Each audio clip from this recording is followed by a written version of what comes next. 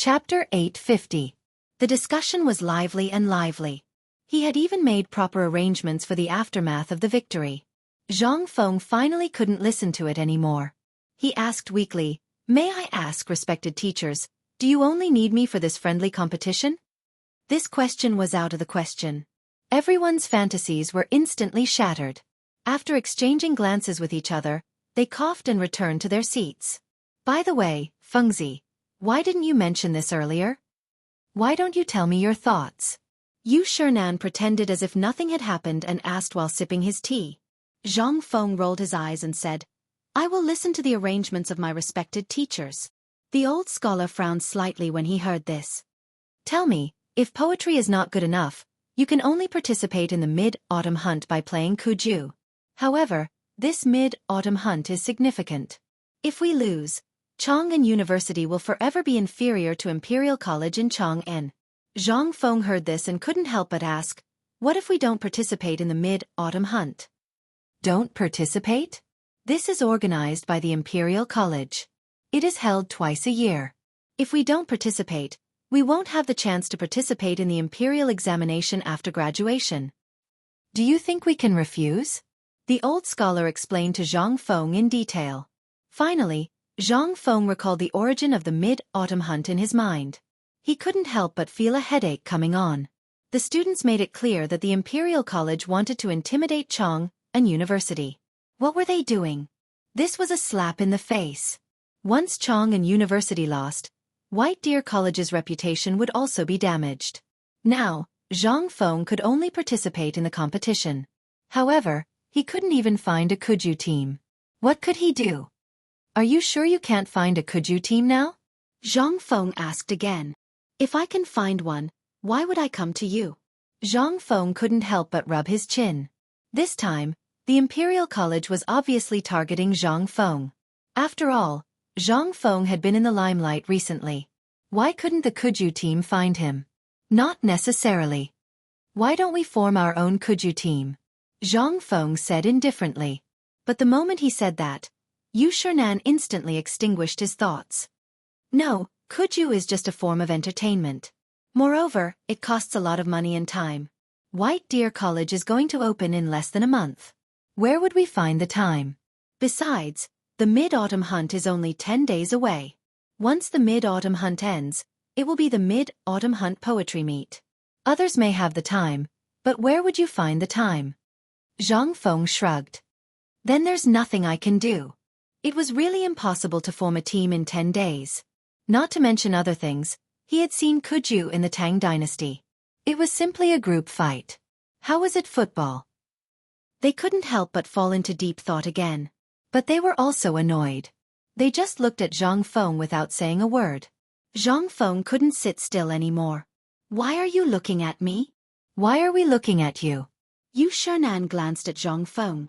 "Chang'an University is yours. This White Deer College is also yours.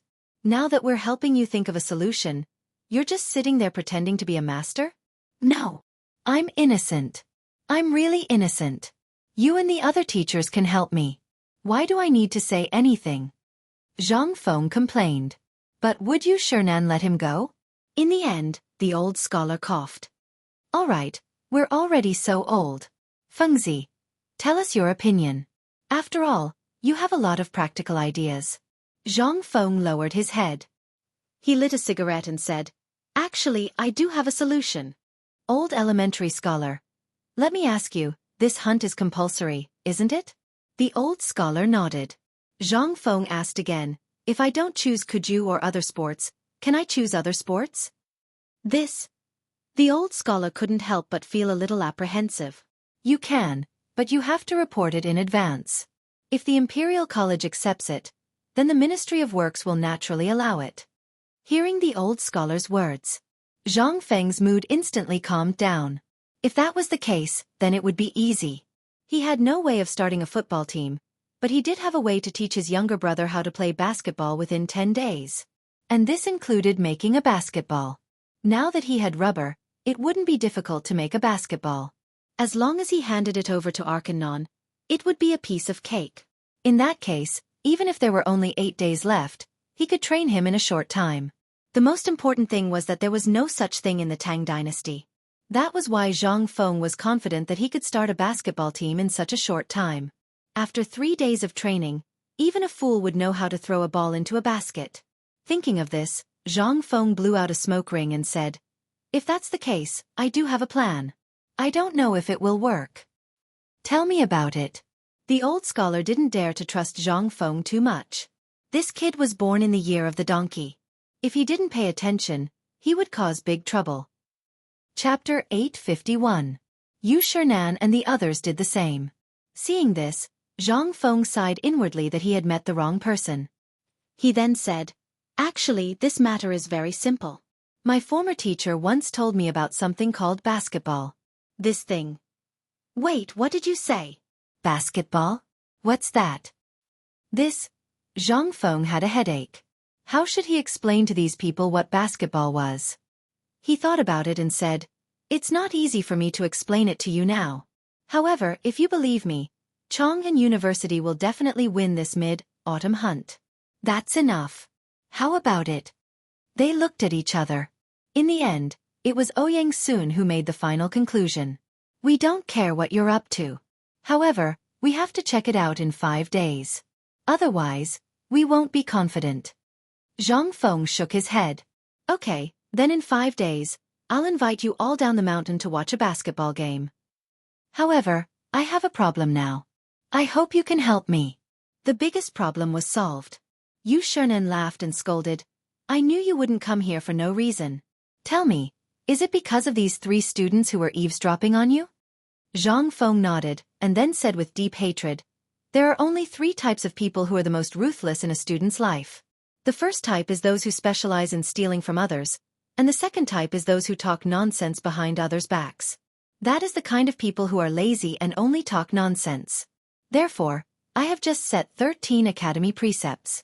Later, Du Dabing will bring it over for all of you to review and revise.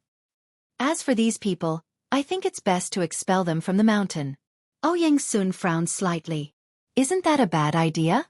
White Deer College's reputation has just been established. If we expel them now, it will damage the reputation of the college." "No." Zhang Feng shook his head decisively. "These black sheep should be alerted to the fact that White Deer College provides free education. However, it doesn't mean that the college will accept anyone. Therefore, this student believes that it's best to expel him from this place." Zhang Feng's words were so convincing. The few of them didn't say anything. In the end, the old scholar asked worriedly, "What is the purpose of this? You couldn't have chased him down the mountain out of anger, could you?" Hearing this, Yu Shernan and the others couldn't help but look at Zhang Feng. Last night, they didn't need to think to know what Zhang Feng was doing in the room. They were all experienced people, so how could they not know? However, these few unlucky fellows just had to pretend at this time. Not only did they bump into Zhang Feng, but they also read out Zhang Feng's poem. This was the most important thing. Otherwise, if it was in the past, the commotion caused at this time would have made this brat laugh until his mouth was about to reach his ears. How could he fly into a rage out of humiliation? "No, I've thought about this for a long time." Zhang Feng shook his head. Currently, the construction of the college is about to be completed. With less work to do, these people have more ideas.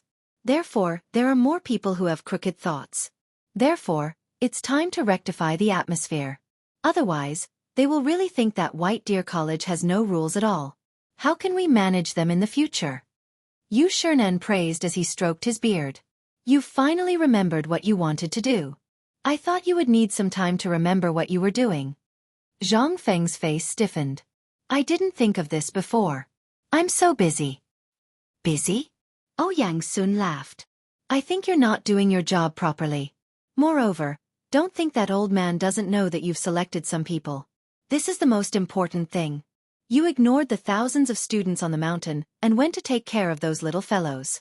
It would be strange if nothing happened. The students only know that the consequences are serious now. To be honest, it's too late. Unless you treat everyone equally. Isn't the purpose of your school to treat everyone equally? Why, now you know the difference in treatment." How could Zhang Feng not know that Ouyang Sun was mocking him? He had indeed said such things before. However, when did this happen?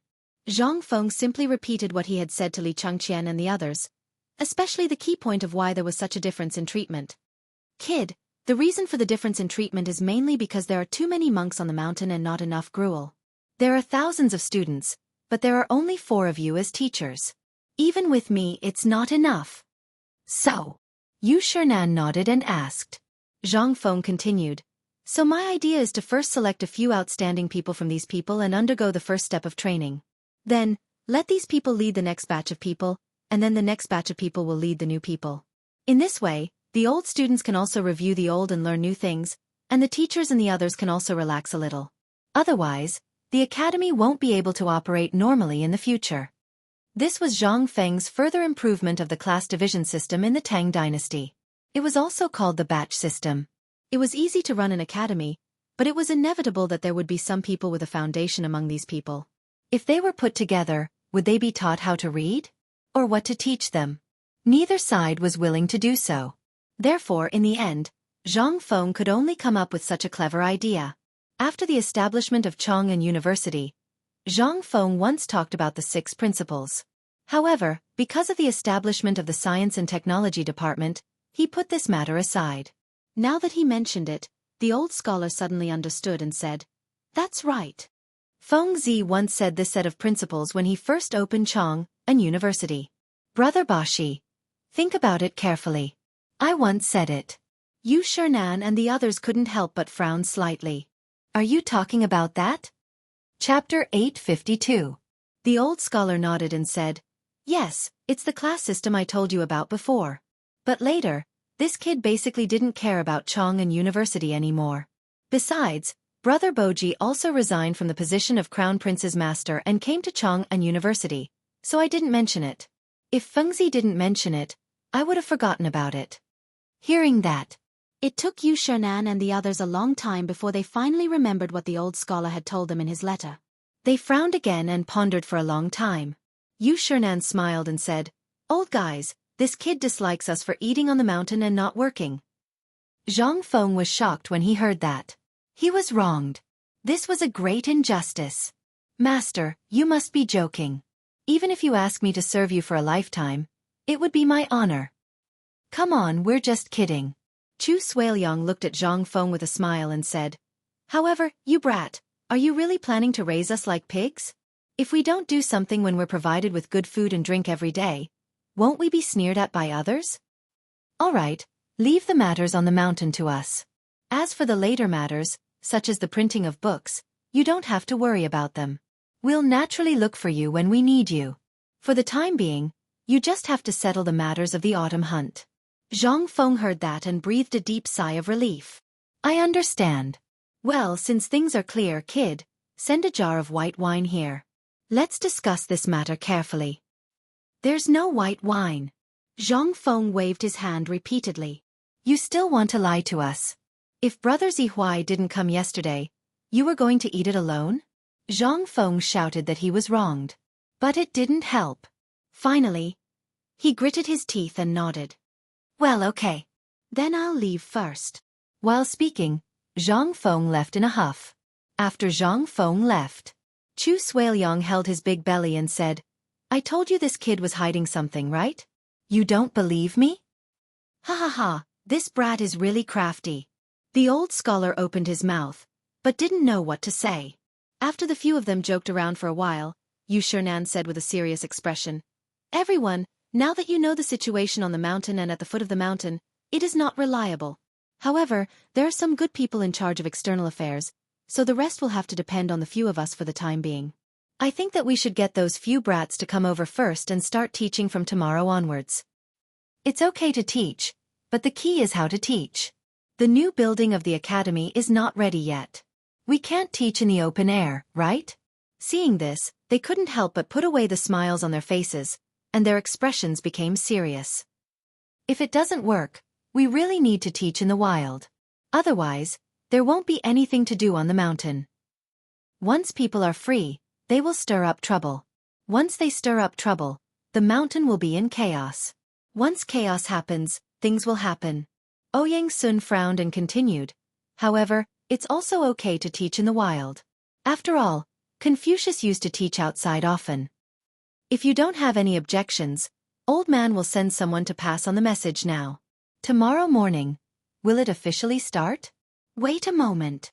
Chu Suiliang waved his hand and said, teaching is teaching, but where and how to teach needs to be decided first.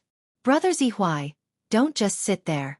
Tell us about the teaching philosophy of Chang'an University, and we can discuss going down the mountain to report the situation. Hearing this, the old scholar raised his eyelids and said, Fengzi, I leave the things on the mountain to you. Of course, I have no right to say anything. Hearing this, Yu Shernan laughed and said, Look, Brother Zihuai is crying out for that brat. Come on, Brother Zihuai, we were just joking with that brat. You took it seriously? It's really. Let's drop this matter for now.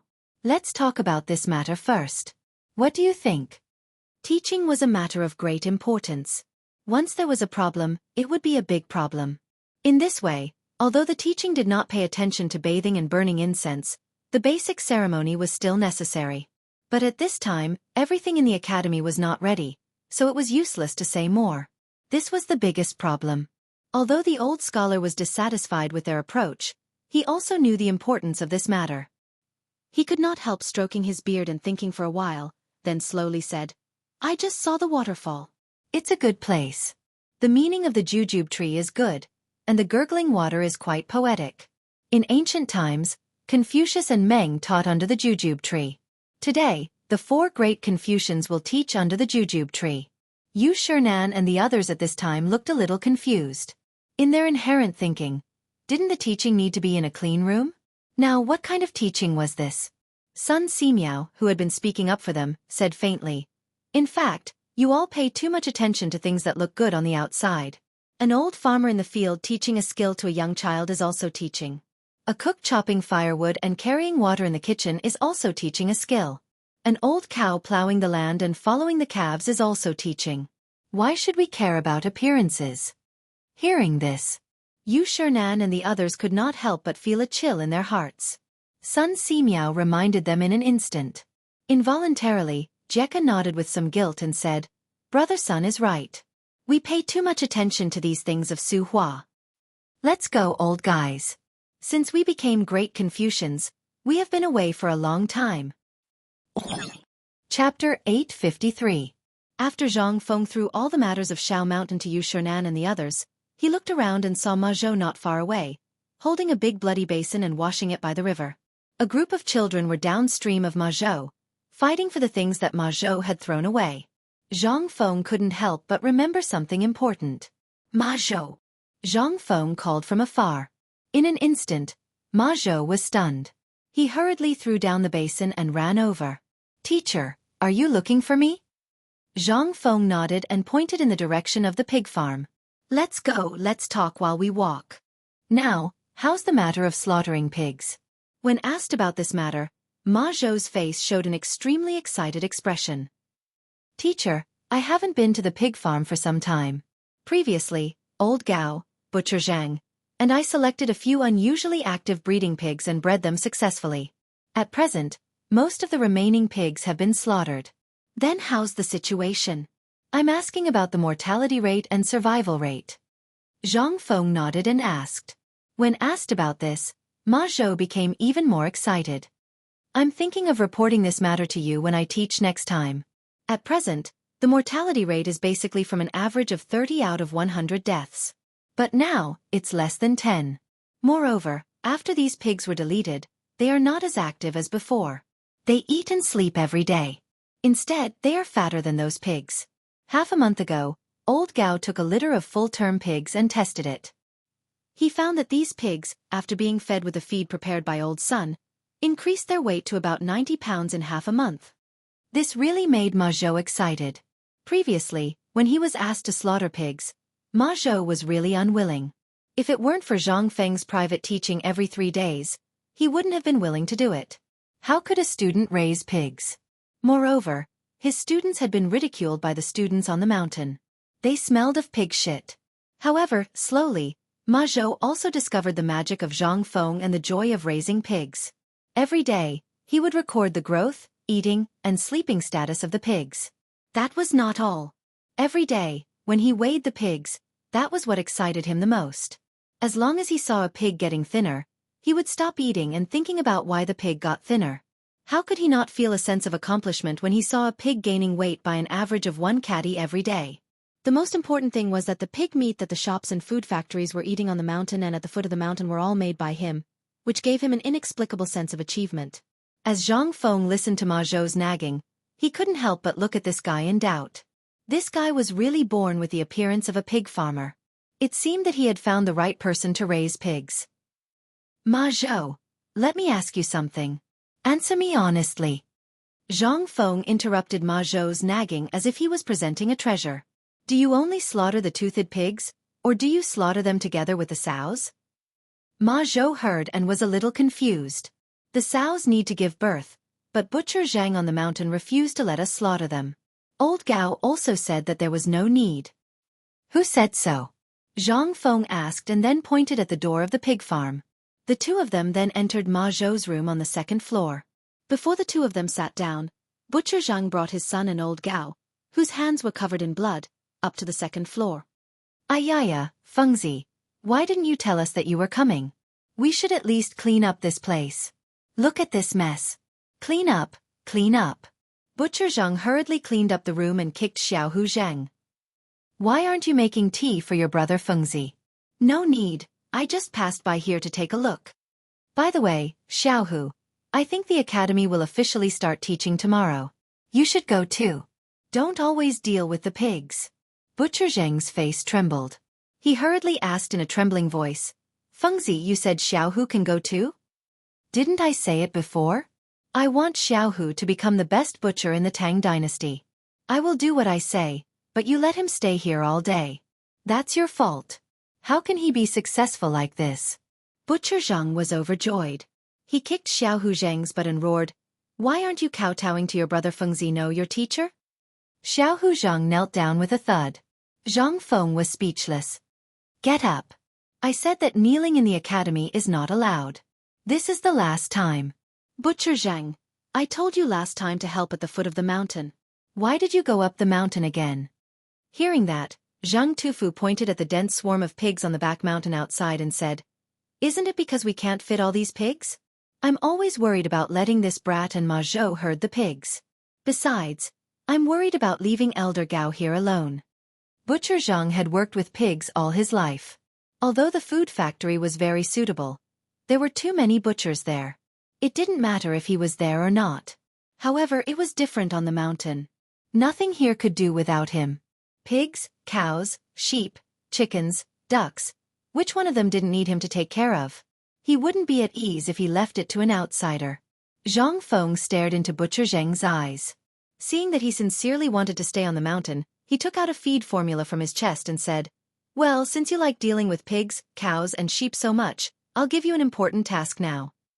Zhang Feng pointed at a piece of paper and said, This is the feed formula list. You just need to mix it according to the ratio. Now, leave the things here to Elder Gao. I'll arrange for someone to deal with it. You go to Chang'an and open a feed factory as fast as you can. As for the rest, you can go to Li Gan and ask him to deal with it for you. Then I heard that the pigs in the other prefectures are being fed according to our method, but it's not a good idea to keep eating.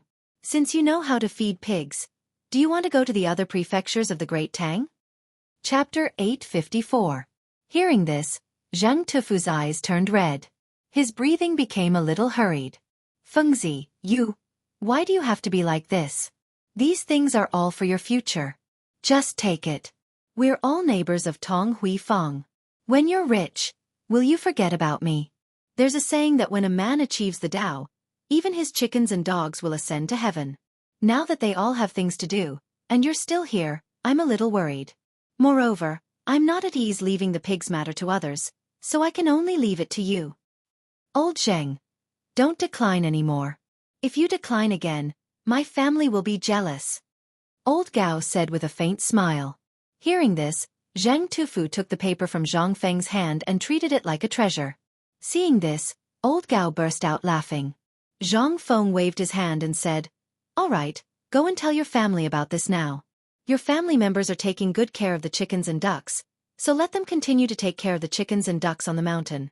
When the time comes and you've established a foothold at the foot of the mountain, take them over. I won't help you support your family anymore." Hearing this, Zhang Tufu took a deep breath, smacked his lips, and bowed deeply. He pulled Zhang Xiaohu's ear and left.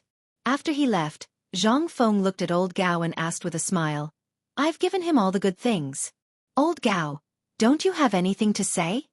Old Gao shrugged and pointed at Zhang Feng's ear. "Don't break this thing for me. There's also wine and meat. Otherwise, one night I'll have to take a knife and sit in your room for an entire night." Hearing this, Zhang Feng instantly felt a chill in his crotch. Hee, Old Gao, you really know how to joke. How can I leave you out of this?" While speaking, Zhang Feng hurriedly took out a wooden box from his bosom and stuffed it into Old Gao's hand. Then he said, "The matter on this mountain is very important. Old Gao, what do you think after these pigs are killed?" "What can I think? There are a few young eunuchs under my command who want to follow me. If you have a way, tell Lao Li and have him bring them out of the palace for me. It's fine as long as they stay by my side. It's hard in the palace. Would looking for Lao Li work?" Zhang Feng was very suspicious. However, he still nodded. "I'll inform Lao Li about this matter later. With Lao Li's current connections, a few eunuchs shouldn't be a problem." When Elder Gao heard this, he nodded in satisfaction. "When the matters here are settled, don't worry, old man won't go anywhere.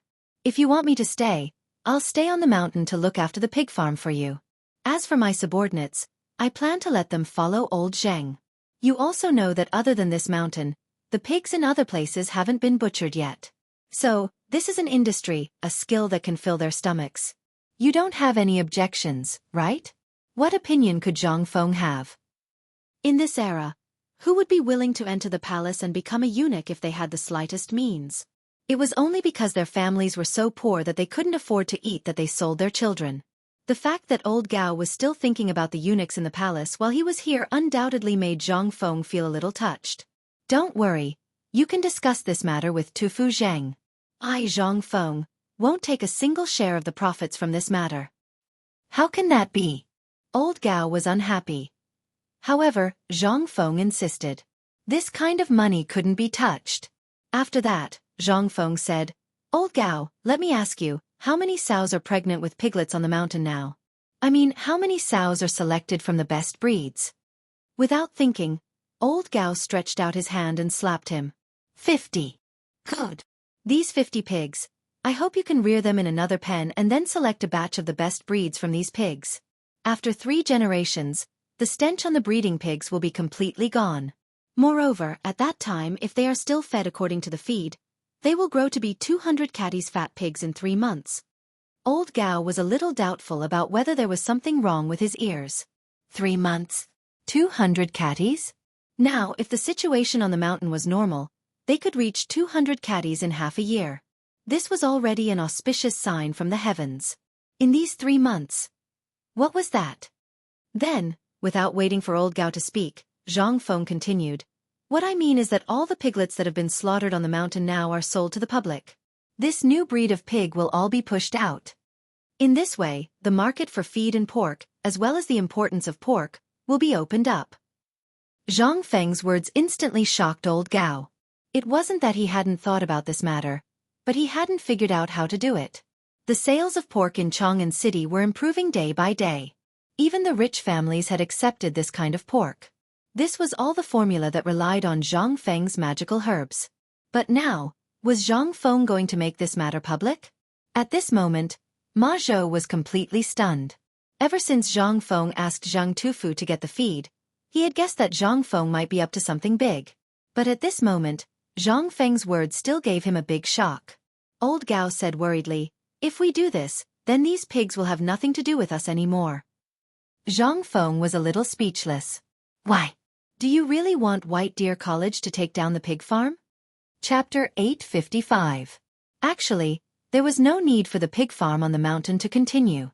The main reason why it was still being kept was to cultivate excellent breeds.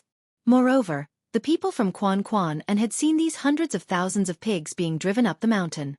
If they were not given an explanation and continued to drive them away, where would Zhang Feng put his face? This was the most important thing. However, The most important thing that made Zhang Feng determined was the mid-autumn hunt. The mid-autumn hunt was usually held in the royal forest in the Qinling Mountains. However, due to the locust plague this year, there was no one in the forest. Zhang Feng was certain that the mid-autumn hunt this time would most likely be held in the blue sky Jade Mountain, which was near Mount Shao. As for Jade Mountain, Yuli Fei Mountain was relatively closer. When the time came, he just needed to invite these people to the food factory on the mountain. Hehe. Regardless of whether they were from the Ministry of Works or the Ministry of Rites, if they could resist Lao Tzu's culinary skills, it would be his loss. At this time, after eating and drinking, would the pork and pig's gizzards be a problem? That was what Zhang Feng wanted to do the most. Whose money was the easiest to earn? The emperor's money. Who had more money than the emperor? In addition, the emperor had already made a lot of money from the cooperative this time. If he did not take the opportunity to earn some money, he would be letting down Zhang Feng's cooperative. Thinking of this, Zhang Feng could not help but laugh. Cough, cough. Ma Zhou saw old Gao laughing while looking at Zhang Feng. Ma Zhou also wanted to laugh, but he did not dare to. He could only remind Zhang Feng to stop laughing. At this time, Zhang Feng also realized that he had lost his composure. He touched his nose and said, "Sorry, I was distracted." Let's get back to the topic. Old Gao, the farm on the mountain will definitely be closed in the future. However, I will set up an experimental base here to breed new breeds of pigs and other things. So, if you are interested, I will have to trouble you to help me. Experimental base. Old Gao was a little confused and asked, "Is it the same thing as this new breed of pig we're making now?" Zhang Feng nodded and then shook his head. Not exactly. Other than pigs, I will also have people bring in some plants from the outer realms. For example, a new type of corn and other things. Corn, also known as millet. The rice of this era. They were basically called millet. As for this thing, it tasted hee. However, it was still too early to talk about these things. It was just drawing a big picture. The truth was to keep people here. As for old Gao, he could survive in such a complicated place like the palace. He had no problems with interpersonal relationships and management. Zhang Feng was relieved to leave this place to him. However, this was not the main point. The main point was that Zhang Feng wanted to keep Ma Zhou in this experimental base. That week, he was very meticulous. Very suitable for this job. Zhang Feng looked at Ma Zhou and said, "Ma Zhou, what do you plan to do in the future? The pig will definitely not let you raise it. You've seen it for yourself. Have you thought about what you'll do in the future?" Ma Zhou did not even have to think about it. He said, "Take the imperial examination and become an official in the imperial court." Good ambition. However, do you really think that you can only learn things by becoming an official in the imperial court? This time, Ma Zhou was really asked the right question. In his understanding, as well as most people's understanding, becoming an official in the imperial court and passing the imperial examination were important things that could change their fate. Nothing could make them rise to prominence in one step more than this. Zhang Feng pressed him step by step. "Are you sure this is what you want?"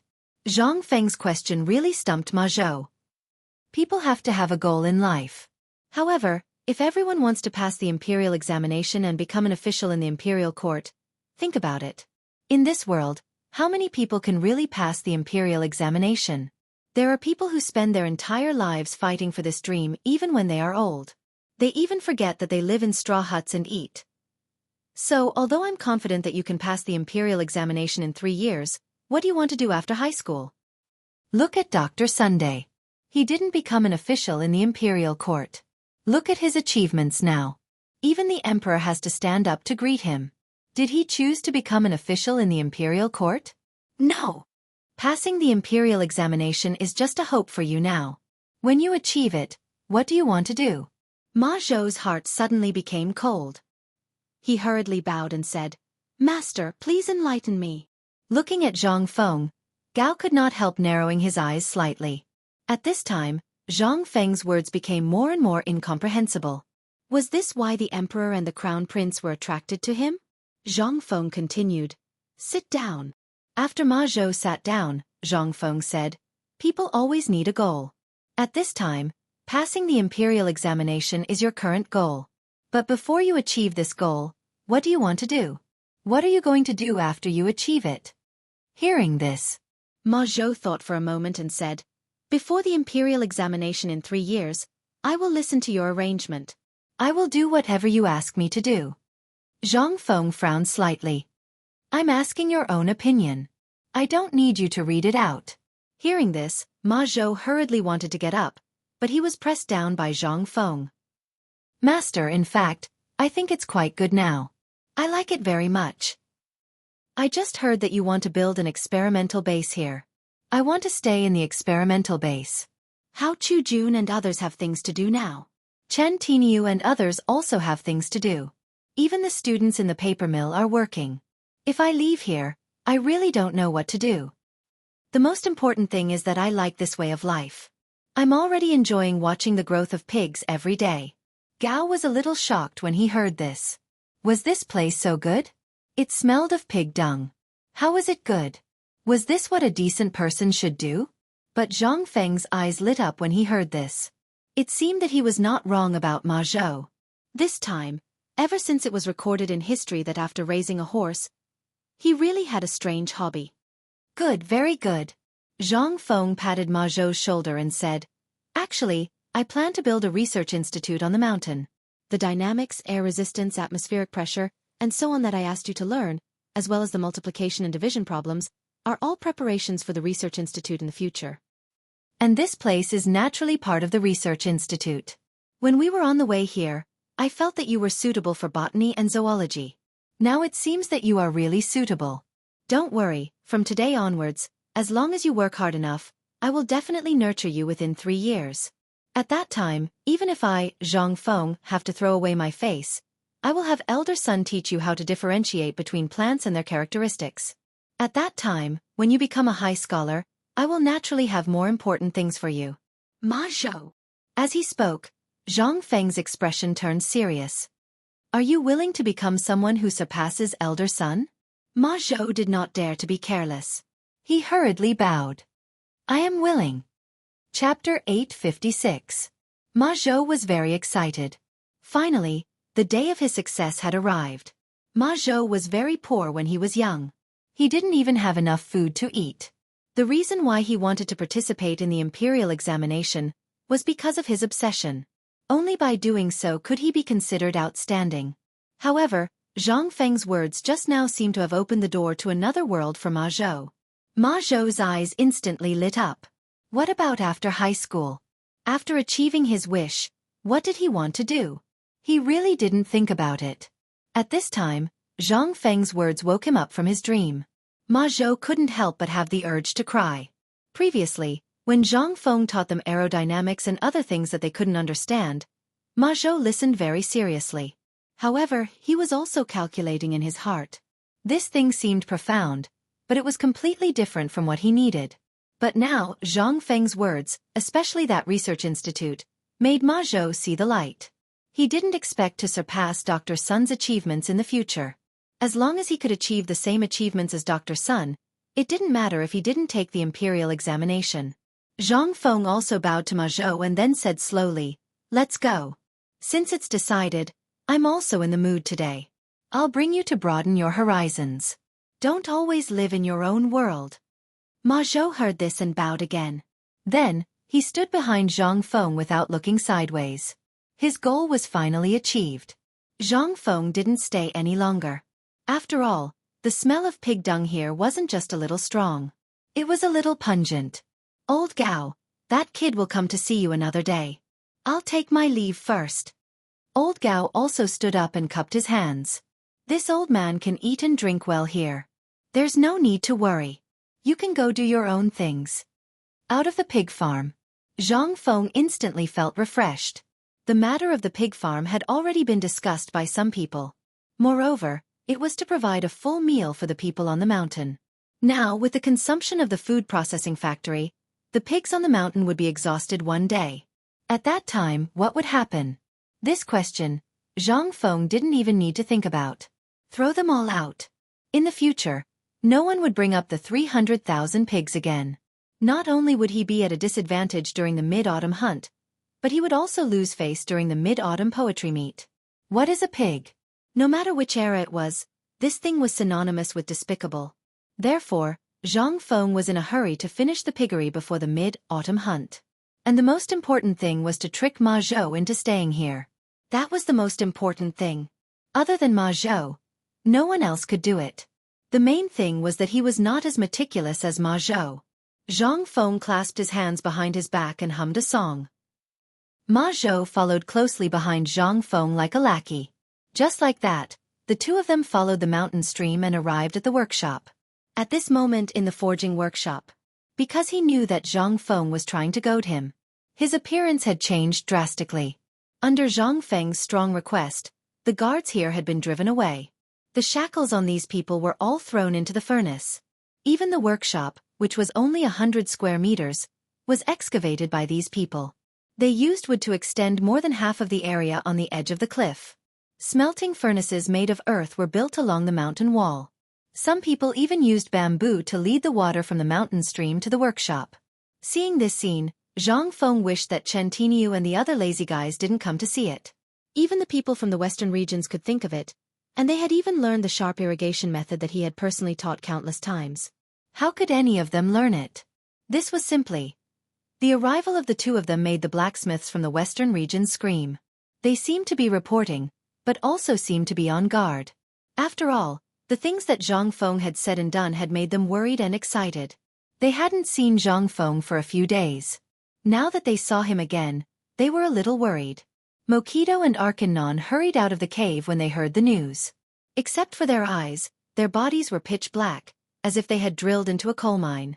When they saw Zhang Feng and Ma Zhou, but did not see Niu Jinda and the others behind Zhang Feng, they heaved a deep sigh of relief. They turned around and shouted a few times. Then, the crowd gradually quieted down. The two of them ran towards Zhang Feng. "Honorable Dean, are you here to inspect?" "Ha ha ha. No, no. I'm just here to take a look. You guys go ahead. Don't mind me." Zhang Feng waved at the crowd in the distance. Then, he pointed at the rocks outside the workshop and sat down. "What are you two doing? Why do you look like this?" After walking closer, Zhang Feng saw that the two of them had curly hair that resembled the hair of a golden lion king. It had long been burnt yellow by the smoke, and there were even some bumps and hollows due to the fire sparks. Hearing this, the two of them looked at each other. Arkanon then said, "It was because of the smelting that Mr. Dean mentioned. There were a few mishaps. The furnace exploded 3 times and the fire was extinguished 5 times. In the end, the two of us dug a cave in the mountain wall and prepared to test the power of the fire in the cave to see if it could be improved to a higher level. Otherwise, with the current temperature of the fire, let alone the steel that you mentioned, we can't even smelt fine iron." "Unable to condense high temperature?" Zhang Feng frowned slightly. "That's impossible." In his previous life, he often watched the live broadcasts of those awesome outdoor people. Didn't those awesome people smelt like this? This, Zhang Feng seemed to have thought of something. He waved his hand and said, let's go take a look at your furnaces first." Chapter 857. Seeing this, the two of them hurriedly got up and led Zhang Feng into the workshop. It was early July now, and although it was not as hot as before, the temperature in the workshop was extremely high. From a distance, there seemed to be only 10 strange forging furnaces burning red in the workshop. However, as soon as Zhang Feng walked in, he realized that the forging furnaces that old Li and the rest had brought over had been dismantled by these people, and there was nothing left of them. In the place where the mountain wall used to be, there was a furnace about 6 meters tall. At this moment, a few Western regioners, who were only wearing loincloths, were desperately filling it with charcoal. Arkanon and Makoko led Zhang Feng around these people and entered a natural cave that was only 10 meters deep. Everyone looked at Zhang Feng. Although they were not vigilant, they did not pay any attention to him either. It was as if Zhang Feng was invisible. Zhang Feng did not care about this. He followed Arkanon and Makoko into the expanded cave. As soon as they entered the cave, a wave of heat almost made Zhang Feng faint. More importantly, there was a smell of cumin, which was unique to the Western regioners. Zhang Feng resisted this strange smell and frowned slightly as he looked at the furnace that was dug out by hand from the mountain wall. This furnace was ventilated using both ears. However, in this enclosed environment, there was no way to vent. The fire could not be concentrated at all. "Be careful, Mr. Dean. The molten iron will be ready soon. Please stand back and wait for me to release the molten iron for you to see. While speaking, Arkanon and Mokido talked for a while. Then, Arkanon picked up a small iron hammer and an iron rod and fiercely hammered a few times at the bottom of the furnace that was covered in mud. As the hammer fell, the area was filled with a scarlet light. Makoko shouted in a low voice, "Be careful, Mr. Dean! Open the furnace!" Clang! Algernon swung his hammer down. Drops of crimson liquid flowed out from the cracks created by the iron rod. Once the crimson liquid came into contact with the ground, a sizzling sound could be heard. Mokido hurriedly picked up a hoe and dug a trench in the ground to guide the molten iron to flow out. Although the furnace looked very big, however, there was very little molten iron. Not long after, the molten iron flowed out of the mountain, and the molten iron stopped dripping from the furnace. Only then did Arkanon order the others to bring buckets of water and pour it on the ground around the molten iron. In an instant, pitch-black smoke mixed with the smell of iron filled the entire smelting workshop. Jianghu couldn't take it anymore. Covering his mouth and nose, he hurriedly fled the workshop. Ma Zhou was completely dumbfounded. It was his first time coming to this workshop, so how would he know that all the expensive ironware and bronzeware that he usually knew about were produced this way? Not long after, the smoke was blown away by the wind in the valley. Arkanon called for Jianghu in the workshop. As soon as he entered the workshop, Arkanon handed a piece of newly smelted iron to Jianghu. "Mr. Dean, the temperature is still not high enough. This is the kind of steel you mentioned." Jianghu frowned slightly. He took out a delicate curved knife from his waist and used the back of the knife to gently cut the palm-sized piece of iron. In an instant, the knife left a mark on the piece of iron that was still a little red. "No, this is still iron. Was there a problem with the steps?" Jianghu couldn't help but remove the videos in his mind. He searched for the physics knowledge he had learned in high school and college, as well as the methods to forge iron. Jianghu could not help but slowly figure out the reason. Looking at the charcoal in the corner, Jianghu asked, "You've been using this before?" Arkanon nodded. "Is there anything else that can replace this?" Jianghu seemed to have realized the problem.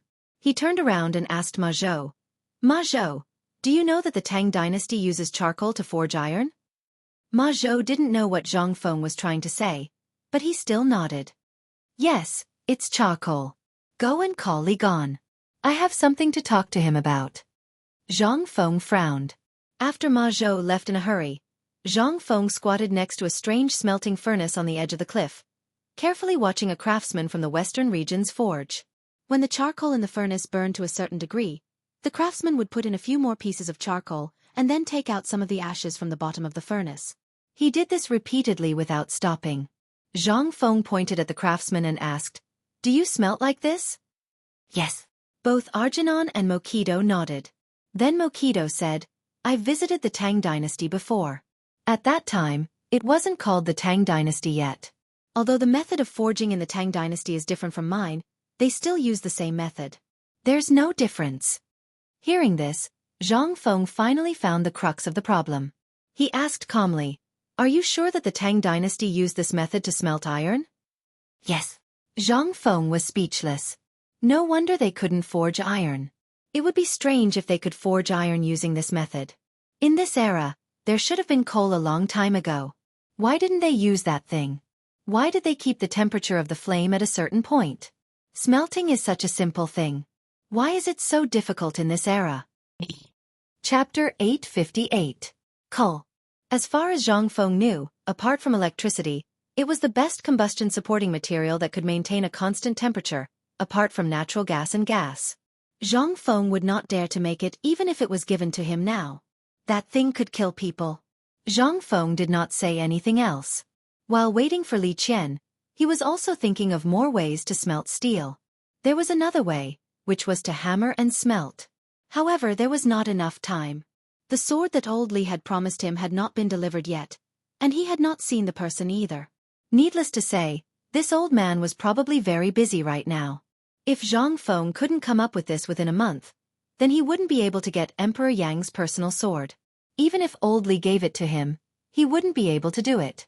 This steel was something that he needed now. Especially the gun.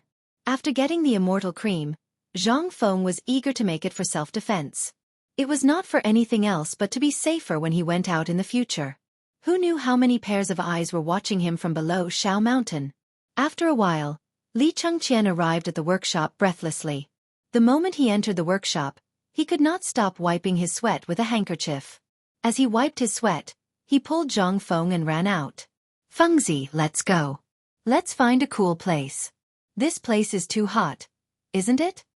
The five of them left the smithy and instantly felt comfortable all over. Then, Li Chengqian asked, "Why are you looking for me? You made the steel?" Zhang Feng shook his head and asked, "Let me ask you, have you heard of coal?" Li Chengqian looked at Zhang Feng in surprise and nodded. "That's easy. Get some people to get me 10 carts of coal. I need it urgently." Li Chengqian was a little confused.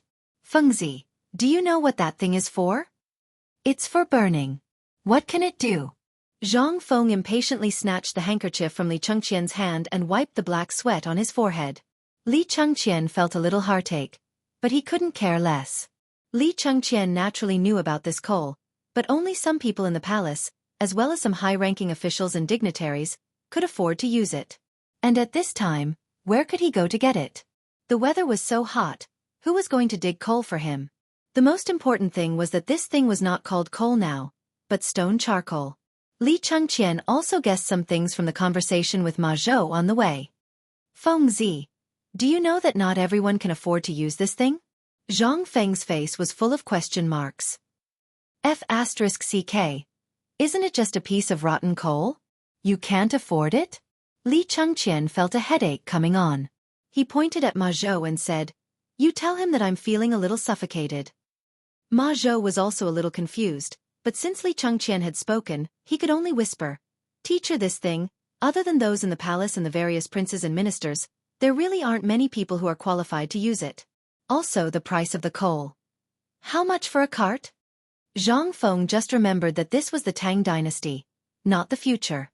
In the future, a bag of anthracite only cost 70 yuan, but there were still many people who couldn't afford it. Ma Zhou stretched out 2 fingers and made a peace sign. 2,000 strings of cash for a cart. So expensive. Zhang Feng was also a little surprised. "Li Chengqian, how much money do we have in the account now? Is it enough to buy 10 carts?" Li Chengqian sighed and looked at Zhang Feng as if he was looking at an idiot. He said 2,000 strings of cash for a stone. And in this kind of weather, unless it's winter, there are no merchants selling this thing at this time. Most importantly, this thing is basically in the hands of the Taiyuan Wang clan now. Even if the emperor wants it, he has to send a letter in advance. 5 surnames and 7 hopes? Zhang Feng's eyelids twitched when he heard this. This was really difficult to deal with. The Guanlong 8 great families controlled the trade routes, and the 5 surnames and 7 hopes controlled all the mineral veins and grain industries in the Tang dynasty. This matter was clearly recorded in history. With a little hint, Zhang Feng instantly understood. However, the matter of steel had already progressed to this point. Wouldn't it be a joke to give up at this time? Moreover, this charcoal was really not good. It could be used to melt glass and other things, but if you want to refine steel, then you have to get coal. Zhang Feng couldn't help but have a headache. He really didn't know that the control of coal mines in the Tang dynasty was so strict. Zhang Feng didn't give up and asked, "Apart from the Tang dynasty, are there any coal mines in Tubo and Tuyuhun?" "Yes, but now the situation in Tubo." "Then immediately ask your people to find a way to get me some coal. Anyway, I'll say it right here. Without coal, let alone a gun, I can't even make a spear that can break through anything." Li Chengqian was shocked. Ma Zhou, Algernon, and Mokido were also shocked at this time. A spear that could break anything? What was that? Also, what was this flamethrower? Could it be that these 2 things that they had never heard of were the things that the dean talked about the other day? They couldn't help but have a trace of fire in their eyes. Chapter 859. Zhang Feng was silent. He was silent for a long time. He also thought for a long time in his mind. If the coal problem was not solved, it would be really difficult to get anything in the future, let alone other things. Zhang Feng looked at Li Chengqian and asked again, "Is there any way to get me a batch of coal now?" "It's possible. But this thing Zhang Feng did not want to listen to his explanation. He patted him on the shoulder with a smile and said, "Do you want me to give you a gun and let you show off?" Yes. How could Li Chengqian not want to? He was about to go crazy thinking about it. It might not be easy to get it from others, but if Zhang Feng gave it away, it would be a different story. Then go and get me 10 carriages of coal. If you can get it for me before tonight, I'll owe you a favor. How about it? Li Chengqian was going crazy at this time. He just nodded no matter what Zhang Feng said. After that, Zhang Feng patted him on the shoulder and said, "Then why don't you go now? If you can't get it before tonight, I won't even give you a fire stick, let alone a gun." "Okay, I'll go now." Li Chengqian left happily. If he wanted 10 carriages of coal, he really did not have it in the Chong and local treasury. But if he wanted 1 carriage, he could find a little bit of it. Even if his father knew, he would not blame him. After Li Chengqian left, Zhang Feng called Arkanon over again and said, "Actually, there is another way to get the thing I said." Arkinon's eyes lit up when he heard that. He hurried over. "Director, this way is making steel with the earth method." Earth method. Is it a secret of the Tang dynasty? More than 30 craftsmen from the western regions immediately stopped their work and gathered around. Zhang Feng pointed at the forging table on the side, and then picked out 2 relatively strong men from the crowd. He took out a pair of tongs and took out a piece of red-hot, fist-sized iron from the fire. He threw it on the forging table and said, "Later, beat it until it's only the size of an egg and as thin as a leaf, and then come find me. When Li Gon brings the coal over at night, you guys can use coal instead of charcoal. However, you have to make sure that the coal is red-hot before you replace it. Raise the temperature of the flame as much as you can. Don't let the temperature of the flame fluctuate." After saying that, Zhang Feng no longer paid any attention to them. Arkanon was dumbfounded. Looking at the red-hot iron on the forging table, he was a little confused. Could this thing be hammered to that extent? However, since Zhang Feng said it, they had no choice but to do it. Moreover, Algernon was a madman. After hearing about Zhang Feng's forging method, he couldn't help but be eager to try it out. However, the fire. That was what attracted Algernon the most. At this time, as soon as Zhang Feng left, Mokido and the others couldn't help but come up and ask, "Old Algernon, what do you think about the problem of the flame's temperature? Also, is this forging method really effective?" Algernon smacked his lips. In fact, he also had doubts in his heart. "Well, I don't know if it will work or not, but if we can really master this kind of forging method, we can get rid of the slave status and also become famous in the Tang dynasty." "Isn't this attractive to you, Mokido? Haven't you always wanted to come to the Tang dynasty? Now that you're here, if we can really make the thing that Zhang Feng said and he's willing to teach us, we can really become the people of the Tang dynasty." On the other side, in fact, Zhang Feng was lazy and asked Mokido to make a basketball. But now, it seemed that he had to do it himself. Looking around, Zhang Feng suddenly realized that he really couldn't find a quiet place. After thinking about it, he called Huali, who was waiting for work at the mountain gate, and pointed to the foot of the mountain. The 2 of them hurried down the mountain. The matter of the rubber. Zhang Feng had been preparing. However, after the bicycle was made last time, the rubber was basically given to Chen Tiniu and the others to deal with. However, he still had a lump of rubber in his tavern. Now, the tavern seemed to be his last pure land. At 5:30 p.m., Zhang Feng and Ma Zhou returned to the tavern again. Looking at the mottled Uli tavern, Zhang Feng had some indescribable emotions. This was the first time Ma Zhou came to the tavern. However, he had long heard of the legend of the tavern. At this time, seeing Zhang Feng's solemn expression, he didn't dare to make a sound. He followed Zhang Feng into the tavern. Naturally, the most attractive thing was the poem that looked like scribbles on the wall of the tavern. Ma Zhou squatted on the ground to study the poem. Zhang Feng ignored him and went straight to the backyard. He took out his set of smelting equipment, set up a furnace, and lit a charcoal fire. Then, he pulled out a black iron pot from the firewood pile in the corner of the courtyard. The iron pot was a normal pot, but the bottom of the pot was covered in a layer of dust. It looked like mud. This was what Zhang Feng needed at this time. Rubber. Chapter 860. In Zhang Feng's tavern, a wisp of smoke slowly rose. The remaining people in Tonghui Lane who were strolling on the streets also noticed it. For a while, the news of Zhang Feng's return spread like wildfire. "Feng Zi is back." Zhang Feng returned to the tavern. Didn't you want your distant cousin and nephew to go to Feng Zi's academy? Feng Zi is back. What? What did you say? Zhang Feng, that brat is back. Let's go and have a look. On the other side, in Hengtong Private Bank, Qian Tong was fiddling with the beads on his abacus, calculating the accounts. The smile on his face never stopped. Some time ago, when he learned that he was going to go up the mountain to catch that unfilial son of his, Qian Wanli directly threw a stack of paper at his face. Qian Tong was stunned. He didn't even want to call him back. When Qian Tong knew that Zhang Feng had basically handed over the papermaking business to Qian Wanli, Qian Tong was so happy that he almost died. After that, Qian Wanli would go home every few days on the pretext of delivering paper to Chang En. Every time he went home, although Qian Wanli would only leave a piece of paper, it was the kind of paper that had not been cut. This time, Qian Tong was overjoyed. 2 days after the 300,000 pigs went up the mountain, the braised meat and the paper broke out in Chang'an at the same time. However, the paper seemed to have disappeared without a trace. It couldn't be found in Chang'an. Subsequently, the price of this kind of paper soared in Chang'an City. Even in the black market, a piece of paper the size of a palm could be sold for more than 100,000 coins. By chance, someone found out that Qian Tong's son was the manager of the papermaking business and couldn't help but pester him. Qian Tong was also a powerful person. He immediately took out the big piece of paper.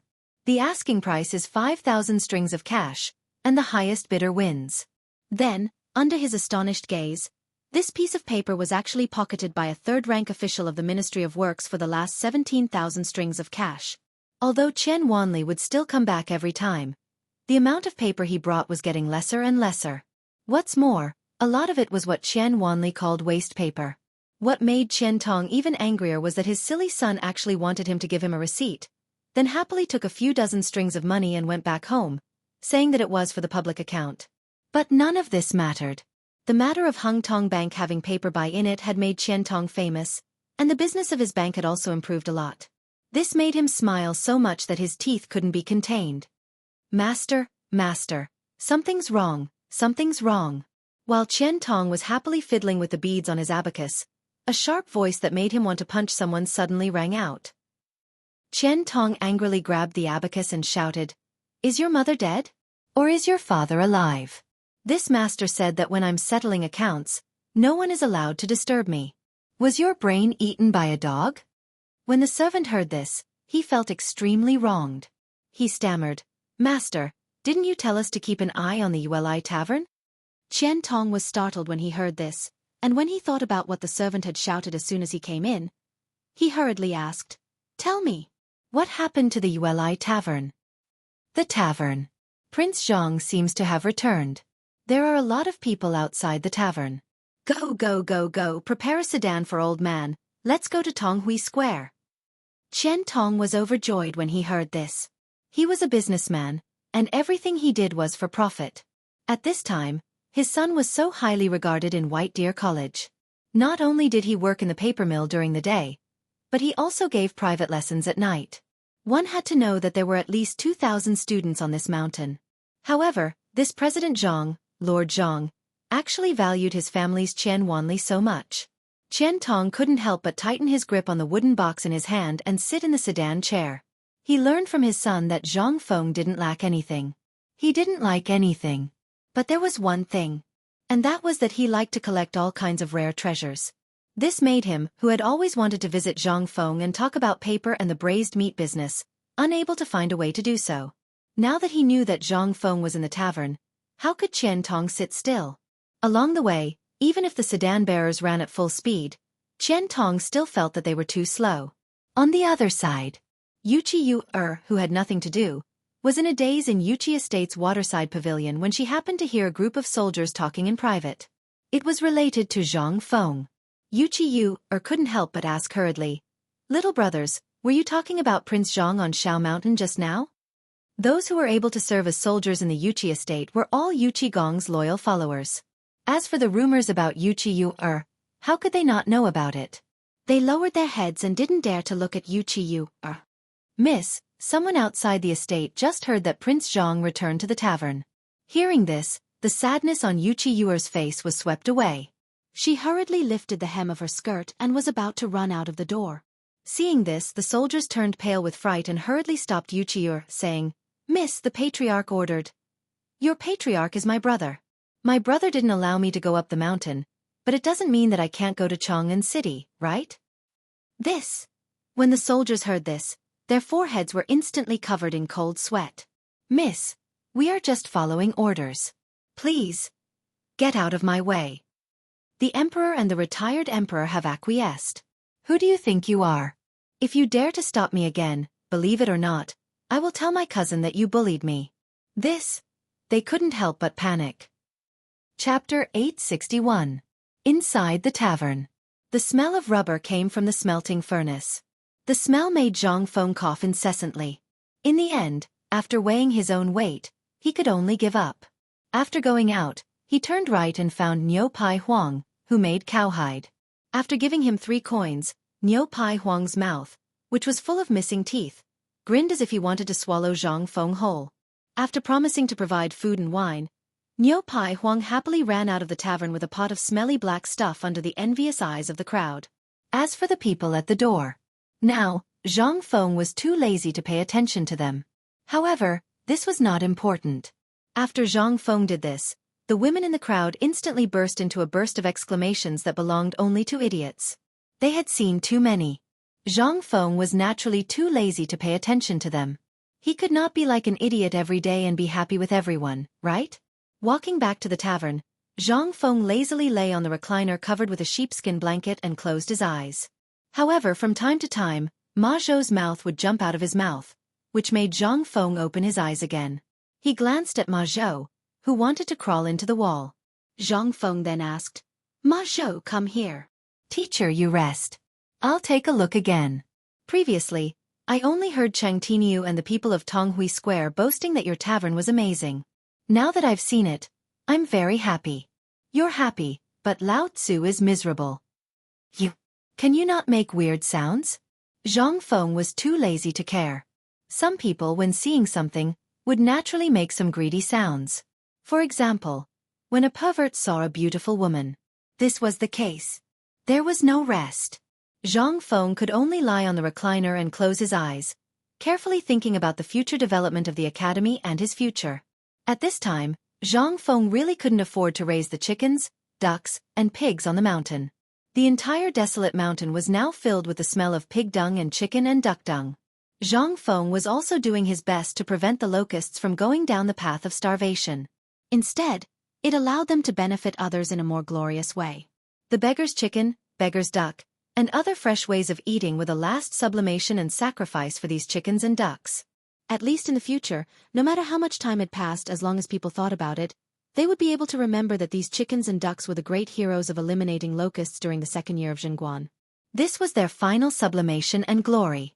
As for those pigs, at first, it was because they really couldn't afford to raise it. Who could afford to raise this thing in such a disaster year?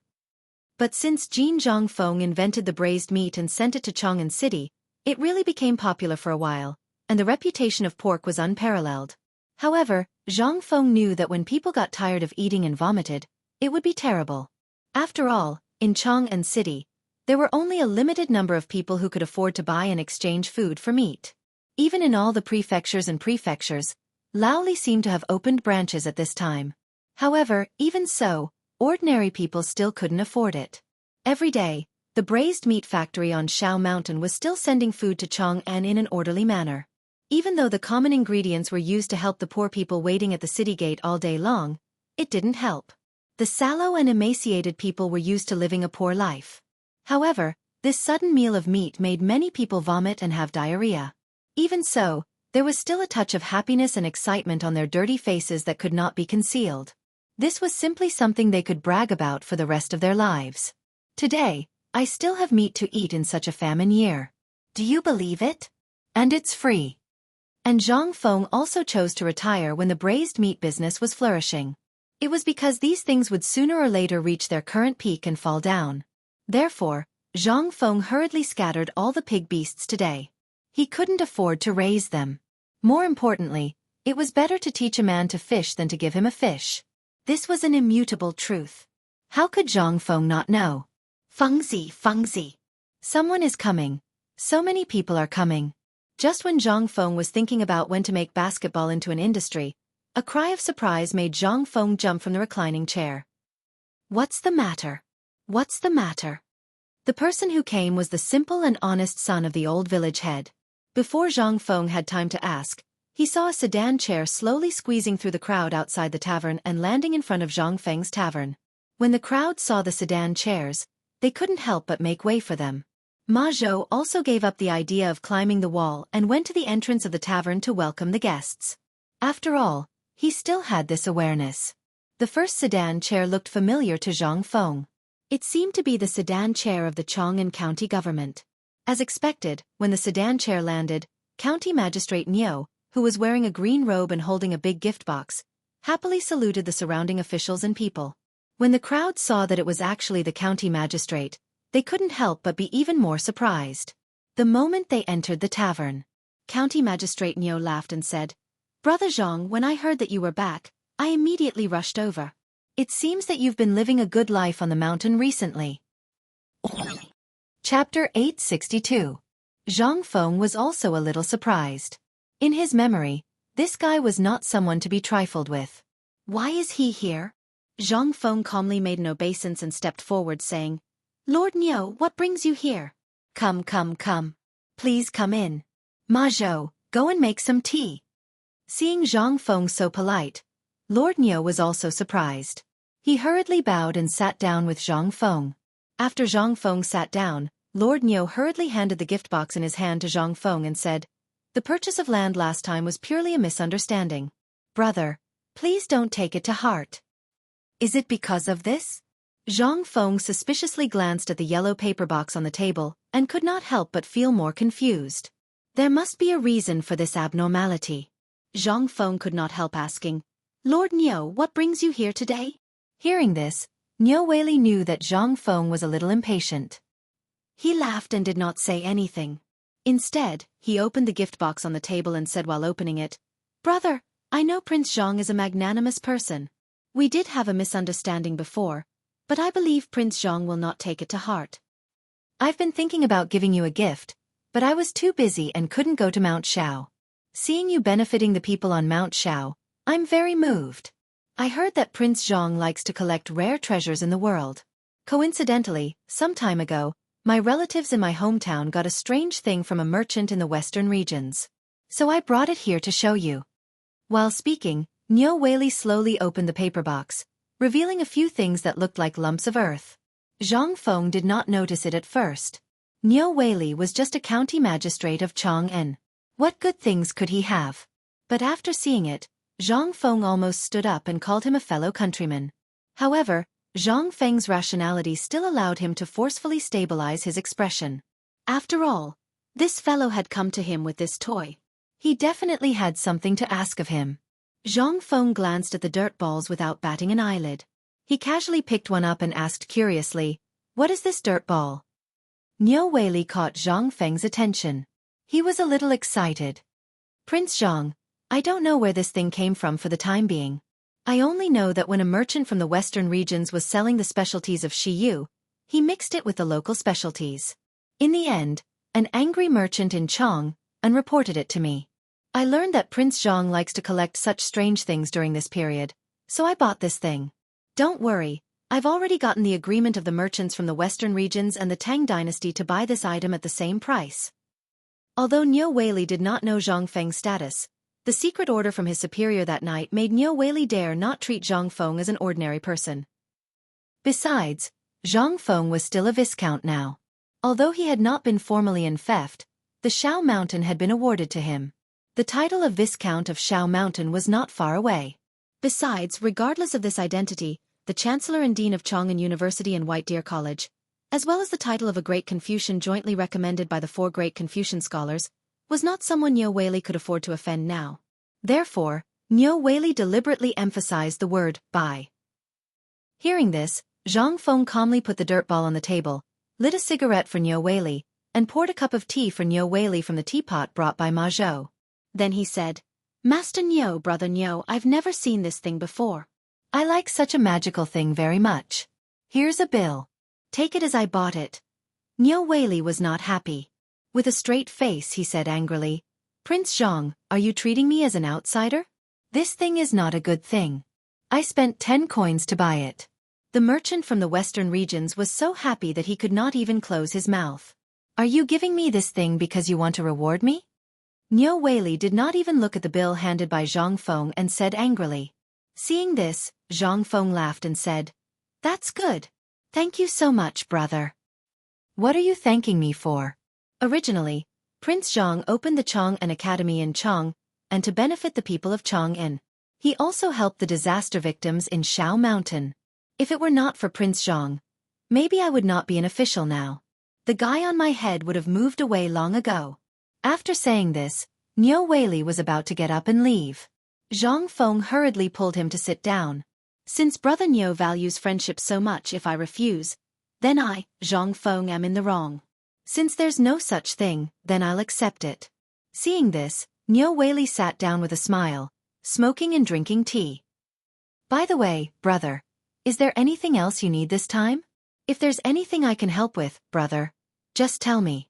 I'll definitely do it for you. This was the main point. Niu Weili came to give something for no reason? Zhang Feng would not believe it even if he was beaten to death. Hearing this, Niu Weili sighed with a bitter face. Alas! This is all because I'm not capable. Prince Zhang, you have to help me. Chapter 863. Zhang Feng knew that Niu Weili was up to no good. But looking at the dirt on the table, Zhang Feng suppressed his impatience and said, Brother Niu, don't worry. If there's anything I can help you with, I'll help you. Just tell me. Niu Weili stopped crying when he saw that. After all, he had been holding it in for a long time and did not squeeze out a single tear. Therefore he decided not to hold back and hurriedly said, Chang'an City was not affected by the previous famine. Now, nothing has been mentioned. The monthly tax task is still on the table. You've seen Chang'an City.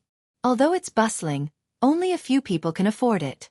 What's more, once the Shao Mountain market was opened, the number of people in the 2 big markets in Chang'an City has decreased by more than half. Let's get down to business. Zhang Feng did not want to listen to him and quickly interrupted him. Now, Zhang Feng would get a headache whenever he listened to someone's nagging and stories. There were a few times when old Li's nagging got him into trouble. He was afraid of being tricked. Seeing that, Niu Weili also smacked his lips and said, I heard that Prince Zhang has a paper mill on Shao Mountain? And now, the braised meat all over Chang'an City is also from the food factory on Shao Mountain? Yes. But if you want to use these two to stabilize the market, I advise you to give up. After all, these things are not under my control now. I'll give you an idea. You wait at the city gate. When you see Li Qian and the others, you can discuss it with him. I've entrusted this matter to him. As long as he is willing, I don't mind. Hearing that, Niu Weili's eyes lit up and he said in surprise, So, Prince Zhang has agreed? Zhang Feng nodded. However, let me say this first. I only have 10% of the profits, so the braised meat is still fine. When the time comes, you can discuss it with old he and the rest. If the authorities step in, I will have less manpower and resources to distribute the braised meat. As for the paper mill's white paper business, you still have to talk to Li Qianhan. What I promised is what I promised. As long as you agree, isn't it a done deal? Niu Weili was ecstatic. Ma Zhou, who was standing by the side, could not bear to watch any longer. He frowned slightly and wanted to say something. This was something that even a fool could see. This damned Niu Weili wanted to take advantage of the situation to fish for benefits. Why did Master agree? How was he behaving like a parental official? How was this still the wise and far-sighted dean? Ma Zhou didn't understand. But it didn't matter. After chatting with Zhang Feng for a while, Niu Weili rubbed his hands and said, It's getting late, so I won't bother you anymore. Another day, I'll treat Prince Zhang to a meal. All right. Zhang Feng nodded and got up to see him off. When he saw Niu Weili off at the door, Zhang Feng asked casually, Brother Niu, if you meet that merchant from the western regions in the future, if he still has this thing, can I trouble you to leave it for me? When Niu Weili heard this, he said with some difficulty, Brother Dissatisfaction, I asked about this matter. The merchant said that he encountered a broken ship at sea, and he picked it up from a broken bag on the ship, so. Zhang Feng was a little disappointed when he heard this. Then, thank you, brother. If you meet this kind of rare thing in the future, you must remember me. Okay. That's all I need to hear. I'll pay more attention in the future. After seeing Niu Weili off, Ma Zhou was a little puzzled and asked, Master, this thing? Sure. I'll tell you later. This is a big treasure. Zhang Feng didn't expect that he could meet this thing so early. The reason why Zhang Feng waited until the end to ask was that all the people who could be county magistrates under the emperor's rule were very powerful. If you didn't give him some benefits, would he be so loyal to you? The Western regions. The broken ship. Zhang Feng thought carefully for a long time, but he still couldn't figure out the origin of this thing. However, one thing was certain. This thing was the only one in the Tang dynasty. As for whether there was such a thing outside, Zhang Feng didn't know.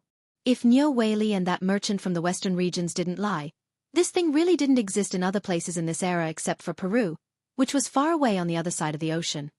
Did this broken ship come from there? Zhang Feng couldn't help but fall into a wild imagination. At this moment, after Niu Weili left, another person with a capable figure, who looked like a merchant wearing a beige robe, walked into the tavern with a smile while carrying a gift box. As soon as he entered, he bowed and said, I presume this young master is the Dean of White Deer College, Prince Zhang, Lord Jianghu. Seeing Zhang Feng holding the lump of mud in a daze, Ma Zhou continued, Master, it is indeed Lord Jianghu. May I know who you are? It's Prince Zhang. This humble one's surname is Qian. Little brother, do you know Qian Wanli? Ma Zhou was stunned. Are you talking about Qian Wanli, young Master Qian? The person who came was Qian Wanli. Seeing that Ma Zhou knew him, he hurriedly said, Yes, that's him. This old man is Qian Wanli's father. Chapter 864. It would have been fine if he hadn't said anything, but now that he did, Qian Tong showed his talent as a businessman. Ma Zhou was so excited that he almost wanted to call Qian Tong a godfather, but it was at this moment that Zhang Feng coughed, waking the two of them up in an instant. Qian Tong was a veteran in the business world, so he looked at Zhang Feng in surprise and hurriedly said, Old Qian Tong greets Prince Zhang. I didn't expect Master Qian to be the father of that little brat Qian Wanli. I have long heard that Qian Wanli's father is an extraordinary figure in Chang'an. It seems that you really are as good as the rumors say. Please sit down, Ma Zhou will serve tea. In fact, Zhang Feng had already woken up. However, with so many people coming to visit him one after another, Zhang Feng realized something. He wasn't a gentleman, nor was he a bad person, but Zhang Feng was really annoyed. However, since this guy was Qian Wanli's father who owned a bank and was famous for being stingy, Zhang Feng was still a little interested. And he was interested in the gift box he had placed on the table. Qian Tong sat down, and after exchanging some pleasantries with Zhang Feng, he said, Right, after talking for so long, I almost forgot about some important matters. Qian Tong patted his forehead, hurriedly got up, carefully opened the box, and then took out a long wooden box, placing it in front of Zhang Feng and saying, This old man's eyes are not good enough to say what it is, but last time, I heard from my Wan Li and the people on Shao Mountain that you like to collect these strange things, so. Qian Tong glanced at Zhang Feng before hurriedly opening the wooden box. Qian Tong was acting mysteriously. This attracted Ma Zhou's attention, stretching his neck and staring at the wooden box in Qian Tong's hand. Zhang Feng's interest was piqued. Niu Weili had given Zhang Feng a big treasure. He didn't expect that right after he left, the manager of the bank would give him another gift. Zhang Feng was looking forward to seeing how sharp the eyes of the manager of the bank were. Under Zhang Feng's gaze, Qian Tong slowly opened the long wooden box and saw a black object lying inside. Regarding this, Zhang Feng was also somewhat curious. He could not help but ask in surprise, Master Qian, what is this thing? Qian Tong smiled. Just now, he had arrived at the same time as Niu Weili, and had even arrived a bit earlier than Niu Weili, but the other party was the county lord, so he could only stand aside. Now that he saw Zhang Feng's expression, even the dirt clump Niu Weili had offered him didn't cause such an expression. Qian Tong couldn't help feeling even more excited. Prince Zhang may not know, but this thing is a gift from the heavens. Although it looks like a stick to you now, you should consider it carefully. As he spoke, Qian Tong took out the object from the wooden box and placed it in Zhang Feng's hand. A meteorite. Zhang Feng instantly thought of something. But this thing. Zhang Feng couldn't guarantee anything, especially such a long one. In his knowledge, meteorites generally contained radiation or radioactive elements, but those things generally had a relatively bright color. However, this thing was like a piece of burnt iron smeared with black paint. At first glance, there was nothing special about it. However, this thing was already in his hands. Zhang Feng instantly felt that it was extraordinary. Heavy. Very heavy. This thing was only as thick as a thumb and as long as a chopstick, but at this time, when it was placed in Zhang Feng's hand, Zhang Feng suddenly felt like he couldn't lift it. Weighing it in his hand, it weighed at least 20 kilograms. Zhang Feng couldn't help but be a little shocked. Generally, the greater the physical mass, the heavier it would be. However, Zhang Feng didn't feel that this thing in his hand had any other function except for its weight. Master Qian, where did you get this thing? Speaking of this treasure, Qian Tong became interested. Prince Zhang, you don't know. When I was 10 years old last year, a man came to my bank and wanted to pawn this thing. At that time, I didn't know what this thing was. Finally, I found a person in Chang'an City who knew about this thing to have a look, but that person didn't know either. Finally, I found many forging workshops and even used my connections to bring it to the Ministry of Works, but there was no clue. So it has been in my treasure room. Today, I learned that Prince Zhang has returned to the city, so I came to present this treasure. Sir, you are experienced and knowledgeable, so I hope you can give me a look. This time, Zhang Feng was asked the right question. Needless to say, he didn't know what this thing was. At this time, he couldn't help but think of the pharaoh's dagger. The dagger was also made of meteorite. Zhang Feng couldn't help but have an impulse to go to the pyramid to explore the tomb right now. However, this was just a random thought. If he really wanted to go, he really didn't dare to go. At this time, it was simply courting death. Then, Zhang Feng put the meteorite on the table and said, I don't know what this thing is for the time being, but if I can figure it out in the future, how about I inform you immediately? Hey, you flatter me. This was originally a gift for Prince Zhang to thank Prince Zhang for his cultivation of Wanli. If you like it, then keep it. Chapter 865. When Zhang Feng saw this, he couldn't understand. No, how can I accept this? This is an incredible treasure. I can't accept it. Besides, teaching and educating people is what I should do. How can I let Master Qian spend money on this? Zhang Feng patted the meteorite and said with certainty. No, this thing belongs to the virtuous. Although this old man is a businessman, I have always admired people like you. In addition, my son is in the academy, and Prince Zhang thinks so highly of him. This old man feels that this gift is a bit shameful. What are you saying? AI. Since Master Qian is so straightforward, then this little one will be disrespectful. Ma Zhou's horizons had been broadened today. This was simply more exciting than anything else. The conversation between a profiteer and a dean had simply opened a new door for him. At this moment, Ma Zhou looked outside the door. He didn't know when, but the curtain of a palanquin slowly opened, and a fairy-like woman appeared at the door. It was also because of this woman's appearance that the originally noisy outside the door instantly became silent. At this moment, Ma Zhou was also a little stunned. Which family was this woman from? How could she be so seductive? At this time, Zhang Feng and Qian Tong also noticed the person outside the door. Qian Tong was worthy of being called a wily old fox. His eyes rolling for a moment before he quickly got up and said, After chatting with young Master Zhang, this old man has completely forgotten about the important matter. Young Master Zhang, let's meet again another day. This old man will take his leave first. While speaking, Qian Tong hurriedly left. Seeing this, Zhang Feng smacked his lips and didn't say anything. He looked at the graceful Yuchi standing at the door and said with a chuckle, I didn't expect Miss Yuer to grace my humble abode with your presence. You really bring light to my humble abode. Please come in. Yuchi pursed her lips and smiled. I didn't expect to disturb Prince Zhang's mood. I hope Prince Zhang won't take offense. Haha, of course not. After the two chatted for a while, Zhang Feng asked, By the way, how did you find this place? It's all because Prince Zhang's reputation is too great. This little girl heard about the news of Prince Zhang leaving the mountain at home, so she had nothing to do and wanted to come to your little tavern to take a look. Hey! However, hearing this, Zhang Feng asked, But what? Yuchi looked around and smiled sweetly. Do you know how many talented girls have been charmed by your little tavern? Well, I don't know. However, if they like, they can come to Chang'an. I will definitely welcome them. Ma Zhou always felt that he was an extra. After standing there for a while, he felt his scalp go numb from the conversation between the two of them. He couldn't help but sneak out of the tavern and close the door behind him. Only then did Ma Zhou's heart begin to beat rapidly. It was too *King exciting. If he stayed any longer, Ma Zhou couldn't guarantee that he would be able to walk out of the tavern alive. Whether it was the conversation between Zhang Feng and Niu Weili, or with Qian Tong, or with this girl, these three conversations seemed to have opened a new door for Ma Zhou. In these three conversations, Zhang Feng changed his tone 3 times. But what puzzled him the most and made him feel the most depressed and frightened was the conversation with this girl named Yu. She was obviously a stunning woman, and Zhang Feng was approachable. Although the two were laughing and chatting, he felt that it was more tiring than a real fight.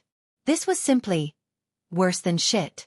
When the people outside the tavern saw the girl enter the tavern, although they were a little surprised, they tactfully left. After all, everyone knew. At this time, Zhang Feng definitely wouldn't pay attention to them. However, Zhang Feng and Wuxia were just chatting casually. After a while, Wuxia gently rested her chin on her jade-like hand and quietly looked at Zhang Feng. Seeing this, Zhang Feng felt a little uncomfortable. Miss Yu, why are you looking at me like this? Is there something dirty on my face? Wuxia smiled faintly. No, but this little girl remembers that when we were on the mountain, Prince Zhang seemed to have said that when we meet again, he would recite poems with me. When Zhang Feng heard this, he felt like his head was about to explode. Aren't I busy? After the sky changes, this little one will definitely invite Miss Yu to recite poems with me. How about it? Wuxia pursed her lips and smiled. Then I'll wait for the good news. As she spoke, Wuxia stood up lazily. She didn't know if it was on purpose or not, but when she stood up, she staggered and fell into Zhang Feng's arms. Zhang Feng didn't expect Wuxia to do this. In a panic, he instinctively reached out and Wuxia appeared in his arms in an instant. Wuxia's proud and beautiful face was deeply buried in Zhang Feng's arms. In an instant, that proud place almost suffocated Zhang Feng to death. Feeling the plump and supple skin on his fingertips, Zhang Feng's heart couldn't help but beat rapidly. Seductress. She was simply a seductress. Chapter 866. In an instant, Zhang Feng's face turned as red as blood. Wuxia hugged Zhang Feng as if she'd lost her head out of fear, causing him to suck in a breath of cold air. Cough, cough, cough. As Zhang Feng coughed violently, Wuxia let go of Zhang Feng in a panic. This. Prince Zhang. My daughter didn't do it on purpose. I hope Prince Zhang. Wuxia looked at Zhang Feng like a child who had done something wrong. Zhang Feng's head buzzed as if it was about to explode. This was what he couldn't stand the most. He especially didn't dare to look into Wuxia's eyes. Now that they had inadvertently met each other's eyes, Zhang Feng's face turned even redder. Cough, cough, cough.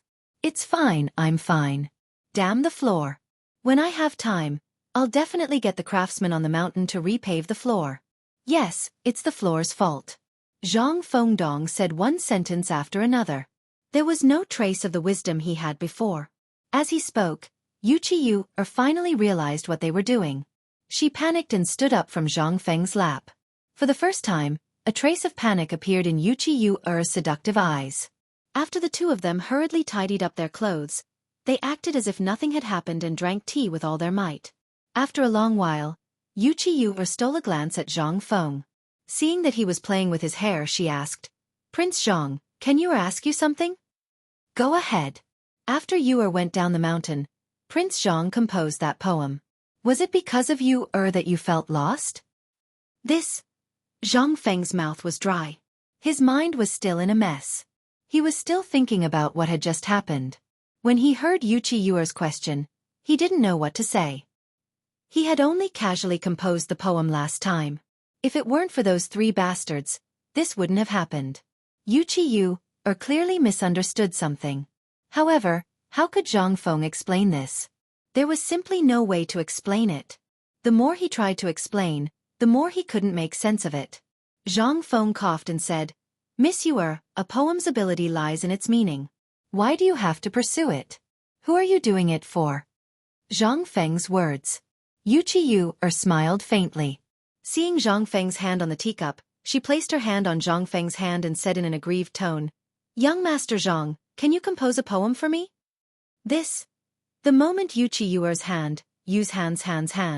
What was he supposed to say? Isn't this King asking for my life? Weren't you afraid that he wouldn't be able to control himself? Damn you, old you. You're already so old. Lao Tzu has no enmity with you.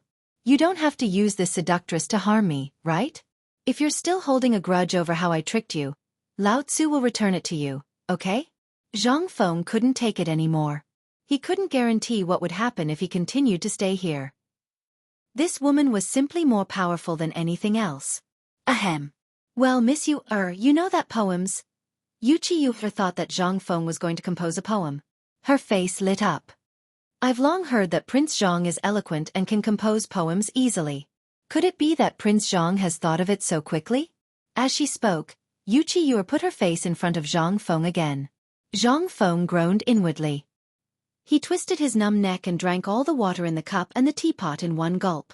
Then he said, thinking of clothes in the clouds and face in the flowers, the spring breeze brushes the railings and the dew is thick.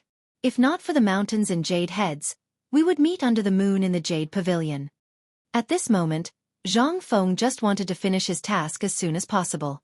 When the poem was finished, Zhang Feng hurriedly got up. Suppressing his emotions, he said, Miss Yu, I still have important matters to attend to. Prince Zhang, this is. Yu pretended to be surprised.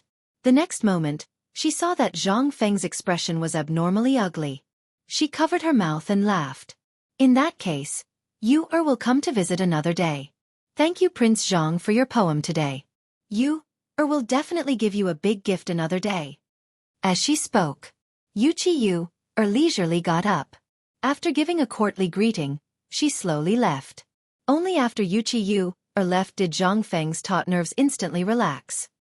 He hurriedly ran to the rear courtyard and dove headfirst into the water tank, not caring whether or not the water in the tank had been used for a long time or whether or not there were insects inside. To sober himself up. At this moment, Ma Zhou waited for Yu to leave before entering the small tavern. As soon as he heard the noise in the backyard, he turned pale with fright and hurriedly ran into the backyard. Teacher, how did Zhang Feng become like this when he just went out for a while? Ma Zhou could not help but pull Zhang Feng out of the water tank in a panic. With the cool water, Zhang Feng became much more clear-headed and the evil fire in his heart subsided. Squatting beside the water tank and panting, he signaled Ma Zhou to give him a cigarette. After taking 2 puffs with trembling hands, Zhang Feng asked, "You left?" She left. She really left? Yes, I saw her get into the sedan chair and leave. Hearing this, Zhang Feng heaved a deep sigh of relief. Then he cursed. Lao Tzu asked you to come here to broaden your horizons. Motherfastress. In the end, you just left Lao Tzu here alone? Chapter 867. Ma Zhou was dumbfounded. He turned pale with fright and stuttered at a loss. Teacher, the ancient said this. Don't give me this. Let me ask you, did you really not understand or were you faking it? Didn't you see that I was flattering you? If you felt uncomfortable and ran away, why didn't you call me along? How can you trick your teacher like this? Ma Zhou felt wronged. However, he didn't know what to do and was sweating profusely from anxiety. When Zhang Feng saw this, he couldn't reprimand him. After all, this woman was too powerful. How could an honest person like Ma Zhou have seen this before? All right, I don't blame you for this. After all, no one has seen this kind of woman before. However, I brought you out to broaden your horizons. Tonight, I want you to write down what you've learned today. Also, I want you to copy the disciple rules 10 times. When Ma Zhou heard this, he could only bow and say, yes. All right, you can go up the mountain. Also, tell them that I have something important to do here. Zhang Feng waved his hand tiredly and sent Ma Zhou away. However, before Ma Zhou could walk out of the backyard, he saw Yu Qigong and Chang Yaojin walking into the tavern with 2 beggars' chickens. When he saw Yu Qigong, Zhang Feng was so angry that his whole body trembled. After waving his hand to let Ma Zhou go up the mountain, Zhang Feng walked into the tavern angrily. Yu Qigong and Cheng Yaojin were stunned. Yo, what's going on? Who bullied you? Yu Qigong couldn't help but ask in surprise. You still have the nerve to ask? Lao Tzu has no grudge with you. Why did you make fun of him? Yu Qigong was stunned when he heard this. He hurriedly punched the beggar's chicken away and asked, "What happened? What does this have to do with me again?" Don't worry, if that bastard dares to bully you and frame me, Lao Tzu will bring him here now. You can kill him or cut him up as you wish. Cheng Yaojin also felt that something was wrong. They were training the soldiers at the foot of the mountain. When they heard that Zhang Feng had gone down the mountain, the two of them waited for the training to end before rushing over. They wanted to have a drink with Zhang Feng. While he was at it, he would also clarify the matter with Yu Qi. But now, seeing Zhang Feng's appearance, Chang Yaojin and Wang Chong instantly felt that something big had happened. As expected, as soon as Cheng Yaojin finished speaking, Zhang Feng pursed his lips and said, "Are you sure you don't know?" Chang Yaojin spread out his hands and said, "We just finished our work. When we heard that you went down the mountain, we hurriedly ran over to have a drink with you. How would we know what was wrong with you?" When Zhang Feng heard this, his mood improved a little. He snorted and said, "Just now his sister came." Yu Qigong's expression changed upon hearing this. He had come this time to resolve this matter. Yu Qi told the truth. Yu Qigong had always been fighting outside, so he had never met her. He had only exchanged letters with that cousin of his, and had occasionally heard him mention that he had a girl. Back when he was drinking with Zhang Feng, he blurted it out without thinking. When he returned home, he told his family. The more the two of them thought about it in bed, the more they felt that there was something going on between the two of them.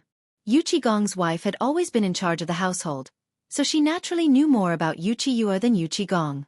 She only said that Yu Qi was a rare beauty in the Yu Qi family and was famous in the Jiangnan area. The two of them looked at Zhang Feng. He was still single and brimming with talent. If the two of them got together, they would be a perfect match. Although Yu Qi might be the concubine, for someone like Zhang Feng, whose future was unknown, such a thing was negligible. Which successful man did not have 3 wives and 4 concubines? Besides, given Zhang Feng's relationship with the emperor and the crown prince, he had a bright future ahead of him. However, when the two of them met, it seemed to be completely different from what they had imagined. First, it was Zhang Feng's poem on the mountain. Then, it was the emperor and the retired emperor's anger. Then, the retired emperor's words after meeting Yu Qi. Yu Qigong could not help but be cautious.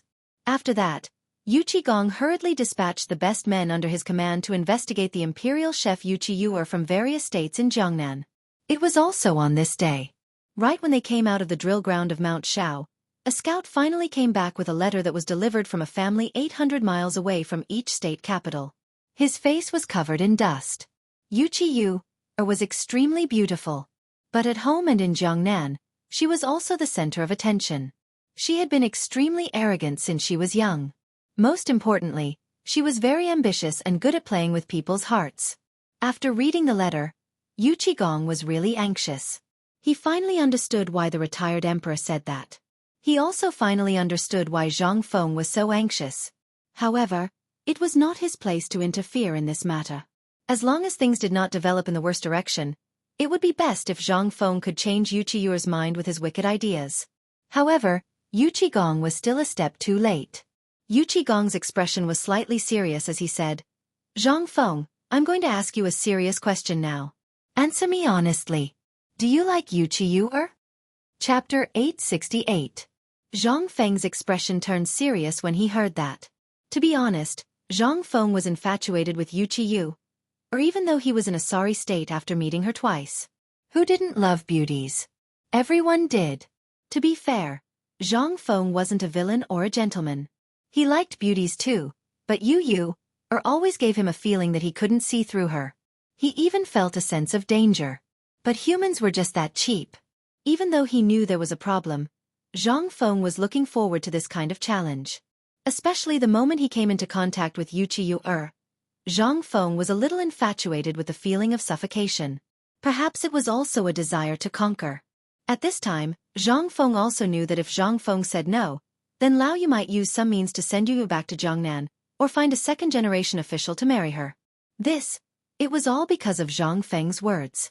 Zhang Feng thought for a long time, but Yu Qigong wasn't in a hurry. He picked up Zhang Feng's cigarette from the table, scratched the wick of the oil lamp, lit it, and smoked slowly. Well, to be honest, I don't like her. From a man's point of view, Yu is indeed. But she's a little scheming. I still can't see through her. So if you say you don't like her, you'll be lying. Do you understand what I mean, old Yu? Zhang Feng said after weighing the pros and cons for a long time. Yu Qigong grinned and said, if that's the case, I won't interfere in this matter.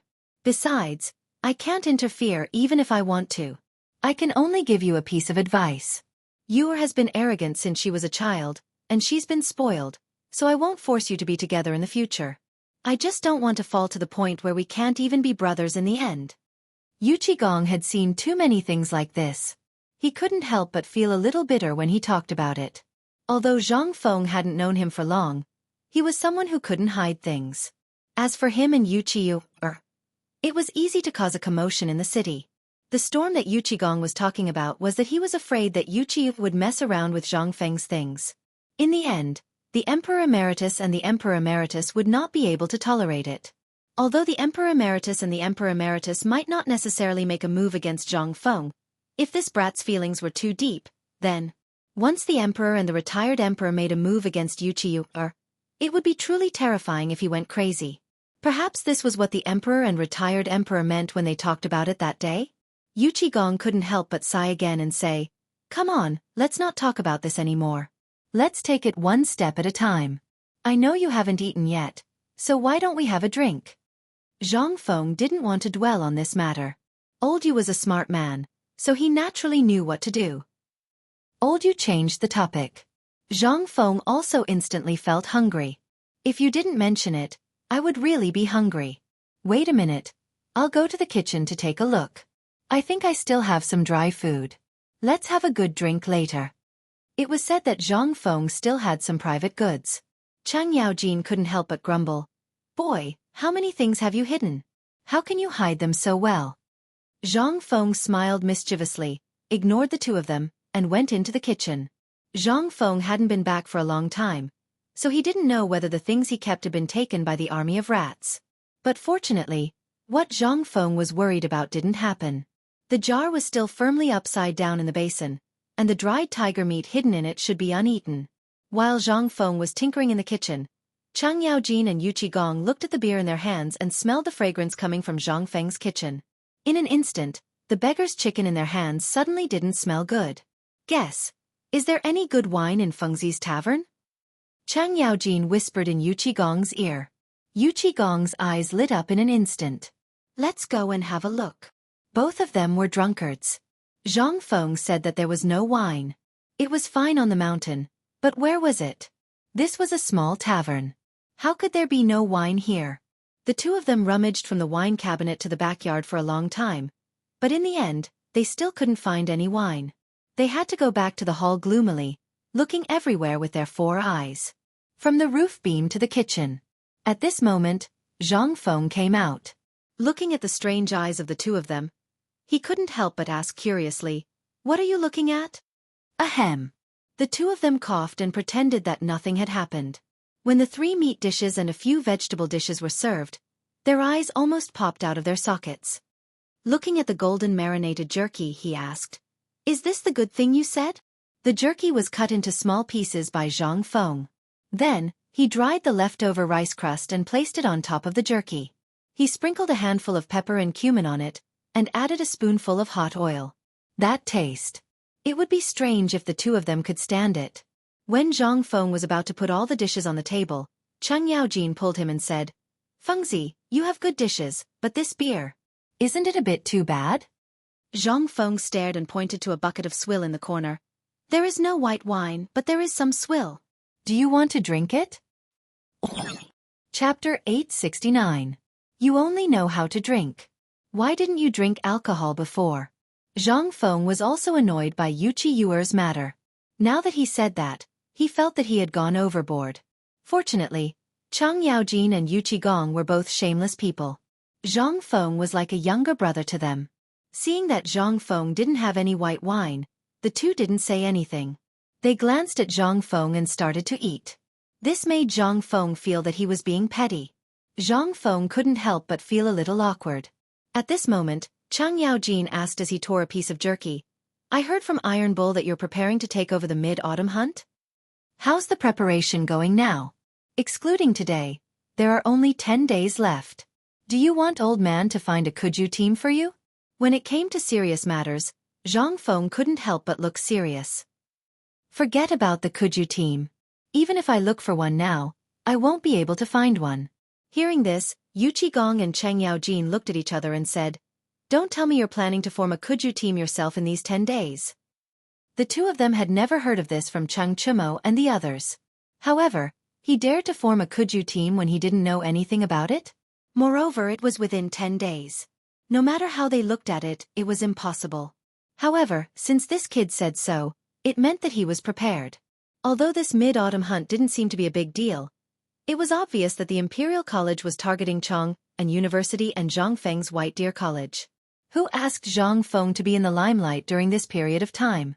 If Zhang Feng didn't come out on top during the mid-autumn hunt, then if Zhang Feng's academy failed in the 3 autumn hunts after 3 years of imperial examinations, then, in that case, he wouldn't have to participate in the imperial examinations.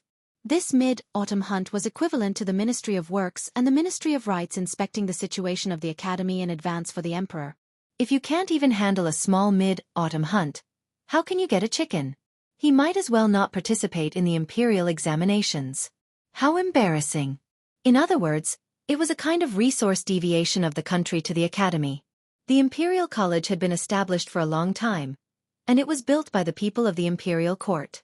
Naturally, it had a close relationship with the people from the Ministry of Works and the Ministry of Rights. Originally, the matter of the mid-autumn hunt should have been notified long ago. But this year's situation was special. Because of the locust plague and the food shortage on Mount Hua, many things were put on hold. Even the imperial examinations had been suspended. No one had thought that the Ministry of Works and the Ministry of Rights would suddenly make an announcement at this time. No one knew what the emperor was thinking. Did he really believe that Zhang Feng could resolve this matter? Or was he deliberately trying to make Zhang Feng stand up? Preparing for the mid-autumn poetry meet? Although Chang Yaojin and Yu Qigong had unique talents in military affairs, they were not good in this aspect. They only knew that someone was targeting Zhang Feng. But they did not know the details. At this time, seeing Zhang Feng like this, they could not help but think that Zhang Feng was angry just now because of this matter. Yu Qigong and Cheng Yaojin nodded and said, "I thought it was something else. So this is what you are worried about? You can leave this matter to me. I have been training with the training manual you gave me last time. I have a group of good people under me. If you trust me, you can take this recruit training manual to participate in the mid-autumn hunt. It will definitely open the eyes of those idiots from the Ministry of Works and the Ministry of Rights." Yes, old Yu is right. I think this matter will work. The two of them echoed each other. Zhang Feng curled his lips and said, "Just put your hearts in your stomachs. You don't have to worry about this matter." When the two heard this, their eyes lit up and they asked in unison, "Did you prepare something good?" "What do you mean something good?" Zhang Feng rolled his eyes at the two of them. He seriously suspected that the two of them were preparing to scam him again. However, seeing that the two of them were so concerned about this matter, Zhang Feng couldn't help but think of a plan. He smiled and asked, "The two of you are really concerned about this little brother. This little brother has indeed prepared something good. But right now, I'm lacking manpower. Would the two of you like to help this little brother?" This time, it was Yu Qigong and Yu Qigong's turn to be shocked. Zhang Feng smiled. Especially when he smiled so cheekily, he was definitely up to something. The two of them were smart people. How could they not know? After looking at each other, the two of them immediately asked with vigilance, "Tell us about it first." "We will think about it." Where could he find free labor that didn't cost him anything? Didn't they take the initiative to come to their door? Zhang Feng rubbed his hands and said, Hey, don't feel pressured. It's not difficult to do. I just need to trouble the two of you to help me find some carpenters and blacksmiths. As for the rest, I just need to send some cement from my Xianxia Academy. As for the rest, you just need to make a floor as big as my tavern and put 2 backboards on the trees on both sides of the floor. If the two of you are too lazy to go to Xianxia Academy, You can also pave the floor with stone slabs. Gong and Gong's faces were full of question marks. What kind of operation was this? They could not help but ask suspiciously. Just this. Chapter 870. Gong and Li Yongjin thought for a while and felt that something was wrong. It was too simple. This is so simple that it couldn't be any simpler. But why did you make this? They didn't know about cement. But they had been to Mount Shao. The market at the foot of Mount Shao was made of that stuff. The two of them had been itching to take some home. A little bit of mud-like stuff was poured on the ground, and after a while, it became like a stone? This was simply too amazing. At this time, seeing that Zhang Feng actually wanted them to go to the mountain to transport cement, the two of them couldn't help but quickly fiddle with their little abacus in their hearts. This was simply a heaven-sent opportunity. If they could seize this opportunity. Okay. What a coincidence. We really have nothing to do during this time. Just tell us, where can we get this stuff you mentioned? We'll go back and find someone to get it now. Gong slammed the table, shaking the dishes on the table. Zhang Feng was also shocked. What's wrong with you? Sit down, don't be agitated. I suspect that I didn't explain this to you clearly. You two listen carefully. Zhang Feng seriously suspected that what he said was distorted by the two of them. This thing, I call it a basketball court. I know, isn't it the thing you prepared for this mid-autumn hunt? Chang Yaojin interrupted Zhang Feng, but it seemed that he really hadn't heard of the word basketball. He hurriedly asked, what is a basketball? Basketball is a fun thing that I invented. Zhang Feng didn't know how to explain it. There was no way to explain this thing at all. In this era, there was only Kuju, which they couldn't understand. After rubbing his forehead, Zhang Feng said, it's hard to explain it clearly. You two go and do what I said first. When the ball is done tomorrow, I'll tell you what it is. I really can't tell you now. How about it? Gong and Cheng Yaojin weren't happy. Hey, what's wrong? You still want to hide it from us? You brat, you're not being honest. It's not about being honest or not. If I tell you right now, he's just a ball. Will you believe me? Besides, the ball will only be fixed tomorrow. What do you want me to do? Seeing this, the two of them reluctantly shut their mouths. Well, let's have a drink. By the way, Fengzi, where do you plan to put this ball court thing? Get it? Zhang Feng couldn't help but be stunned. At this time, if he wanted to promote basketball, especially before the autumn hunt, and let the people accept this thing, he could only do it to the extent that every community and every market had a basketball court, just like in the future. In that case, once it attracted the enthusiasm of the people for basketball, it would naturally be recognized by the Ministry of Works and the Ministry of Rights during the mid-autumn hunt. At that time, there would be 5 people that he had personally trained. Then, Zhang Feng could not help but have a crazy plan in his mind. Old Chen, I have something that you guys need to think about for me. If you think it's feasible, you guys have a lot of people under you. Go and do it for me today. Is that okay? Cheng Yaojin and Gong narrowed their eyes. Seeing that Zhang Feng didn't look like he was joking, they couldn't help but stop joking. They went forward and asked, tell us about it. There is, but how to do it depends on how you guys do it. Old Chin, do you still remember the promotion of the cooperative and the bone-strengthening powder? Cheng Yaojin and Gong's eyes lit up when they heard this. However, Cheng Yaojin was speechless. He asked, then tell me, what is this ball-watching thing? You're saying it out of the blue. This. Zhang Feng patted Cheng Yaojin's shoulder and snapped his fingers. You have to listen carefully. You all know about Kuju, right? Yes, we know. Not only do we know, but we also play together when we have nothing to do. That's right. Zhang Feng breathed a sigh of relief. As long as they had played with this thing, it would be easy to handle. This thing is actually the same as Kuju. However, Kuju is played with the feet, while this basketball is played with the hands. There is a frame about the size of a wash basin more than 10 feet above the ground.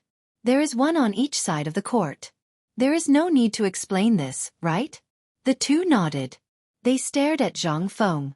Zhang Feng continued, as long as the ball is thrown into the frame, it counts as winning the game. This thing is not like Kuju, which is used for fighting.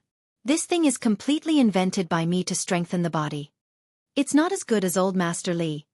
As soon as they heard Zhang Feng mention the retired emperor, The two immediately sat up straight. Although Zhang Feng was a little surprised, he didn't care and said, "You have seen Old Master Li's body. However, if Old Master Li played it every day, his physical fitness would definitely be better than now." Is this thing really so magical? Yu Qigong and Chang Yaojin couldn't help but think of the poker cards that Zhang Feng had invented before. When Zhang Feng had made that thing, he had said that it was a good thing. Yes, it was a good thing, but it was too damn expensive. Now, not only were all the gambling houses using poker cards, but even the military and the women at home were playing it when they had nothing to do. In a short period of time, the two's money had shrunk. It was still okay in the military. If you shouted, no one would dare to play. However, if you dared to shout at home, you could try it. You couldn't even enter the door at night. Chapter 871. Although the women in his family quarreled with each other for a few copper coins every day because of this toy, if he dared to stop them from playing with it, he would not be able to enter the room for half a month. This was even more cruel than the scourge of wild beasts. At this moment, seeing that Zhang Feng was about to come up with something, the two of them could not help but be alarmed. Fengzi, this thing you're talking about, is it really for strengthening the body? Nothing else?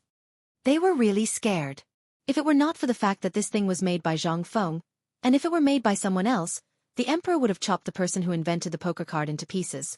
Why would he wait until now? Basically, the concubines in the harem were playing this thing all day long. Although they were not as competitive, it was still a headache for Li Shimin. Zhang Feng knew better than anyone about the poker card, but he had no choice.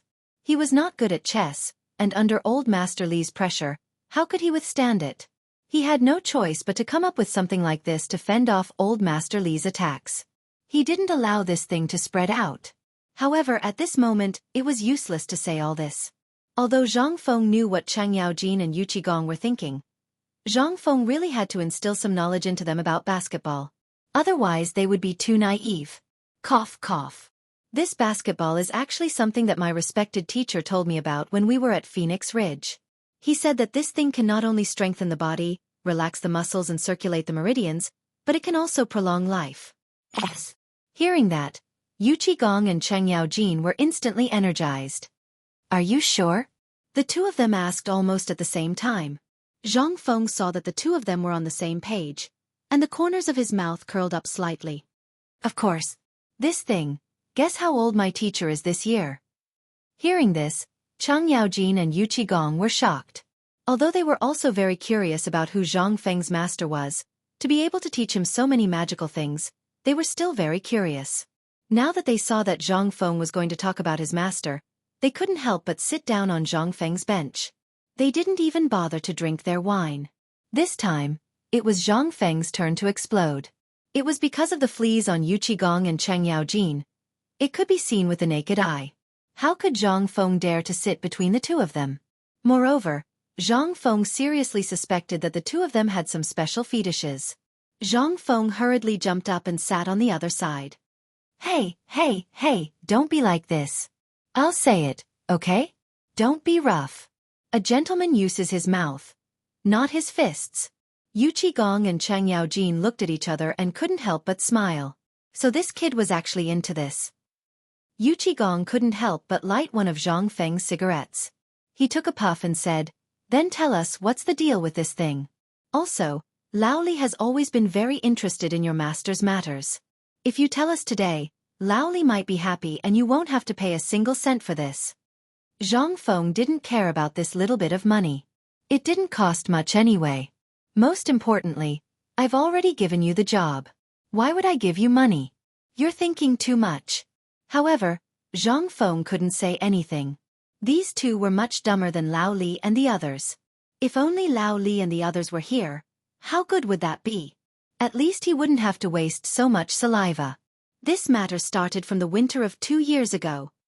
You all know about Phoenix Ridge, right? It's a little bit below Yongping Pass. Yu Qigong and Chang Yaojin nodded. Not only had they been there, but they also knew that it was Zhang Feng's hometown. Zhang Feng continued, "At that time, I was still a stubborn person, like Chen Tinyu. But that day, when I went to the mountain to pick wild mushrooms with my friends from the village, I met an old man. Even if I don't tell you, you should be able to guess. That's right, That old man was my master. When he saw me, he hugged me and climbed up the cliff with his bare hands from the mountain stream. Poor Cheng Yaojin and Yu Qigong didn't know that they had been led astray by Zhang Feng. The two listened and sucked in a breath of cold air. And then, that's AF** King Immortal. I know the area around Yangping Pass. The mountains are steep and dense with forests. There are many wild animals. 2 years ago, with your physique, you would have weighed at least 100 pounds. This hometown. Cough cough. How did the old Mr. climb it with his bare hands? Hurry up and tell me. Zhang Feng didn't even think and directly told them the story of the meeting between Ling Huchong and Feng Qingyang in the movie The Proud Journey to the West. Although I don't know how old my master is, he should be at least 70 or 80 years old. But on that steep mountain wall, it was as if he had suction cups on his hands. When he clasped the wall, he jumped more than 100 feet high. Hiss! F***ck. Is he still human? A 70 or 80-year-old old man carrying a kid. Is he an immortal? F***ck. Chapter 872. Zhang Feng saw that the two of them were very smart. They didn't have to work as hard as Yu Shernan and the others. If Yu Shernan and the others heard it, they would ask about it according to the things in the books. But these two wouldn't. Because what Zhang Feng didn't know was that these two guys were generals. They had heard a lot of rumors about this kind of thing, but they used to think that it must be fake. But at this time, they listened very seriously. There was no other way. If they didn't believe it, then they had never seen Zhang Feng's ability. Even Yuan Tiangang, the old faker, said that this kid was strange and that he was the Z-Way star in the sky. Then the old guy he was talking about now, was it true? The two of them thought so. They couldn't help but get excited. Tell us. What are you waiting for? Hurry up. Seeing that the two of them were about to fight, Zhang Feng hurriedly got up. He avoided the two of them and said, "This thing is strange. I was scared at that time. These things were not even written in the book. But I met it that day. How can I not be afraid?" So I struggled on his back, but it was to no avail. When I opened my eyes, guess what happened? I had already appeared at the highest peak of Qinling. What is that called? The highest one is called Wuxia Slope. Tell us what happened in the end. By the way, don't talk about these useless things. Just tell us, what did this old man say to you? The more the two of them listened, the more excited they became. They hurriedly raised their hands to slap Zhang Feng. Zhang Feng was scared and pointed at the two of them. Hey, what are you doing? I won't tell you if you continue like this. Lao Tzu is too lazy to play basketball. Seeing this, the two of them were ready to sandwich Zhang Feng in the middle. Zhang Feng couldn't sit still. He hurriedly said, "Don't, I beg you two brothers to spare me. I will tell you, okay? Speaking of which, that's not right. After Master brought me up the mountain, he said that I'm a genius that's hard to come by in 100 years and that I'm a savior of the world. He wanted to teach me some skills. Of course I didn't want to. There are many old swindlers like him in Phoenix Ridge. How can I believe him?" But the old man is not happy. He pointed at the foot of the mountain. At that time, I was deceived. Do you know? He told me to go down alone. Oh my God, it's so high. How can it go down? In the end, under his tyranny, I gave in and became his disciple. After that, this old fellow stayed in a rundown temple in the mountains all day long and didn't go anywhere. Then in just 3 months' time After that, the old guy ran away. He only said that he was going to play on the other side of the sea. When I have the ability to go to the other side of the sea, he will teach me his real ability. Immortal? Yu Qigong and Cheng Yaojin were dumbfounded. These two words instantly flashed through their minds. Only such a person could train such an awesome disciple. You're saying that your master only taught you for a month? Yu Qigong asked, somewhat confused. Zhang Feng nodded. Yes, master said that I shouldn't bite off more than I can chew. Cheng Yaojin and Yu Qigong almost spat blood on Zhang Feng's face. You've already learned so much, and you still call that biting off more than you can chew? Do you have any shame? You kid, tell me about this basketball first. When we have time, we'll talk about your master. Cheng Yaojin choked on a mouthful of smoke, his face flushed red. What they cared about was this thing that could prolong their lives. In the early years, the two of them squandered wantonly because of their strong bodies. However, in the recent 2 years, they stopped and realized that there was something wrong with their bodies. Especially at night, their backs would ache. Thunder, rain, and change of weather would make their bones feel as if someone was whipping them. This was the torture that all the generals had to endure. Don't look at how awesome they were during the day. But once night fell, they would turn into cowards. Therefore, as long as you heard of something on the market that could prolong one's life and strengthen one's body, you wouldn't find a single trace of it the next day. This was the reason why the bone-strengthening powder and locusts could be accepted by people. Because those things were really useful. However, these things were temporary. If they ran out this year, they would have to wait until next year to have more. This made them worried. Although they already had some in stock, they couldn't afford to eat it. At this time, when he heard Zhang Feng say that the basketball had such an effect, how could Yu Qigong sit still? Now, his mind was full of basketball. Seeing that the two of them were successfully led to the right path, Zhang Feng said with a smile, "This basketball is not medicine. It's just a sport, just like kickball." Sport. The two of them were a little confused. Yes, it's a sport. Look at the people in Chang'an City now. What's the best thing for them? It's to stroll around the streets and brag. This won't do. People have to find something to do. Otherwise, after walking around for a day or sleeping for a day, their whole body will be scattered. When the two of them heard this, they felt that there was really such a thing. Sometimes, the two of them couldn't sleep at night because of the pain. Whenever they had time during the day, they would sleep. However, it was different in the military camp. On the contrary, they felt that nothing was wrong. Involuntarily, the two of them listened more carefully to Zhang Feng's words. When Zhang Feng saw this, he said again, "I'll tell you a secret, but you have to promise that you won't tell anyone." Chapter 873. Yu Qigong and Cheng Yaojin were completely taken in by Zhang Feng's words. Zhang Feng was right no matter what he said. Seeing that Zhang Feng was about to say something extraordinary, they couldn't help but stare at him. "What are you talking about? Don't you trust me?" Zhang Feng waved his hand again and again. "It's nothing.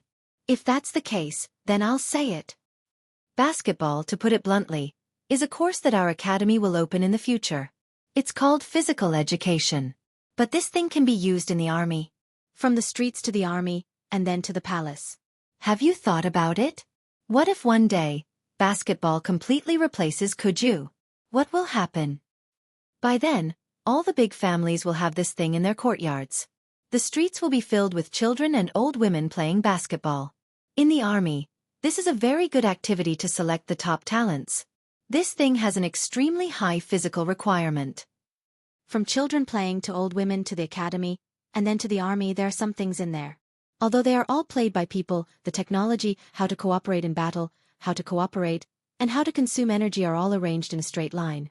So, wait a moment. Yu Qigong hurriedly interrupted Zhang Feng. At this time, his curly beard was trembling. The fleas on his beard were jumping everywhere as if there was an earthquake. It seemed to show Yu Qigong's excitement at this time. Zhang Feng waved his hand and said in a very gentlemanly manner. He waved his hand and made a gesture of invitation.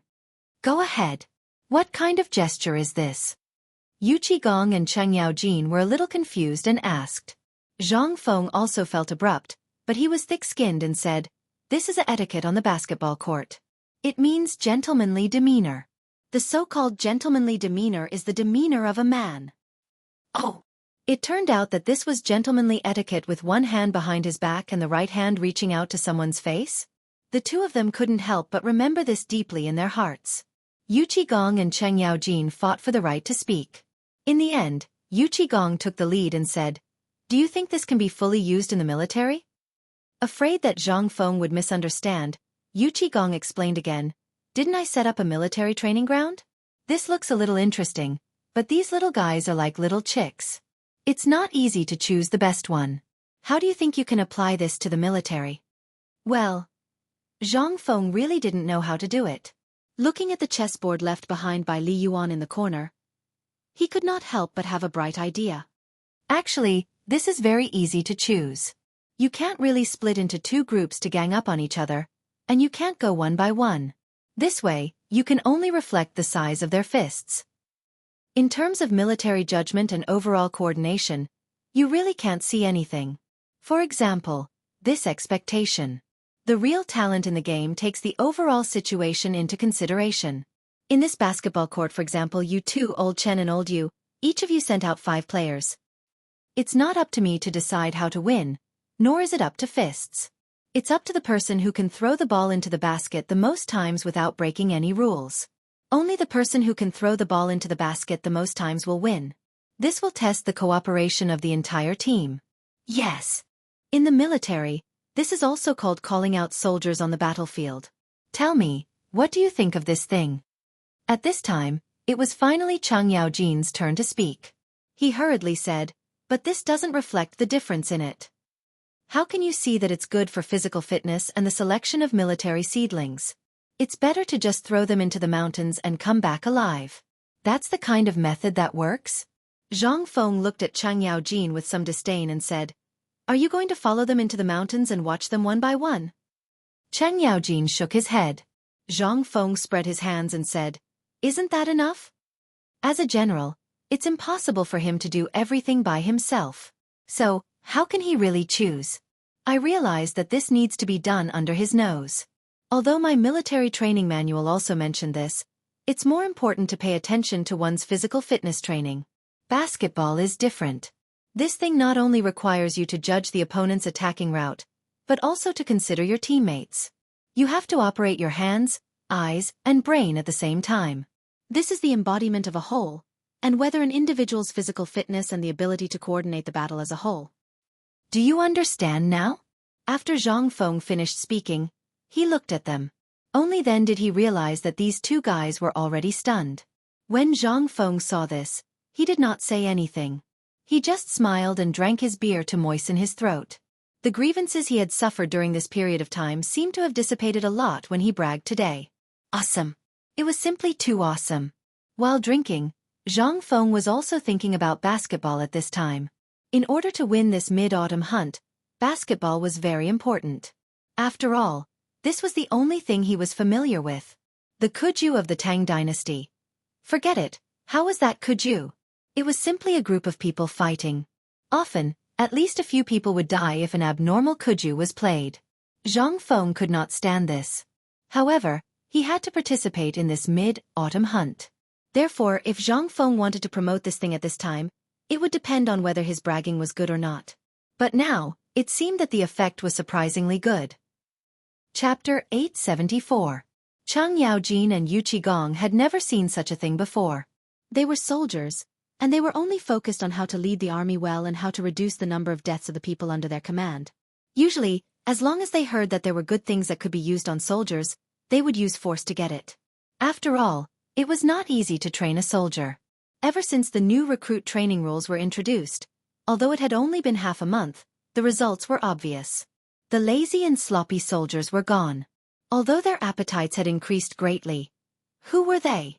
They were the gods of the army. As long as they heard that there was a lot of food, they would go and visit. They would not lend it to them? Fine, then they would stay here. Although their reputation was bad, at least they could let the people under them fill their stomachs, right? Who would not want to train a seedling successor from their hands? Everyone wanted to, but there were some secret ways in the army. Although they knew, there was nothing they could do.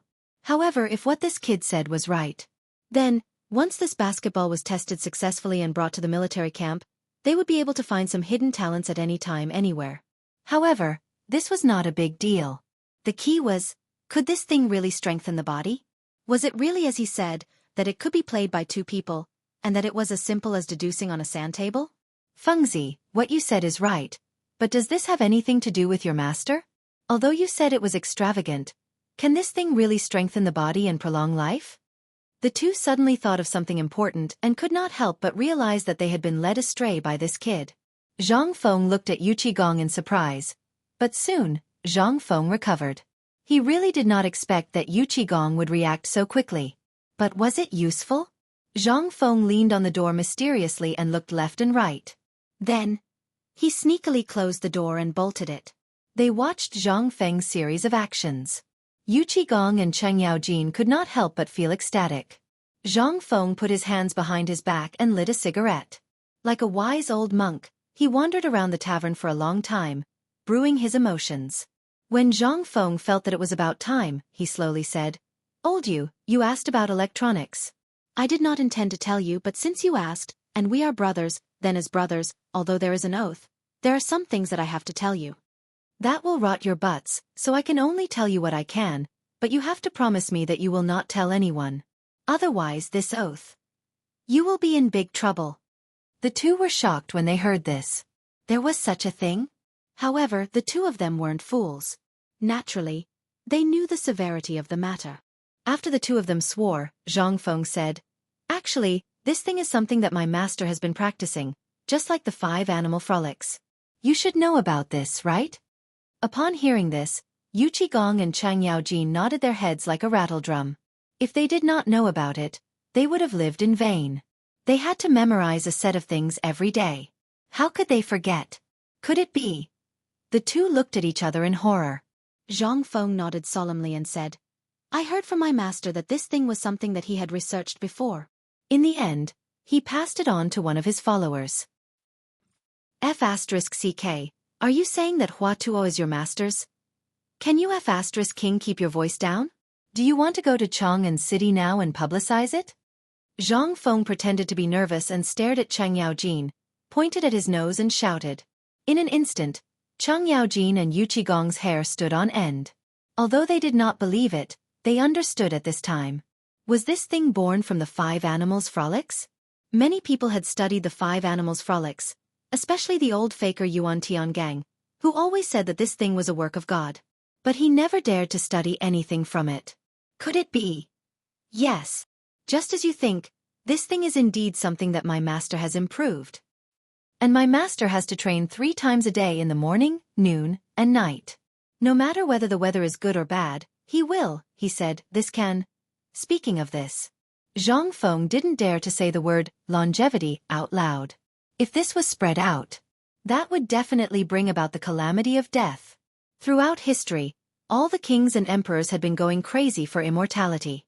In the Tang dynasty, Li Shimin was also obsessed with this thing in the later period. If this was spread to that person's ears, the consequences were unimaginable. At this time, although Zhang Feng did not say that word, Yu Qigong and Cheng Yaojin were not fools. In their minds, the word longevity was already hanging high above their heads. Boy, you win. This information, it was really...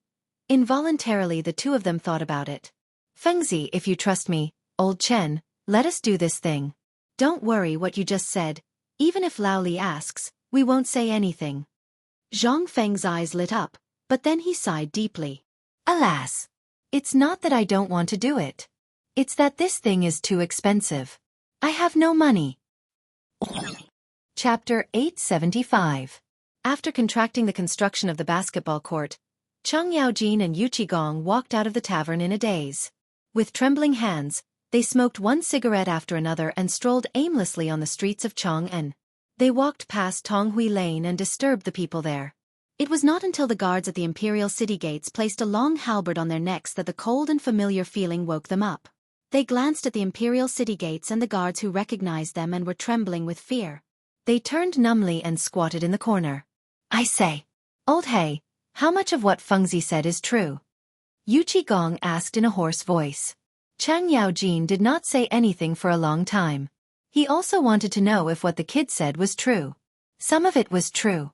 But from the locust powder and bone-strengthening powder, Chang Yaojin really believed that what the kid said was true. After all, he had eaten those 2 things before. Once he ate those things, he felt much stronger, as if he had returned to his youth more than a decade ago. Even the pain all over his body and the pain in his knees rarely acted up. The wrinkles on his face and the white hair on his head seemed to have lessened. He really did look a decade younger. And what was that? That thing was something that could be seen and eaten with flavor. It was something that could be swallowed into the stomach. But now, what was this thing? Was it really that magical? Everyone from old women to children could play with it. Moreover, there were so many things inside it. What could it do? Could it be that he could make her younger just by playing with her? Chang Yaojin could not help but feel conflicted. I don't know. But this kid is really bad. He didn't even boast about the bone-strengthening powder like that. Yu Qigong sighed helplessly when he heard that. Isn't that so? Do you think we should discuss it with the emperor first? Or... Yu Qigong did not know what to do now. This matter is really tricky. If you want to tell His Majesty about it, what should you say? The emperor's brain would immediately think of that matter. They had sworn an oath not to spread it out, but if they didn't tell the emperor, what would they do if the emperor blamed them? This kid had nothing to do. Why did he make it sound so strange? Yu Qigong could not help but feel conflicted. When the two guards at the city gate brought 2 chairs for them, Yu Qigong and Cheng Yaojin gritted their teeth and said, "Damn it, let's do it. At least let's see if this matter is really as strange as Fengzi said, and then report it to the emperor in detail." Just as the two made up their minds to build a basketball court, Li Chengqian's face was covered in dirt as he pulled the chariot of black coal out of the Vermilion Bird Gate. As soon as they exited the city gates, Li Chengqian saw the dumbfounded Yu Qigong and his companion. He hurriedly got out of the palanquin and waved at them. When the two of them saw that it was the crown prince, they looked at each other and hurried away as if they hadn't seen him. Li Chengqian was dumbfounded. He waved his hand and asked, "Go check where those 2 went just now." "There's no need to check. The 2 dukes just went to the tavern and then squatted here for a long time," the guard leader hurriedly said. Li Chengqian was even more dumbfounded. Why did they turn into idiots after leaving the tavern? And why did Fengzi come to the tavern at this time? Li Chengqian's mind became active. He said to the guard leader, "Immediately send these things to the forge. I'll go to the tavern to take a look." Yes. Inside the carriage, Li Chengqian took 2 handfuls of black soot from the soles of his feet and rubbed it on his face. Then, he changed into a new set of clothes. Without anyone noticing, he slipped out of the carriage and swaggered towards Tong Hui Fong. Li Chengqian's mind was filled with Yu Qigong and Cheng Yaojin's abnormal actions. If it was not Zhang Feng who did it, would he believe it? Both of them were extremely simple-minded. How could anyone see them in such a perplexed state? They were famous for being careless. How could they be like this? Obviously, if it was not Zhang Feng who made them confused, then it would be strange. Tong Hui Lane was not far. Moreover, Li Chengqian was familiar with all kinds of small roads. In a short while, Li Chengqian's head appeared at the entrance of the tavern. Looking at Zhang Feng, who was picking his teeth and drinking wine while lying on the recliner, Li Chengqian was furious. "Wow, you sent us all away. So you're hiding here to drink alone?" Zhang Feng's sudden roar scared the cup of wine to the point that it splashed on Zhang Feng's face, causing him to cough repeatedly. "I say, damn you. Can't you say something when you're here? Are you a thief?" Zhang Feng was so angry that his eyes were spitting fire. However, Li Chengqian did not care. Under Zhang Feng's gaze, he walked into the tavern and sat opposite of Zhang Feng. He picked up Zhang Feng's exquisite iron flask and gulped down 2 big mouthfuls. "This wine is still the best. Fengzi, give me another jug. This small flask is not enough." Chapter 876. Zhang Feng was very angry. The consequence was naturally, "Didn't I ask you to get the coal? You got the coal? You still have the nerve to drink here? I only have such a small pot of wine. Can't you leave me alone for a while?" Zhang Feng roared with some distress. He pointed at the leftovers on the table after Chang Yaojin and Qin Haodong had left. Li Chengqian didn't care about that. He drank the wine and ate the leftovers on the table with relish.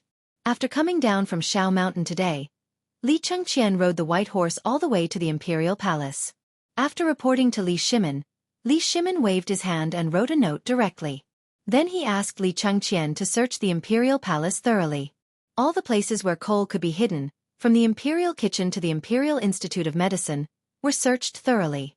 Even the local treasury of Chang'an City was thoroughly searched by Li Chengqian. But even so, Li Chengqian only got 3 carts of coal.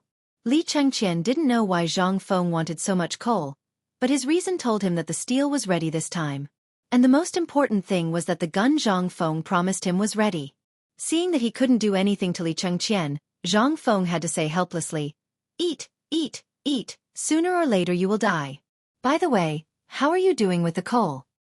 You still talk about coal? Since I came down from Shao Mountain today, I haven't touched a single grain of rice. But fortunately, I'm resourceful and really got 3 carts of coal. Now I'm transporting it to the mountain. But let me tell you something. In the whole Chang'an city, except for those officials, there is no coal. If you want it, you have to wait for Uncle Yu to get it for you from Tubo.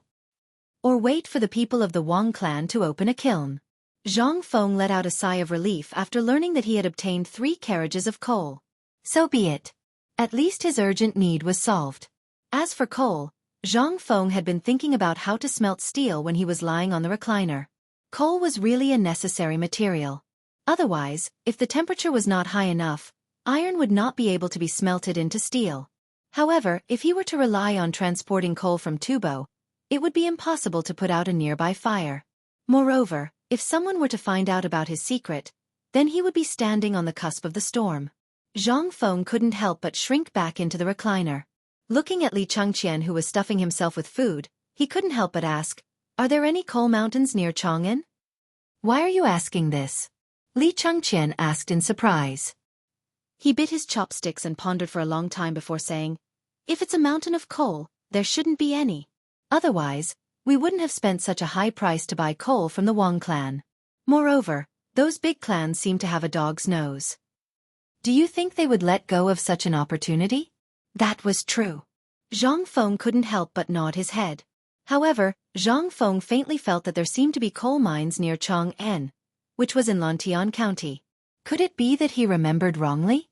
Or was there really no coal in the world that Lao Tzu had transmigrated to?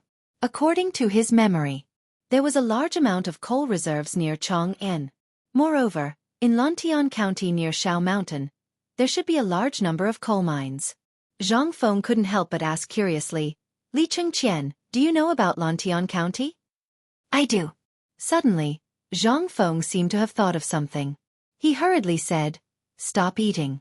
Go and find the county magistrate." Li Chengqian was stunned. "I, Li Chengqian, as the crown prince, you want me to go and find the county magistrate?" However, seeing Zhang Feng's excited face, he couldn't help but be even more confused. However, Zhang Feng's next sentence made Li Chengqian unable to sit still. "If I'm not wrong, that Lantian County has a large number of coal mines." Hearing this, Li Chengqian completely exploded. The most troublesome thing for the palace now was that all kinds of resources were basically monopolized by the big clans. If Lantian County had it, then, however, this wasn't certain. After all, Zhang Feng had never been to that place. It was only a guess. In an instant, Li Chengqian's enthusiasm was mostly extinguished. Li Chengqian walked lazily to the door and coughed. The guard commander who was standing at the door appeared beside him like a ghost. Li Chengqian instructed and once again sat in front of Zhang Feng with a heavy heart. "Fengzi, are you sure that Lantian County really has it?" How could Zhang Feng be sure? "I don't know yet. However, I'm guessing that place should have it. There's a lot of hope.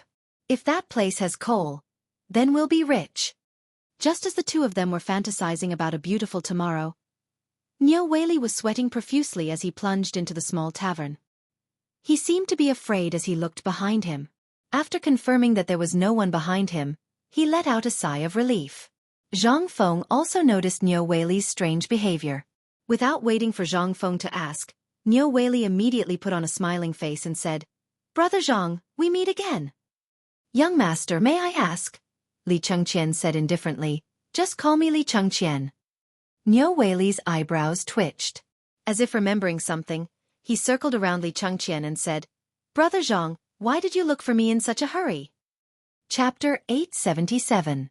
Calling him Brother Zhang. Li Chengqian was so embarrassed that his cancer was acting up. But in order to find out if there was a coal mine in Lantian County, Li Chengqian endured it.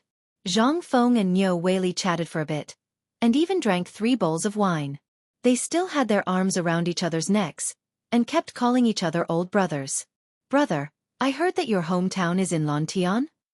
Niu Weili was already dizzy after drinking 3 bowls of white wine. He had never drunk such wine before, and it was 3 big bowls in a row. No one could take it. "Yes. Yes, brother, how did you know?" "Hey, who in Chang'an City doesn't know Master Niu's name? Who doesn't know him?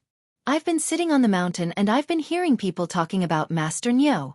Niu Weili patted Zhang Feng's shoulder with a red face and said, "Don't talk about it, Brother has a hard time. Li Chengqian rolled his eyes and continued to drink his wine. Zhang Feng continued to ask, Then brother, can you tell me about Lantian? Brother, my Shao Mountain is not far from Lantian. I plan to buy some property in Lantian. Can you tell me about it? Hearing that, Niu Weili patted his chest and said, Then brother, you found the right person.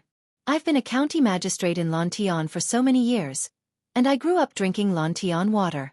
I remember every blade of grass and every tree in Lantian. When the time comes, just tell me, what are you going to do? Zhang Feng's eyes lit up and he hurriedly asked, Then brother, can you tell me about Lantian? After all, I haven't been to Lantian. Hey! What's the big deal? Lantian.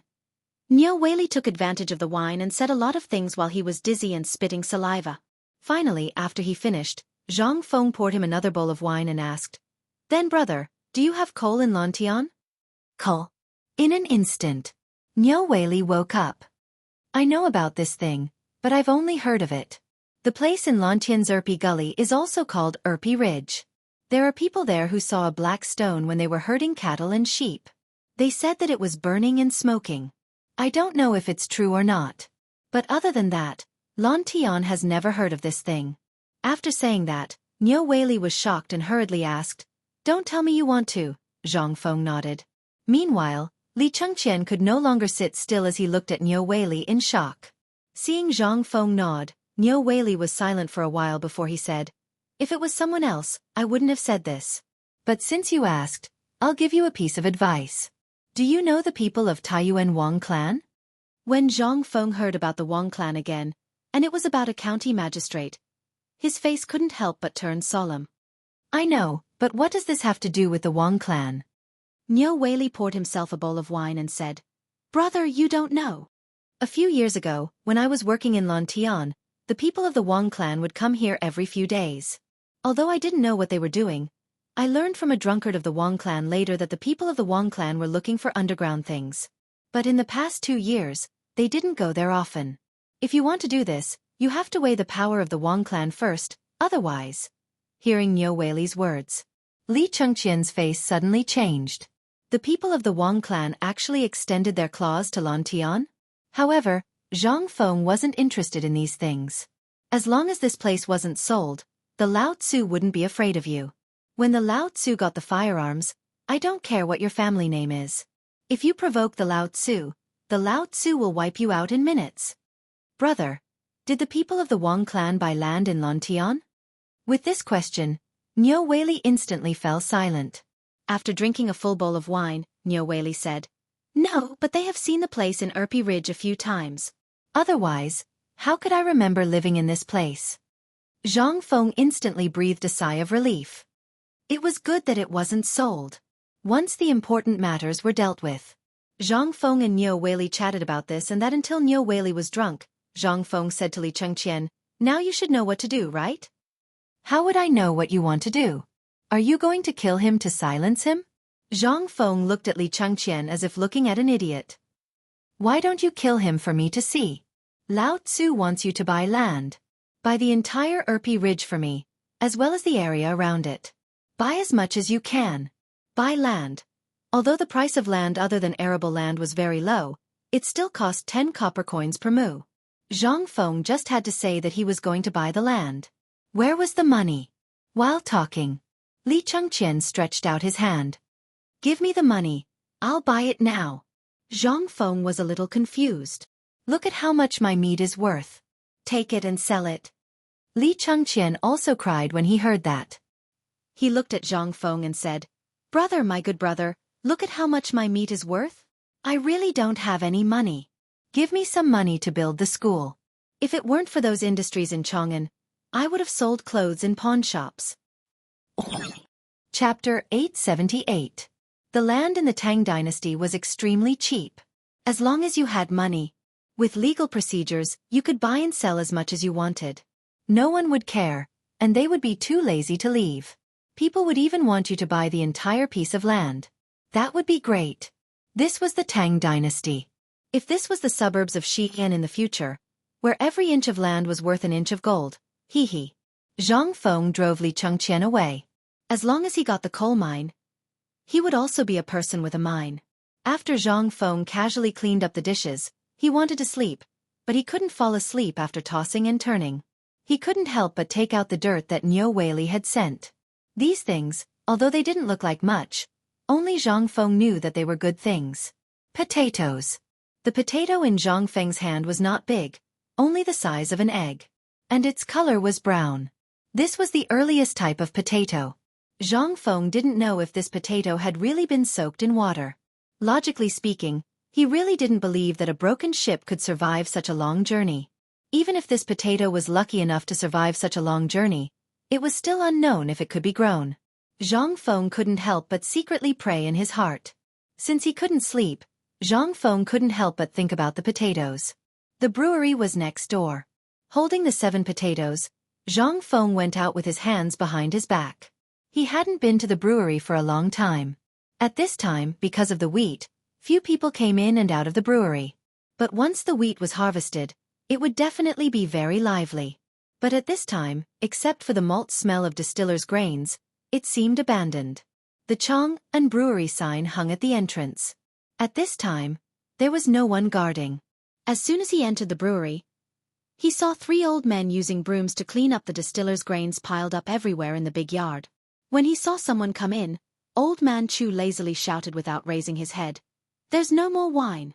You have to wait 2 days for more wine." You are Feng, Prince Zhang? One of the old men seemed to recognize Zhang Feng and exclaimed before the other man finished speaking. Hearing this, the remaining 2 old men hurriedly turned around. Seeing that it was indeed Zhang Feng, the 3 old men happily welcomed him. Hee, are you busy? Zhang Feng greeted the 3 old men with a smile. No. It's so idle that it's going to get moldy. It's because the weather is good, so I'm thinking of drying these wine grains. When spring comes, I'll send them to the fields in Shao Mountain to plant crops there. Obviously, they didn't know that Zhang Feng didn't plant any crops on the deserted mountain. In their minds, if they could buy a mountain, wouldn't that mean it was an important place? However, the unintentional actions of these 3 old men still made Zhang Feng somewhat moved. If this potato could be successfully cultivated and tested within this year, then Ma Zhou might be busy next year. Zhang Feng smiled as he looked at the 3 old men and taught them how to let the distiller's grains ferment naturally. After teaching them, Zhang Feng and the 3 old men sat on the firewood in front of the stove and asked, "How's the brewery's sales now?" Sigh. Hearing this, the 3 old men instantly sighed. If it was a month ago, the threshold here would have been broken. However, ever since the famine, some people who were so hungry that they didn't even let go of the distiller's grains. It's great now. Although the famine has basically stabilized, the beer is considered a waste. Without food, what can we do? So now, in order to make a living, basically everyone has gone to Shao Mountain. Only the 3 of us are here to guard the door. If your friends send food over, the 3 of us can basically take care of it. It's also considered as guarding the door. Zhang Feng heard this and felt helpless. Without food, how could they brew the beer? However, now that Lao Li had the recipe for the white wine, this old man must have put his focus on the white wine. How could he think of this? The 3 old men were probably going to be idle for a long time.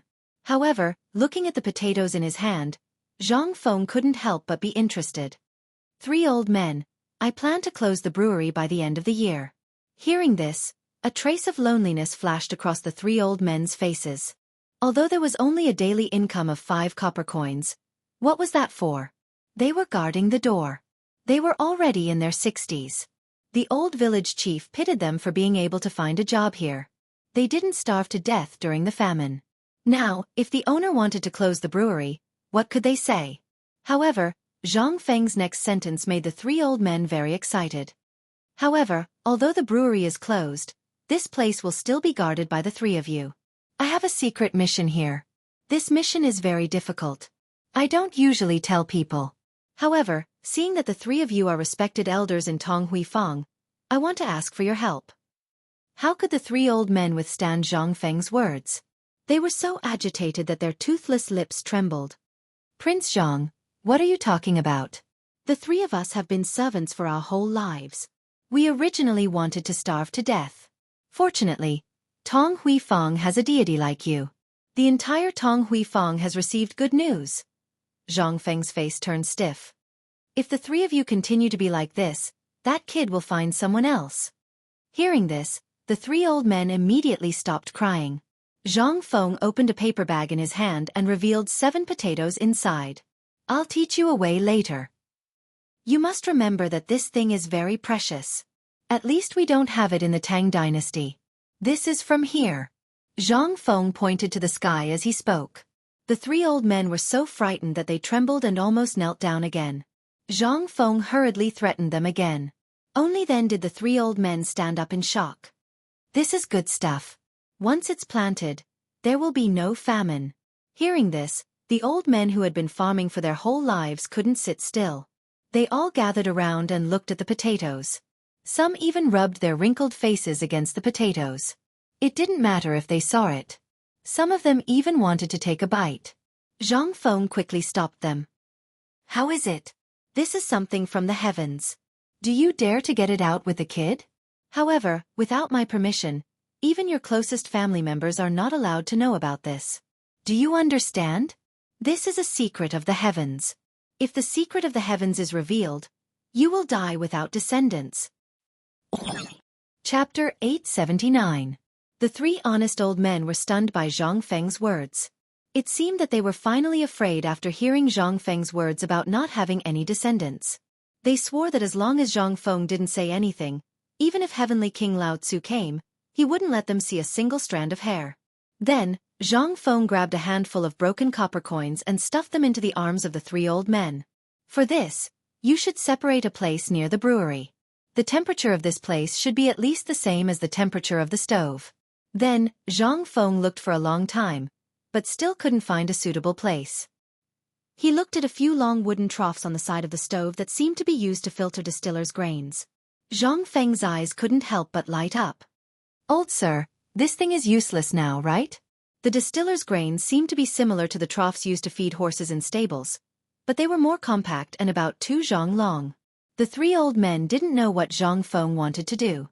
They nodded and said, now that there's no wine to brew, we're still wondering if we should chop it up.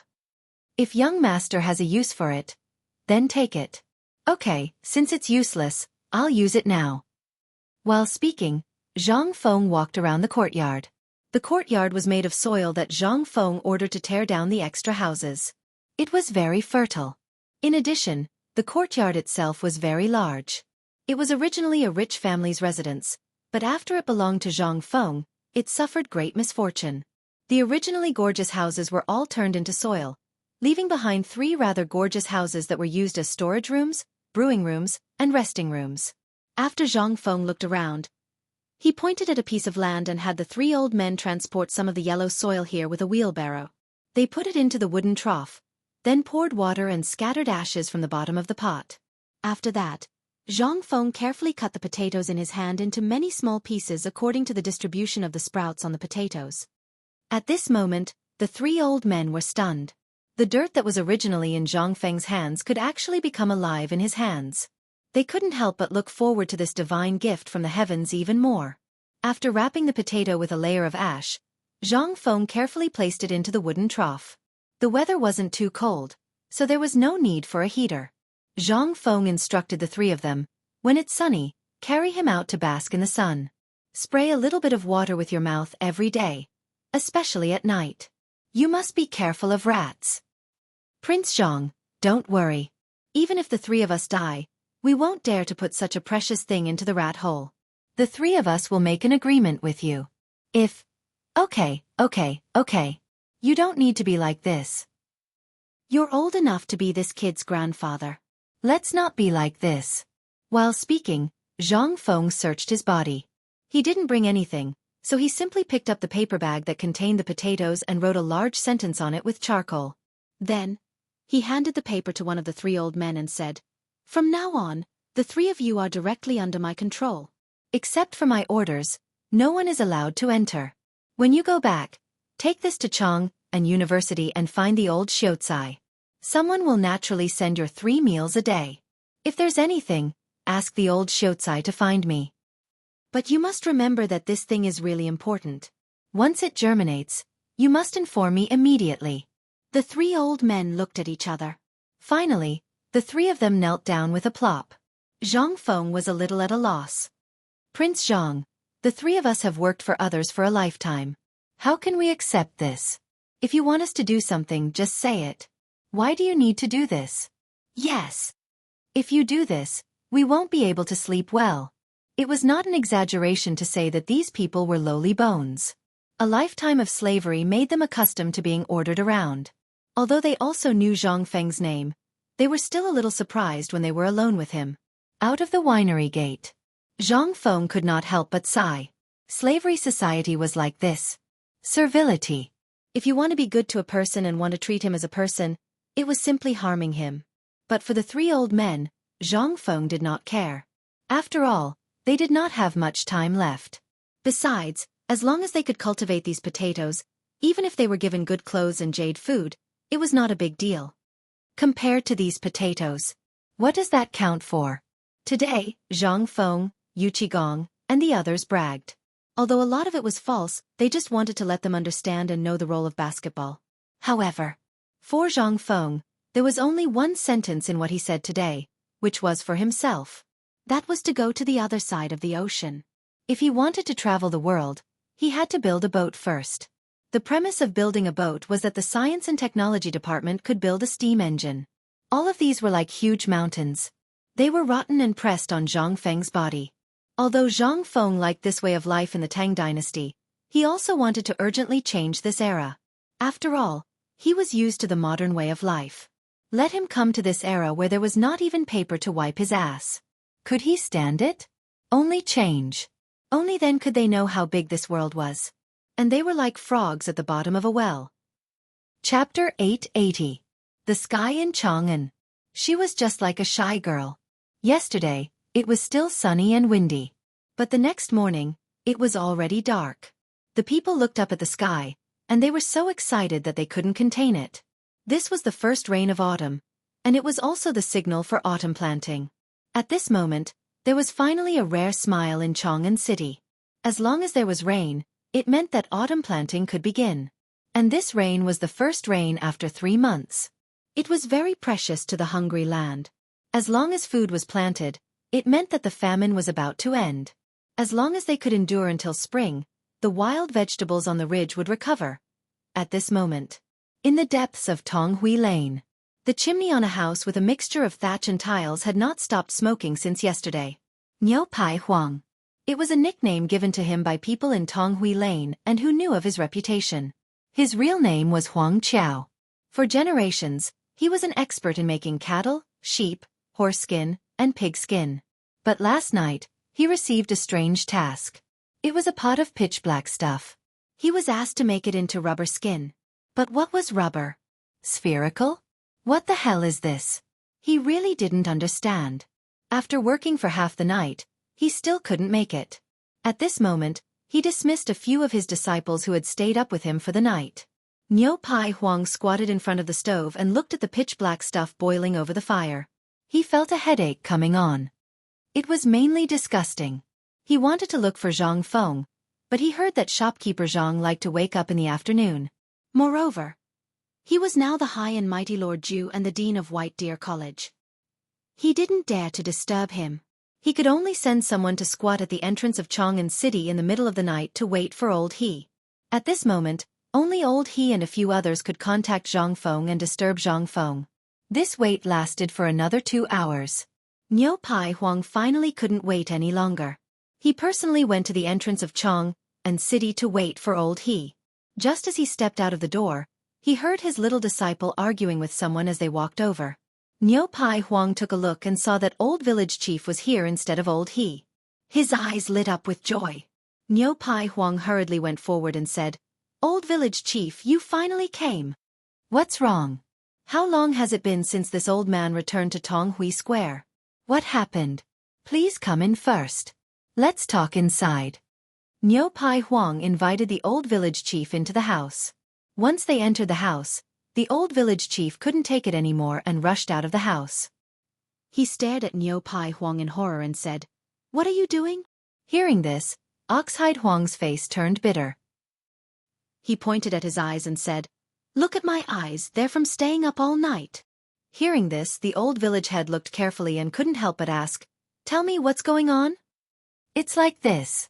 Yesterday, young Master Zhang sent me the strange thing in the pot. He wanted me to turn it into a ball, but after pondering for a long time, I couldn't figure out anything. How can this thing be turned into a ball? Master, wait. Are you talking about that basketball? Hearing this, not only was Niu Pai Huang stunned, even the old village chief was stunned. This term, he hadn't heard of it on the mountain? What was this Feng Zi up to now? The old village chief couldn't help but sit on the doorstep and stomp his walking stick on the ground. He said, "Tell me in detail, what is this basketball?" Niu Pai Huang's apprentice said, "This morning when I was waiting at the city gate, I heard someone say that there was something that everyone, from old women to children, can play with. It's called basketball. They also said that this thing can not only strengthen one's body, but also prolong one's life, relax one's muscles, and promote blood circulation." Then, he figured out the whole thing. The old village chief and the others were also stunned. What was this? Could it be? In the end, the gazes of the three converged on the pungent paste in the pot.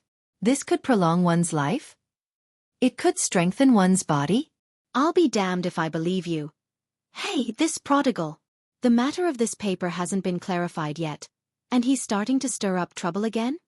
Niu Pai Huang, wait for me first. This matter isn't urgent. I'll go look for Feng Zi now. No matter whether this matter was caused by him or not, we can't let him harm others. This thing, what is it that can strengthen one's body and prolong one's life?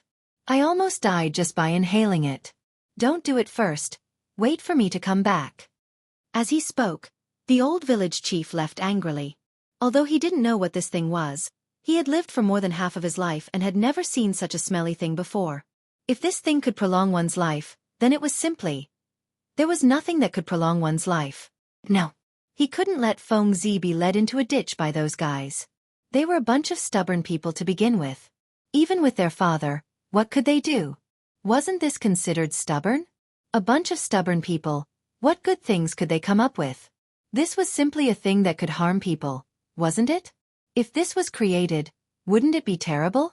This Feng Zi's head. When he thought of this, the old village chief's expression changed drastically. He leaned on his walking stick, bent his back, and ignored everyone along the way. He lowered his head and hurriedly ran towards Zhang Feng's pub.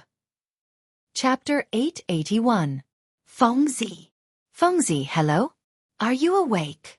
Zhang Feng, give the old man. Outside Yulai restaurant. The old village chief shouted at the top of his lungs. Although there weren't many people in Tonghui Square in the morning, there were still many night watchmen or people who went to work for the rich. At this moment, they couldn't help but stop and watch. Old village chief, what's wrong with you? Why are you acting crazy so early in the morning? When the old village chief heard this, he raised his crutch and was about to beat someone up. Who's the shameless one who said that I'm acting crazy?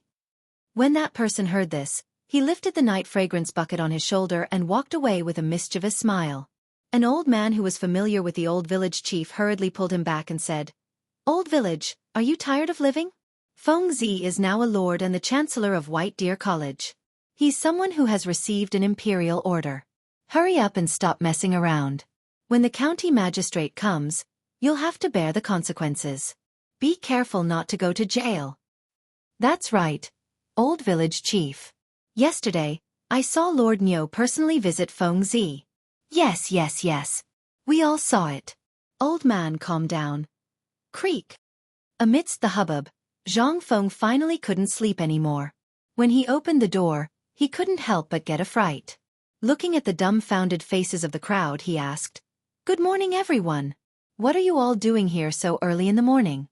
When the old village chief heard this, he waved his crutch and chased everyone away. Then, he pulled Zhang Feng into the small restaurant and locked the door.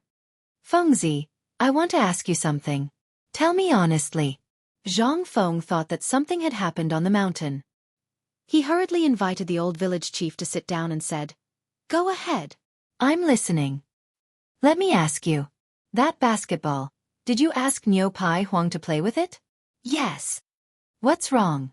Zhang Feng scratched his head. It seemed that this matter didn't happen on the mountain. As long as it didn't happen on the mountain, then it was fine. But when the old village head learned that Zhang Feng really let Niu Pihuang do that thing, he was so angry that he stamped his walking stick several times and said, "Ridiculous, this is ridiculous. Look at you. I told you not to fool around with those little bastards on the street, but you didn't listen to me. Look at you now. Didn't you hear the rumors in Chang'an City? What are you talking about?" Zhang Feng yawned and asked as he sat across from the village chief. "What can I say? You said that basketball can prolong one's life, strengthen the body, relax the muscles, and activate the meridians. Yeah, that's how it is." This was indeed what Zhang Feng had asked old Yu and the others to do yesterday. He didn't make a mistake? How could this be? Old village chief, what happened? When the old village chief heard that, he instantly collapsed onto the bench and sighed. Sigh. It's all my fault for not stopping those street thieves earlier. It's also your fault. Your parents left early. This old man was also blinded by the benefits of the paper mill. Otherwise, I wouldn't have allowed you to know each other. Zhang Feng was like a monk. He was completely dumbfounded by what the village chief said. He hurriedly asked, "What exactly happened? Please tell me." What happened? I just entered the city this morning. Fortunately, Niu Pai Huang's disciple waited for me. He said that you asked Niu Pai Huang to make something. Niu Pai Huang couldn't make it after an entire night. He wanted to look for you, but he didn't dare to. So he blocked old He at the city gate. He didn't expect me to be blocked. This is a good blockage. Otherwise, I really don't know what kind of heartless thing you are doing. I also don't know where you got a pot of black stuff for Niu Pai Huang. That smell almost made me go see my wife immediately. You said that it can strengthen the body with just this. You said that it can prolong one's life with just this? Be a human. Aren't we losing our conscience? You. Zhang Feng was speechless. This was simply, what a joke. The old village chief was just concerned about him. Maybe, you don't have to say it. Damn it, this. Zhang Feng could only be patient and wait for the old village chief to vent his anger. Then he said, "Old man, there's something you don't know. This thing, I spent a lot of effort to get someone to get it from an overseas immortal mountain. Didn't you always want to ask why Dr. Sun is always on the mountain?" When the old village chief heard that this thing was actually brought back from overseas, his eyes almost popped out. At this time, he heard that even Dr. Sun knew about this matter. He couldn't help but be curious. Then, Dr. Sun knows about this? Of course he knows. During this period of time, Dr. Sun was on the mountain looking for the medicinal materials for this thing. All the medicinal materials are mixed together, which is why there is such a smell. Think about it. Even Chinese medicine is so bitter, let alone this? This is a real treasure. I spent tens of thousands of gold leaves to exchange for it. The old village chief couldn't help but be fooled by Zhang Feng. He was so distressed that he almost cried. You prodigal, such an expensive thing, you, how can you bear to make it? Tell me first, how much can you make from this thing? Can you break even? Zhang Feng was dumbfounded. Chapter 882. What kind of logic was this? What else could he say? However, he knew that the old village chief was doing this for his own good and was afraid that he would be led astray. Although he felt warm in his heart, Zhang Feng still couldn't stand it. He quickly pressed the old village chief onto the stool and said, "Old village chief, I know your good intentions. Look at the paper mill. Under your leadership, it has become the only source of income for our academy. However, basketball is different. Do you know about the mid-autumn hunt?" Mid-autumn hunt? The old village chief narrowed his eyes. I do know a little about this old man. But now that I think about it, it seems that the mid-autumn hunt has already started. That guy, that scene is simply... Zhang Feng's face stiffened. He hurriedly interrupted the old village chief's recollection and said, "Didn't the higher-ups order us to participate in the mid-autumn hunt?" What? The emperor ordered you to participate in the mid-autumn hunt. The old village chief exploded. He stood up from the stool with a loud thud. The mid-autumn hunt.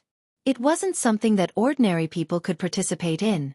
Usually, only the nobles, the Ministry of Works, the Ministry of Appointments, and even the emperor would participate in this grand event. Those who were qualified to participate in the mid-autumn hunt were usually from the Imperial College.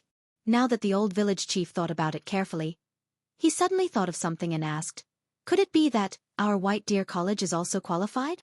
Seeing Zhang Feng nod, the old village chief immediately became excited. In an instant, the old village chief excitedly walked around the tavern with his walking stick. A moment later, the old village chief was about to run out. Zhang Feng was so scared that he hurriedly stopped him and asked, "Where are you going now?" "What can I do? It's such a big event. We have to go back to Shao Mountain and tell the people in the street so that we can buy some firecrackers to set off." Zhang Feng was speechless. All right. Just calm down a little. I'm worried about this matter. You said that people usually prepare for the mid-autumn hunt, but you also know that White Deer College was only established this year. Who would have thought that we would participate? Moreover, the preparation time is 10 days from now. No, not counting today, there are still 9 days left. The old village chief cracked his fingers and couldn't help but feel anxious. 9 more days. This, Zhang Feng said, not being prepared is secondary. The main problem is that we can't find a Kuju team or anything else. However, if we don't participate in this mid-autumn hunt and offend the emperor, the entire academy will lose the qualification to participate in the imperial examinations 3 years later. So, do you think I'm anxious? Then, you made this basketball for this? Yeah. Otherwise, why would I come down here when I was perfectly fine on the mountain? When the old village chief heard that, he became anxious. Wasn't the purpose of establishing an academy for the imperial examinations? Putting aside whether he could participate in the imperial examinations, if he offended those high-ranking officials, who knew what kind of high hat Fengzi would put on him? The old village chief couldn't help but be so anxious that his voice changed. Then Fengzi, what are your plans? It wasn't easy for a golden phoenix like you to appear in Tonghui Lane. Don't be anxious. Aren't we letting Niu Pai Huang make that thing? As long as he makes it, I'm confident that I'll win the mid-autumn hunt in 9 days. Really? The old village chief was overjoyed. Seeing Zhang Feng nod his head, the old village chief couldn't help but ask worriedly, then the rumors in Chang'an saying that this ball, it was made by this boy.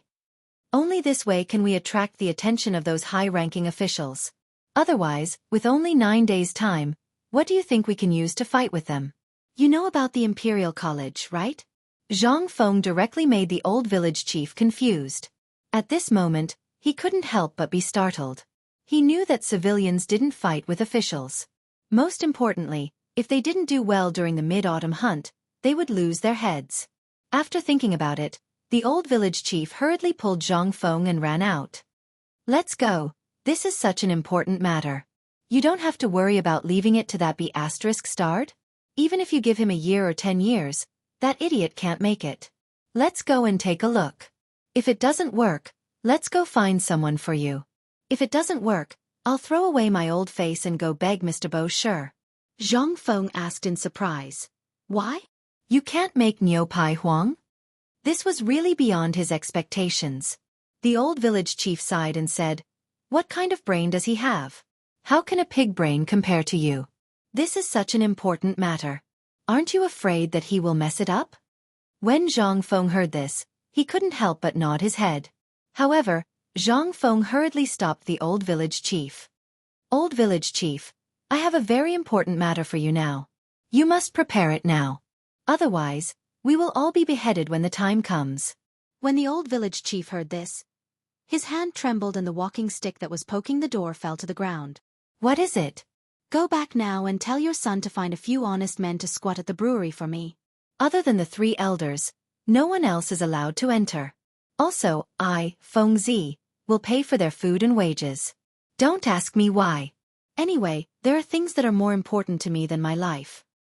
Also, I plan to let the mid-autumn hunt people come to our school for a meal during the mid-autumn hunt.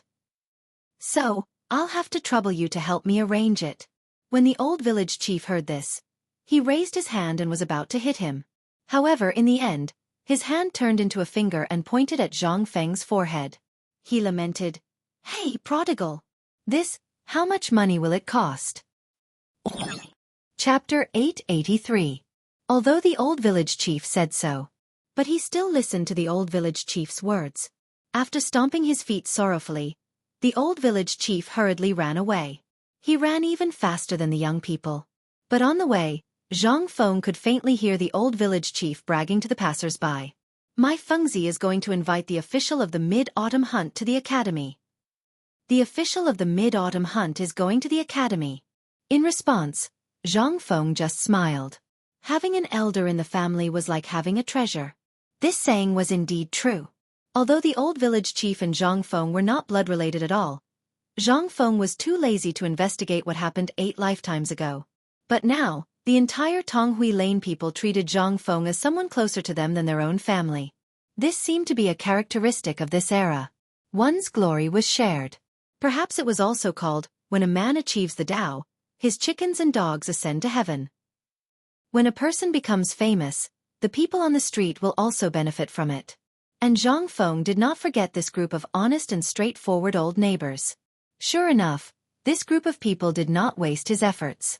Each of them treated Zhang Feng as their ancestor. On the mountain, everyone in Tonghui Lane, as long as they saw anyone who dared to do anything to harm the academy or themselves, they would immediately go and find that person to settle the score. As for the salary mentioned earlier, previously, Dugo was almost beaten down by the old village chief with a stick because of this matter.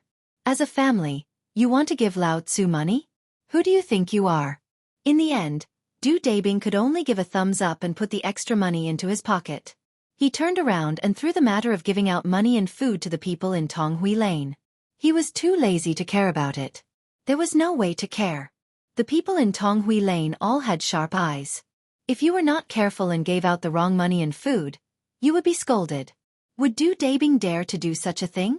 He couldn't wait to spend more time reading books. Zhang Feng put his hands behind his back and tidied up his appearance. Then, he slowly came to the front of Niu Pai Huang's workshop. Apparently, Bull Skin Yellow had been scolded. At this moment, it was squatting at the door dejectedly, pulling at its hair. Once it saw that its savior, Zhang Feng, had arrived, it almost wanted to cry.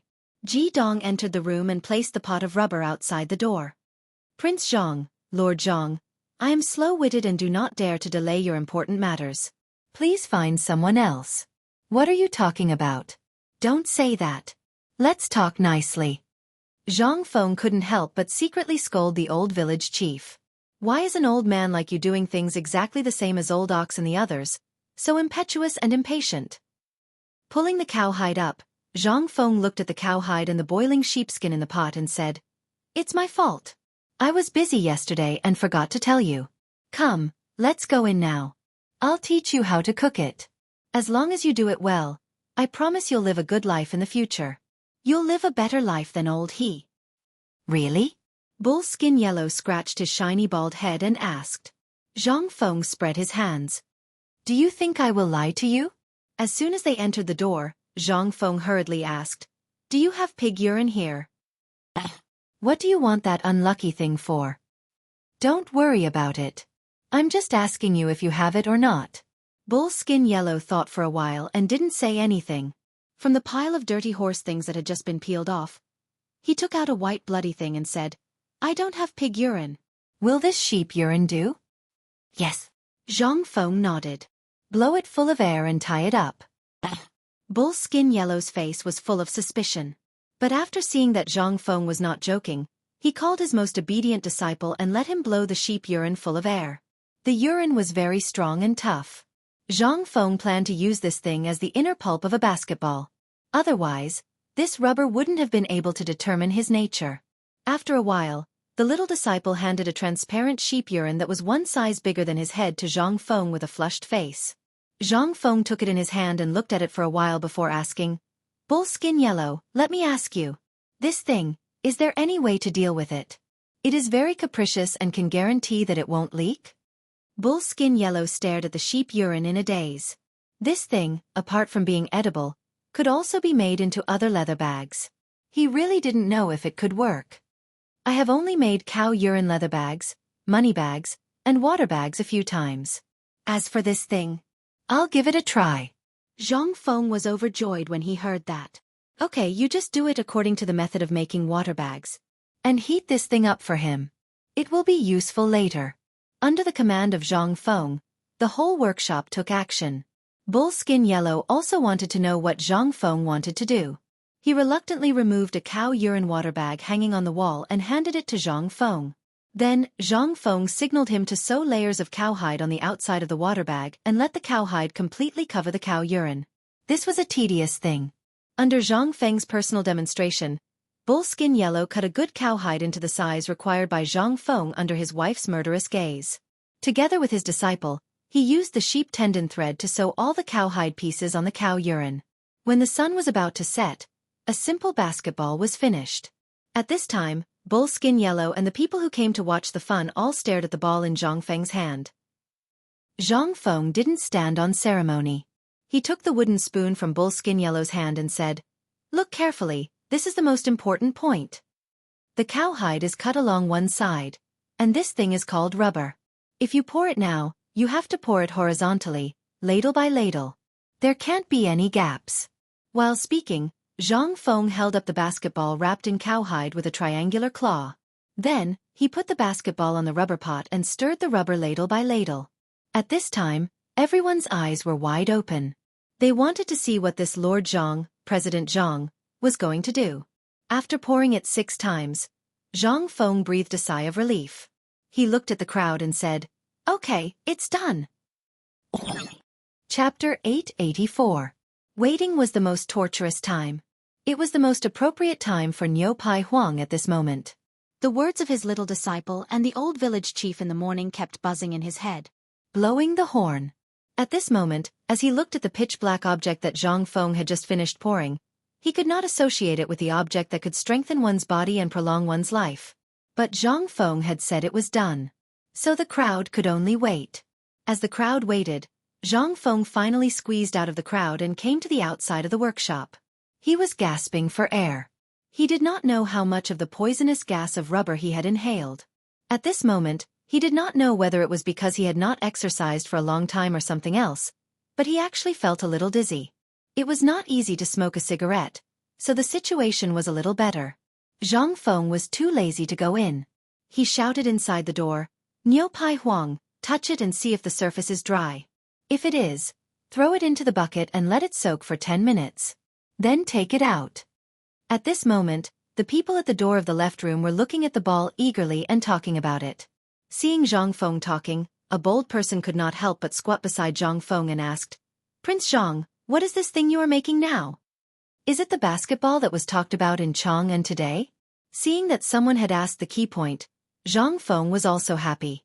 He gave a cigarette to that person and lit it for him personally. The happy person almost fainted. He was dizzy and puffing on the cigarette. The people at the door were no longer in the mood to admire the black ball. Instead, they looked at the cigarette in Zhang Feng's hand and the guy's smoke with envy.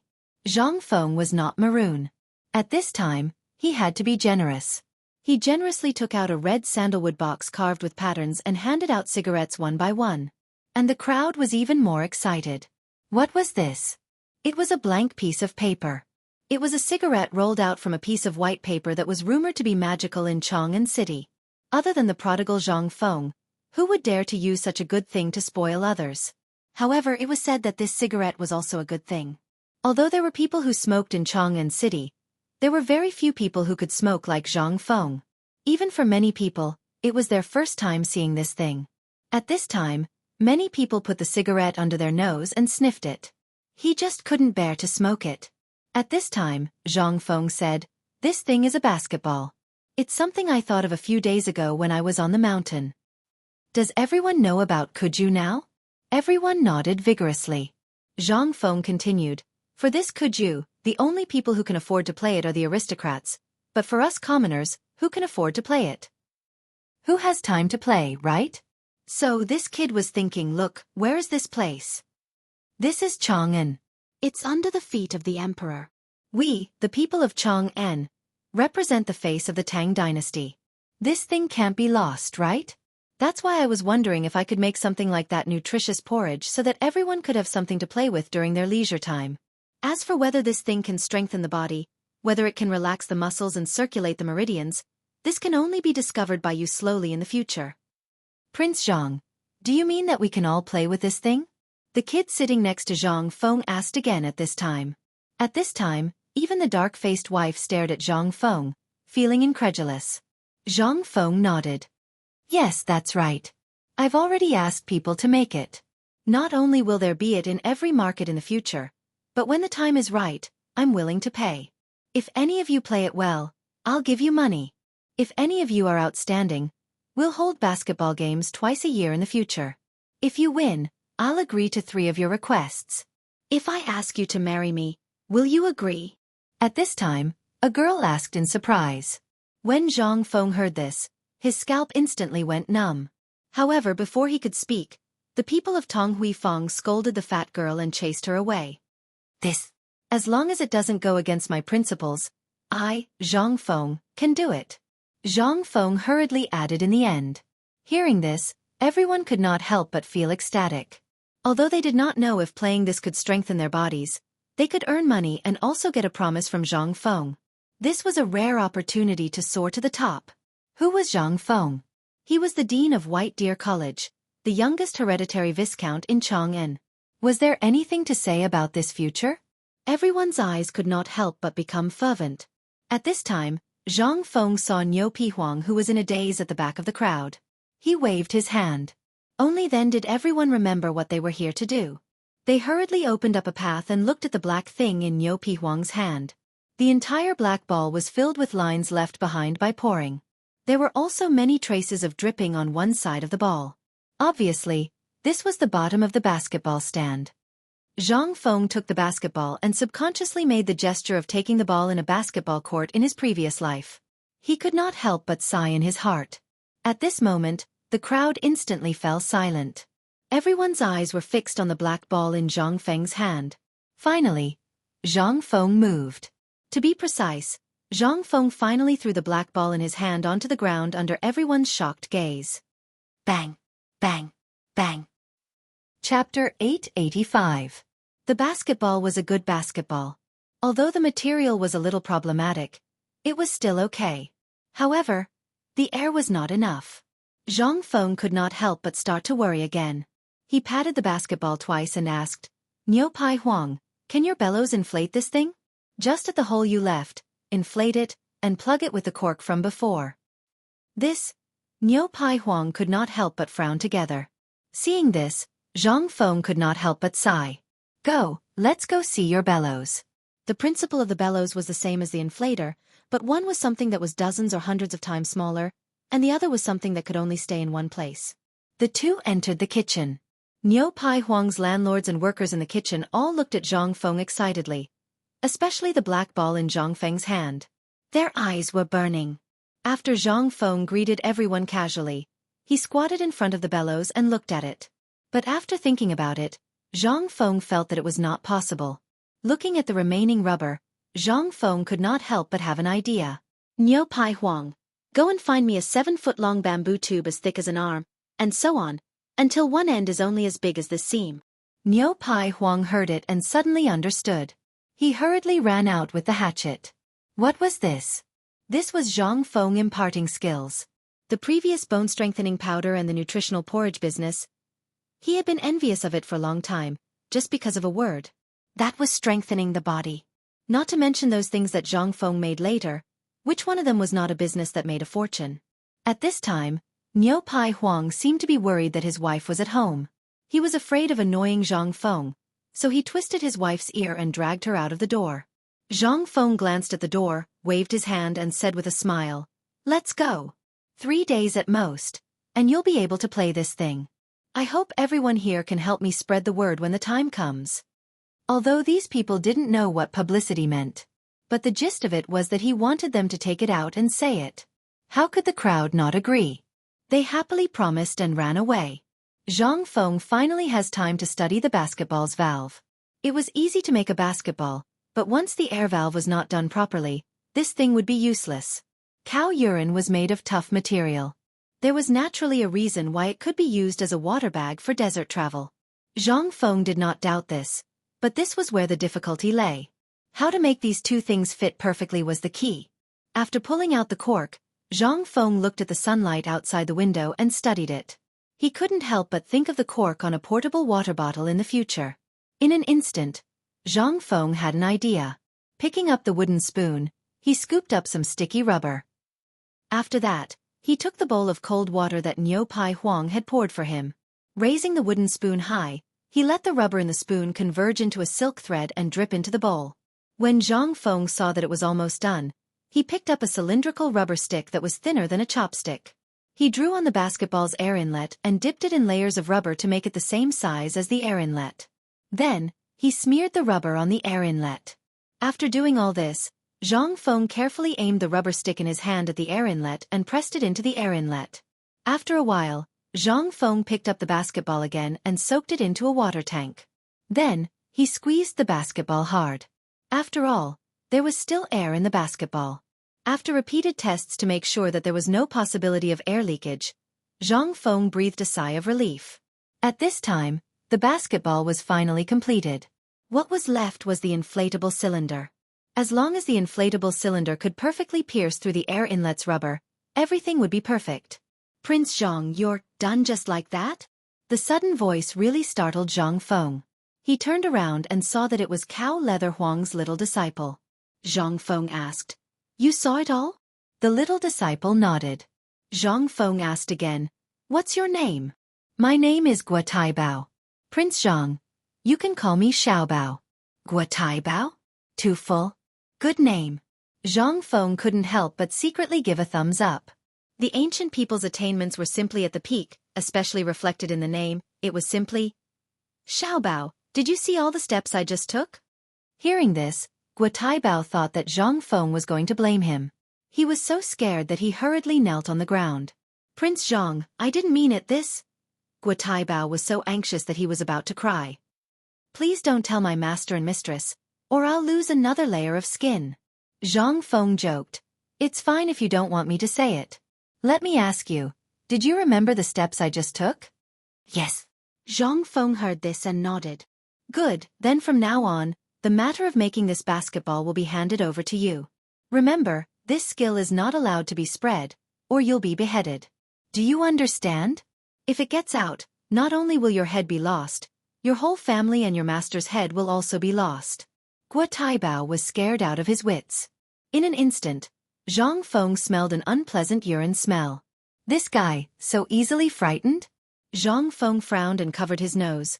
"When your master comes back, ask him to make an inflatable cylinder. As for how to make it and how to inflate it, I don't care.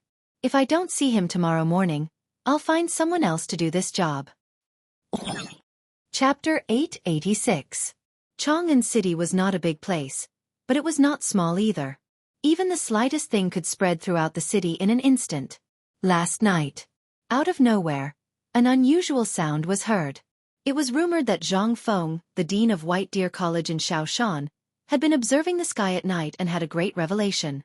After the bone-strengthening powder and the nutritious porridge, he had come up with another activity that everyone could participate in.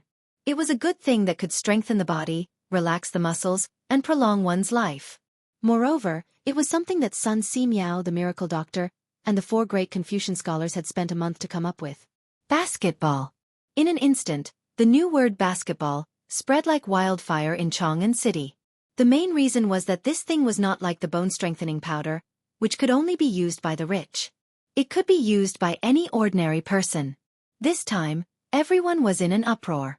However, at this moment, everyone was shocked to find out that another incredible thing had happened in Tonghui Lane. They saw that under the big willow tree at the entrance of Tonghui Lane, a group of women who were bored out of their wits were squatting under a big willow tree and chatting. When a group of people from Tonghui Fang passed by and talked about something, the group of women couldn't help but block the group of women from passing by. "Did you just say that Prince Zhang should pay for the basketball?" The moment they asked that question, it became a big deal. More and more people gathered around. At this time, money was the most difficult to earn. Moreover, Shao Mountain, which had always been regarded as a land of evil, was now full of people and no longer hiring. Therefore, as soon as there was a rustling of grass in the wind, everyone pricked up their ears. The people in Tonghui Lane were naturally those who had just witnessed Zhang Feng's miraculous deeds from Niu Pihuang. "Do you see what this is?" The young man who had been sitting next to Zhang Feng held up half a cigarette in his hand excitedly and said, "This is a cigarette. It's a cigarette that only the Confucian scholars from White Deer College can enjoy."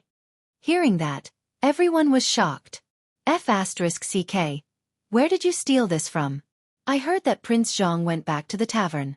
Did you guys go there to steal? Hearing this, the group of women could not take it anymore. He was about to step forward and grab that person, preparing to send him to the authorities for punishment. That person was also anxious. Which eye of yours saw that I stole it? Let me tell you, Prince Xiang personally lit this cigarette for me and handed it to me. F***ck off. Zhou Boppy. It's good enough that you didn't steal it. Prince Xiang is such a noble person. Why would he speak for you? This person, Zhou Boppy, was very famous in this area. This was because he had a history of theft 3 times and had been paraded through the streets 3 times. It was hard not to know him. At this moment, he was actually holding something that only the rich could enjoy. The crowd didn't even need to think about it. Nero Zhou was also anxious. He pointed at the crowd behind him and said, "Look at their ears. That's Prince Zhang's cigarette." And they all saw it. At the entrance of Niu Pai Huang, Prince Zhang personally gave all of us cigarettes. If you don't believe me, let's go to the authorities now. I'll definitely sue you for framing me. Hearing that, the women finally saw that everyone who came out of Tonghui Lane had the same cigarette in their ears and hands. They could not help but be shocked.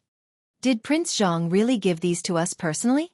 The people from Tonghui Lane straightened their backs as if they were presenting a treasure.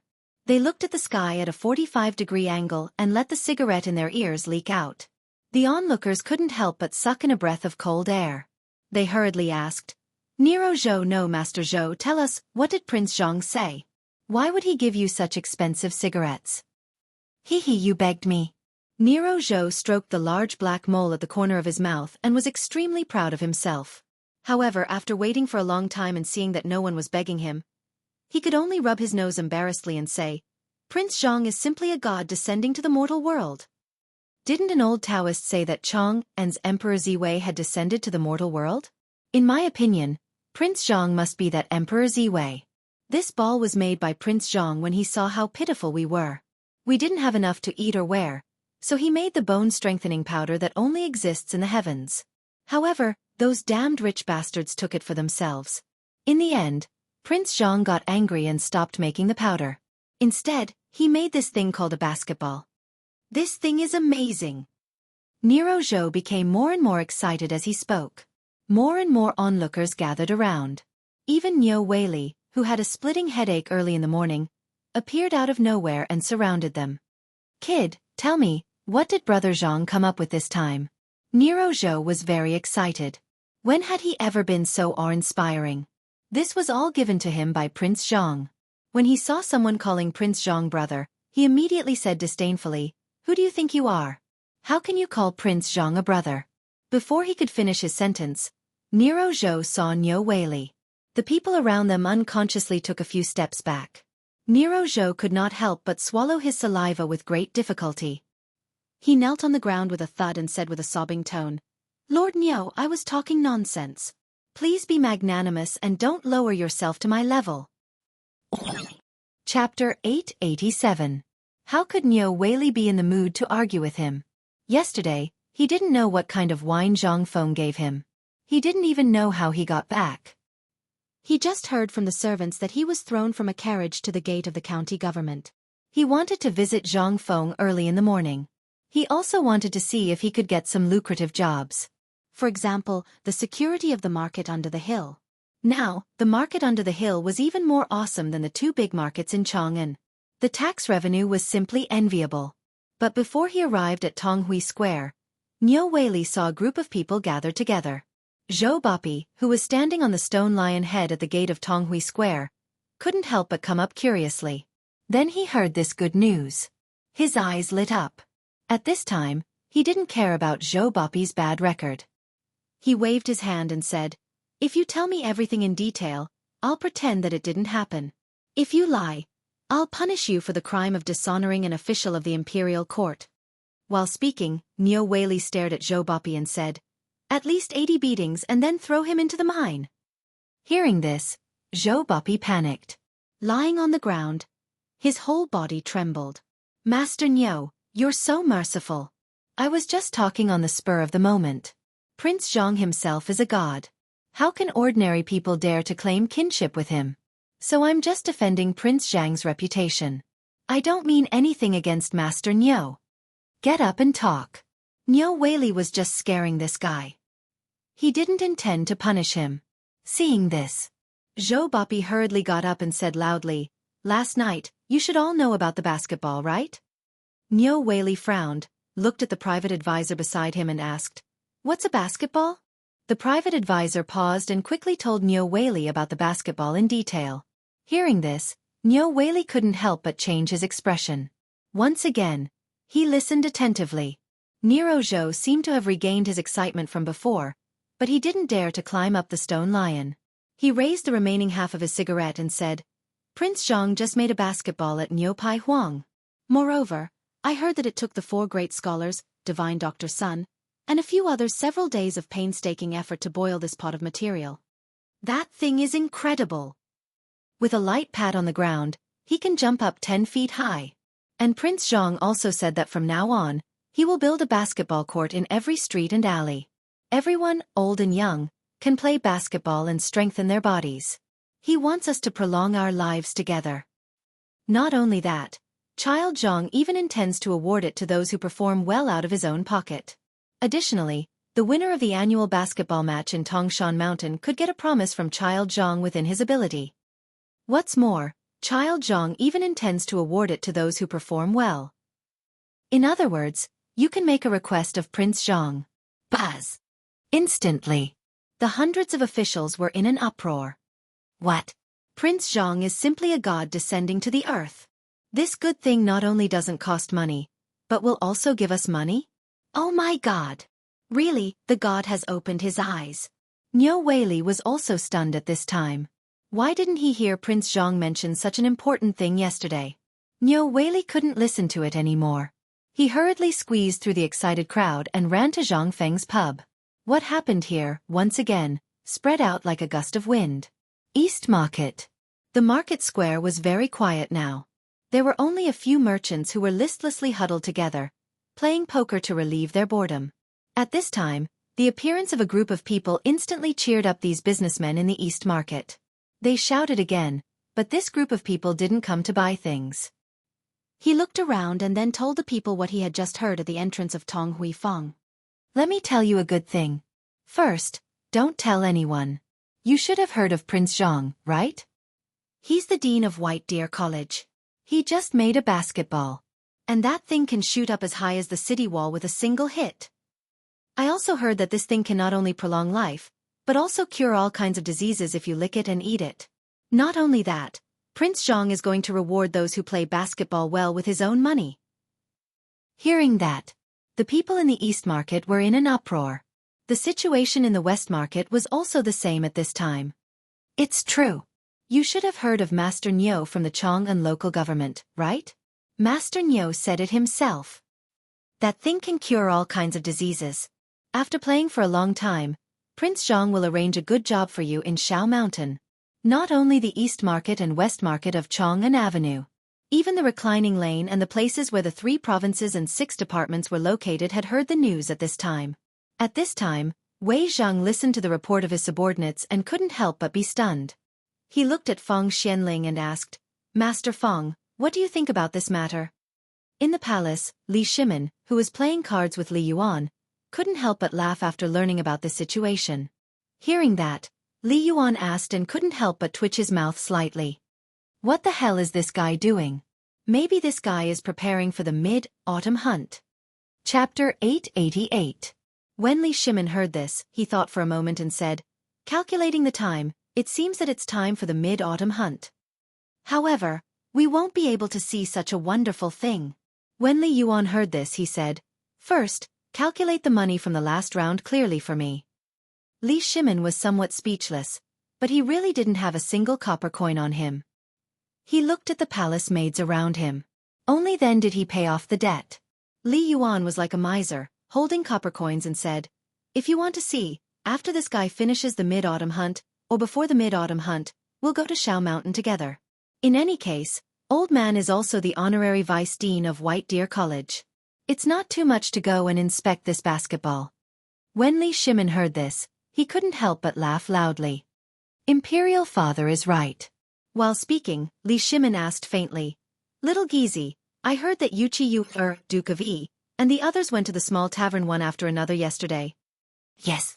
Little Gizi bowed and hurriedly said, "Replying to your majesty, retired emperor, Yuchi stayed in the tavern for an hour." After she went out, there was nothing strange. This servant feels that nothing happened. However, Duke of E and Duke of Lu stayed for about 3 hours. And then? Little Gizi carefully explained the matter of the crown prince and the others visiting Jianghu. At this time, Li Chengqian also hurried from Shao Mountain to the Imperial Garden. When Li Shimin saw that Li Chengqian's expression was strange, he waved his hand and dismissed everyone. Only then did he point to the stone bench at the side and said, "What matter do you have that you don't pay attention to your image?" Li Yuan also looked at Li Chengqian with a smile and asked, "Qian, do you have any good news to tell me?" "Imperial grandfather still understands your grandson." Li Chengqian hurriedly flattered him. Li Shimin heard this and snorted to express his dissatisfaction. However, Li Yuan did not give him the opportunity to ask. He asked, "Yesterday, I heard that you turned the entire palace upside down in search of briquette?" "Yes, it was Feng Zi who told me to look for it." Furthermore, he said that only this thing can maintain the temperature of the furnace to a higher degree and then smelt steel. Oh! Hearing this, a hint of shock flashed across the faces of Li Yuan and Li Shimin. The matter of the firearms, the impenetrable shield, and the invincible spear had always affected the two of them. And the source of all of this was the need to obtain steel. Now that the two of them actually heard good news from Li Chengqian's mouth, they couldn't help but be even happier. "TSK, tell me in detail. This isn't something you want to talk about, right?" Li Shimin waved his hand and laughed. "Just as Imperial Father said, this isn't the case. The mine that Imperial Father has always been interested in has taken shape." Yes. Hearing this, Li Shimin was shocked. He quickly looked around and shouted coldly in the distance, "Clean up the Imperial Garden. Without my order, not a single mouse is allowed to enter." Then Li Shimin and the other two fell into a short silence. Mines had always been an important thing that troubled Li Shimin and the Tang dynasty. Now the iron blocks, coal mines, and gold and silver mines of the Tang dynasty were all in the hands of the Wang clan of Taiyuan. This was something that Li Shimin and Li Yuan had always been unable to let go of. At this time, they actually heard this matter again from Li Chengqian's mouth. They couldn't help but think of something in an instant. After a bird's cry came, Li Shimin asked, "Qian, why do you say that? Did you find a coal mine?" Li Chengqian smiled bitterly and said, "If only I had that ability." It was Feng Zi who guessed where there was a coal mine in Erpi Ridge of Lantian County. What? How did he know? Li Yuan and Li Shimin couldn't help but ask in unison. Coal was not important. It was very needed in winter and the daily needs of the palace. However, this thing had always been in the hands of those nobles. Under their wolf-like eyes, it was very difficult to find scattered playthings. However, not to mention coal mines, even if there were other minerals that needed a large amount now, as the emperor of a country, he actually didn't know much about them. This was the worry of Li Shimin and Li Yuan. The main reason was that they didn't have talents who specialized in mining like the aristocratic families. Now that Zhang Feng appeared, the two couldn't help but find a way to get rid of the nobles. Although it was easy to push Zhang Feng to the opposite side of those aristocratic families by doing so, Zhang Feng on the mountain now had settled the 4 great scholars, and Li Yuan took the initiative to become the honorary vice president.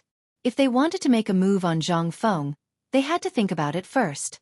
In that case, he would have to weigh the pros and cons first. Moreover, if it was as Zhang Feng had said, he would be able to create this gun that was even more terrifying than the invincible spear in a short period of time. Then what was Li Shimin afraid of? At that time, no matter what Guanlong 8 great families, as well as those 5 families and 7 families, they would all tremble under his power. Li Shimin's eyes couldn't help but become more intense. "Tell me, is this matter confirmed?" Li Chengqian shook his head and said, "It is because of the importance of this matter that I sent out countless loyal people last night, and then hurriedly returned to the palace to report." "Good." Li Shimin nodded in appreciation. "It seems that I made the right choice to let you follow Feng Zi. This is the way a monarch should do. Before doing anything, you must first think clearly about the pros and cons of the matter." Li Shimin put his hands behind his back. After wandering around the pavilion in the middle of the lake, he said, I will give you a secret edict. Quickly let Niu Jinda send someone to personally go and do it according to Feng Zi's method. You must not leave Chang'an. Otherwise, if those damn flies smell it, it will be troublesome. Li Chengqian heard this and said, I obey the edict. Chapter 889. These 2 days, Chang'an was not peaceful. Everyone stared with wide eyes, waiting for the basketball to appear. And in the palace, ever since Li Chengqian bid farewell to Li Shimin and Li Yuan, he went to Empress Zhongxuan's place to pay his respects, then hurriedly left the palace. In his bosom, he carried a letter that Li Yuan wrote to Zhang Feng. Thinking of the contents of the letter, Li Chengqian could not help but be speechless. This retired emperor actually asked the person in charge of construction to build a basketball court in the palace that was dedicated to him. Although this request was nothing much, who would dare to do something that had never been seen before? Who would be able to bear the responsibility? Originally, Imperial Father was building a private residence for you, but you didn't even look at it. Instead, you gave it to Zhang Feng. Li Chengqian couldn't help but feel jealous. That private residence, the amount of money spent, as well as the design, were all of a higher standard than the palace. The main reason was that Li Shimin wanted to take care of Li Yuan's life, so he did everything he could. But now, this damned brat, he didn't even look at it. Looking at the groggy Wang Kong, Li Chengqian could not help but sigh. All the good things were taken away by the pig. Oh, isn't this young Master Li? At this moment, Li Chengqian disguised himself in the sedan and prepared to slip away to Tong Hui Fong. However, when he turned around, he bumped into an acquaintance. A fair-weather friend of his when he was stubborn in Chang'an. Seeing Li Chengqian now, the person also looked at the sedan in surprise and said, What, did young Master Li just slip away from home? Li Chengqian chuckled perfunctorily. That person grabbed Li Chengqian and asked mysteriously, I just heard a piece of news. Brother Li, you're at White Deer College. Have you ever heard of basketball? Li Chengqian asked in surprise. You know about it too? The youth wearing a pink gown glanced at Li Chengqian and said, Brother Li, are you doubting my intelligence? Who in Chang'an doesn't know about this? However, just now, when I was in Swallow Descent restaurant, I heard that someone was currently transporting large amounts of wood outside the city, as well as some kind of cement that is said to be able to instantly turn into stone. Do you know about this matter? Li Chengqian grew impatient. Brother Mo, feel free to speak your mind. I still have an important matter to attend to and meet the dean. If there is any delay. When that person heard this, he also put away his joking expression and said, To be honest, I really do have some matters to attend to. Brother Li also knows about the matter of my father working in the Ministry of Works. Today, after learning about the miraculous effects of the cement, I was thinking of doing some renovations to my residence. That was why I thought of Brother Li. Right now, it seems like Brother Li and Principal Zhang have quite a deep relationship, so... Li Chengqian's eyes narrowed slightly. You want cement? Yeah. As long as Brother Li is willing to help me with this big favor, I've heard that a thief from the previous dynasty was caught and his whole family was escorted back to the capital. One of the women was simply an outstanding beauty. When the time comes, I'll use my connections to send her to Brother Li's residence. Li Chengqian had also heard of this matter. Although he was tempted, how could he have the time and mood to think about it at this time? At this moment, a cold and somewhat charming voice startled the two of them. Isn't this young Master Li? Young Master Li is also going to Prince Zhang's tavern? The voice was very charming. When the pink-clothed youth heard the voice, he was completely dumbfounded. He slowly turned around with a love-struck expression.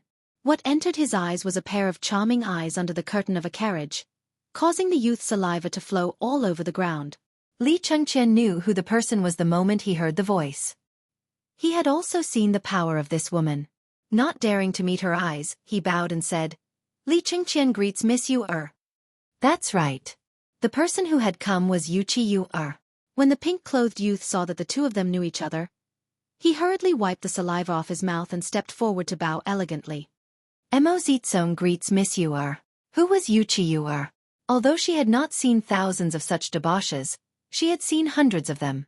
Therefore, she automatically filtered out Mo Zitsong's words and looked at Li Chengqian instead. Brother Mo, let me give you a word of advice. You're a femme fatale. Then, he continued Yuqi Yuer's words. That's right. We're going to the tavern. Why did Miss Yu come today because of the basketball matter? Yu invited Li Chengqian into the carriage, but Li Chengqian refused. This made Yu a little surprised. She pursed her lips and said, "Could it be that young Master Li is afraid of me?" Cough cough.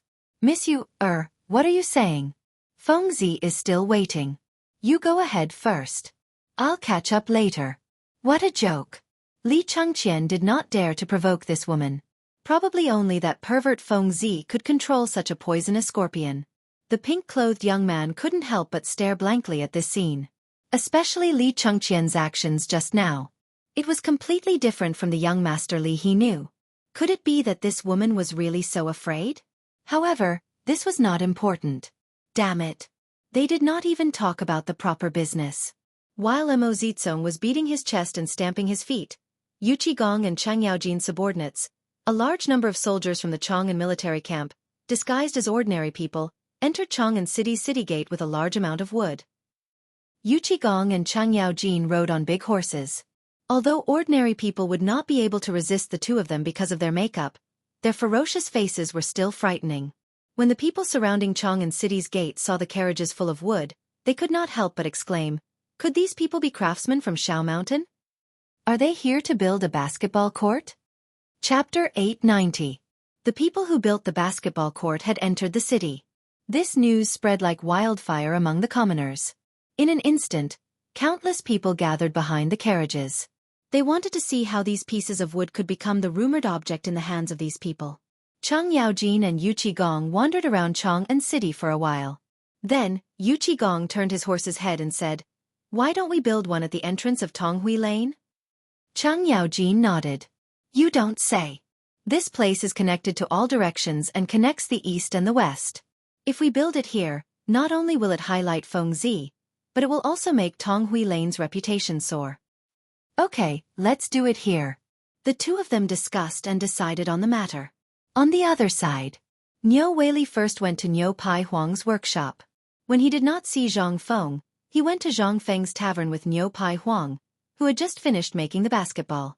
At this time, Zhang Feng was already sleeping soundly under the crooked tree at the entrance of the tavern. The two of them did not dare to disturb him. They squatted beside Zhang Feng with the basketball in their arms and waited. Not long after, Yu Qiyuer's palanquin slowly came to a stop at the entrance of the tavern under their gazes. When Niu Weili saw the standard on the sedan chair, his scalp went numb. "Well, wait here. I'll come back another day." After saying that, Niu Weili used his running speed to escape from here. Seeing this, Niu Weili's yellow skin was stunned. What a joke. That was the sedan chair of Duke Yi's residence. Others might not recognize it, but as a small county magistrate of Chang'an, how could he not recognize it? On the first day he came to Chang'an City, the first thing he did was to remember all the high-ranking officials and dignitaries in Chang'an City. The symbol on the carriage was the best proof. Niu Weili's back could not help but break out in cold sweat as he ran. Yesterday, he also noticed the carriage and the woman in it.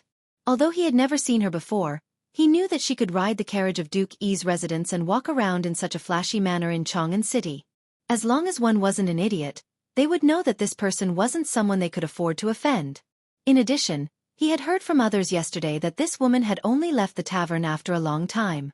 If she wasn't close to Prince Zhang, who would dare to do so? Today, he came to find Zhang Feng to ask for a favor. If that sentence offended the person who came, then his life would be over. However, before Niu Weili could walk out of Tonghui Fang, he saw two tall and burly men riding horses in front of Tonghui Fang. Niu Weili, who had a stomach full of anger, finally found a way to vent. After tidying up his clothes, he appeared at the entrance of Tonghui Fang with a gloomy face and coldly shouted, "Stop! Who are you? Don't you know you can't ride a horse in Chang'an City?" Hearing this, Yu Qigongqing and Yu Qigongqing were all stunned. The soldiers were more interested in watching a good show. The surrounding officials and common people looked at Niu Weili with ridicule. It was indescribably strange. Niu Weili's mind was still in a mess, so he didn't notice the strange atmosphere. He stepped forward and scolded, "Where are the barbarians from? Don't you know the law of Chang'an City? Get off the horse quickly, or follow me to the Chang'an local government." Ordinary. Before he finished, Niu Weili's knees went soft and he knelt on the road, trembling all over. Hey you, who is this fool? Cheng Yaojin looked at Niu Weili in surprise and asked. Yu Qigong didn't know. He scratched his head and said, I don't care who he is. Let's do what we should do. Later, we'll find Fengzi for a drink. You two, get off the horse quickly. This is the county magistrate of Chong, and local government. Yesterday, he became friends with Prince Zhang. They are brothers. Puff. Before the onlookers finished, Niu Weili spat out a mouthful of blood and said in a trembling voice, I didn't know it was you too. I'll get out of here. Please continue. Pretend you didn't see me. As he spoke, Niu Weili staggered to his feet and scrambled away. Damn it. Why were these two gods of slaughter here? Although the two of them were in disguise, he still remembered the jade plates on their belts. There were 5 green dragon tokens given by the emperor. Yu Qigong, Cheng Yaojin, Li Jing, Niu Jinda, Qin Qiong, and Qin Shubao. These 5 lords were told on the first day in the Chong and local government that they couldn't be provoked. To think that I would be able to see 2 of them today. And judging from their figures, they were the most difficult to deal with. The devil Cheng Yaojin and the reckless Yu Qigong. Damn it, what was wrong with Lao Tzu today? Niu Weili wanted to cry. However, Yu Qigong and Cheng Yaojin were confused. But judging from Niu Weili's behavior, this old guy seemed to have recognized them. Lao He, it seems that you're not doing a good job. Yu Qigong joked. Cheng Yaojin pointed at a soldier and said, Go, follow the county magistrate and tell him what we're here for. Yes. The soldier, who was also strong, shook his shoulders and threw a small wooden stake on the ground. He clenched his fists and followed Niu Weili with a sneer. Chapter 891. Move faster. Don't move the floor tiles. You mother fasterous cur. Go measure it and erect the wooden stake. If Fengzi is not satisfied, Lao Tzu will skin you alive. You mother fasterous cur. What are you going to do with such a small piece of wood? Send it to Fengzi to light the fire. You and the 2 of you, you can't even move a stone lion. What's the use of you? Scram. Go back and get a whip for Lao Tzu. Under the stunned gazes of the onlookers, a pine tree with a diameter of 3 feet and a height of 3 feet was erected at the entrance of the market. This scene stunned everyone. Nero Zhou, who was in the crowd, mustered up his courage and flashed half a cigarette in his hand. He asked, Sir, what are you doing? Yu Qigong glanced at Nero Zhou and his gaze fell on the cigarette in his hand. He frowned and asked, Is this from Tong Hui Fang? Nero Zhou heard this and quickly nodded. Seeing this, Yu Qigong said lazily, Isn't this the basketball court that Fengzi was talking about? Lao Tzu built a basketball court for you. What are you doing? You're embarrassing Fengzi. Don't you know how to help? Basketball court? And it was the first basketball court to be built in Tong Hui Fang? Everyone's eyes lit up when they heard this, but then they felt ashamed. It was such a thick piece of wood. It was really difficult for these children to lift it. They could not help but feel embarrassed and rushed forward to help. Nero Zhou's eyes rolled when he saw this. He also ran over to follow or shout to the soldiers who were digging the hole. The miraculous matter of the basketball court being built in Tong Hui Fang was out of control. The people of Chong, and who had nothing better to do, all came forward to see this strange thing. However, when they saw the wooden stake that was much higher than the entrance of the market, all of them could not help but gasp in shock. My mother! This was not something ordinary people could play with. It was so tall. How could it be thrown up? In no time, the news of Tong Hui Fang building a magical basketball court spread like a whirlwind. Zhang Feng also woke up amidst the commotion. As soon as he opened his eyes, he saw Niu Pai Huang squatting beside him, which gave Zhang Feng a fright. Seeing Zhang Feng wake up, Niu Pai Huang grinned. That mouthful of yellow teeth made Zhang Feng feel nauseous.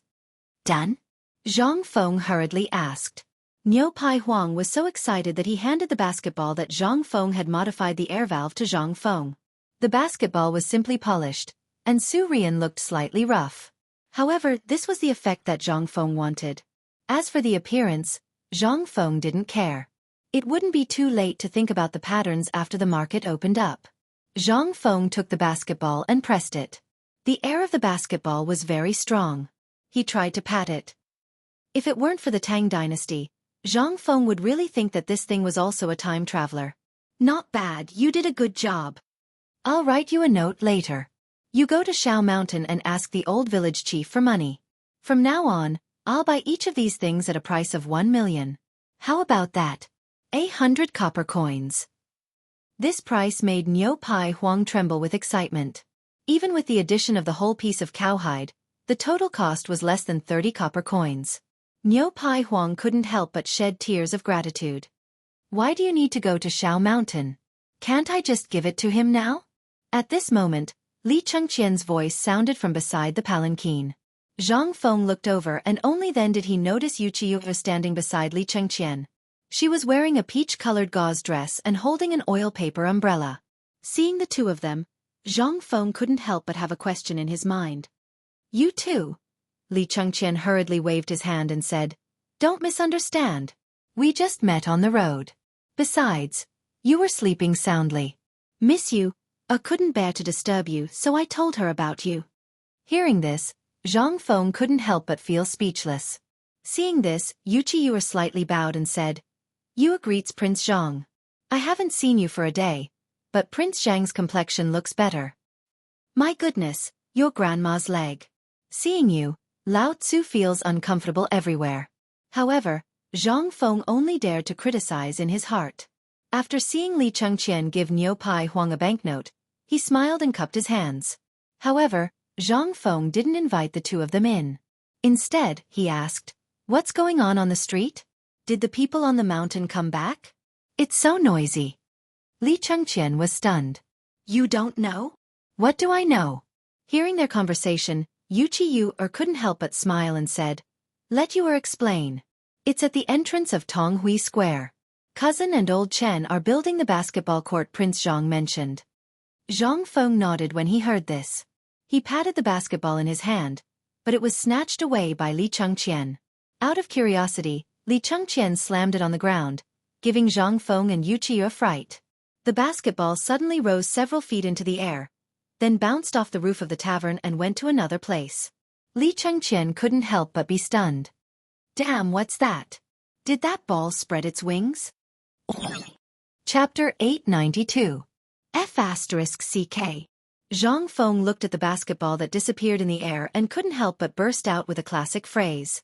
Yuqiyu and Niu Pai Huang, who were about to leave, were stunned.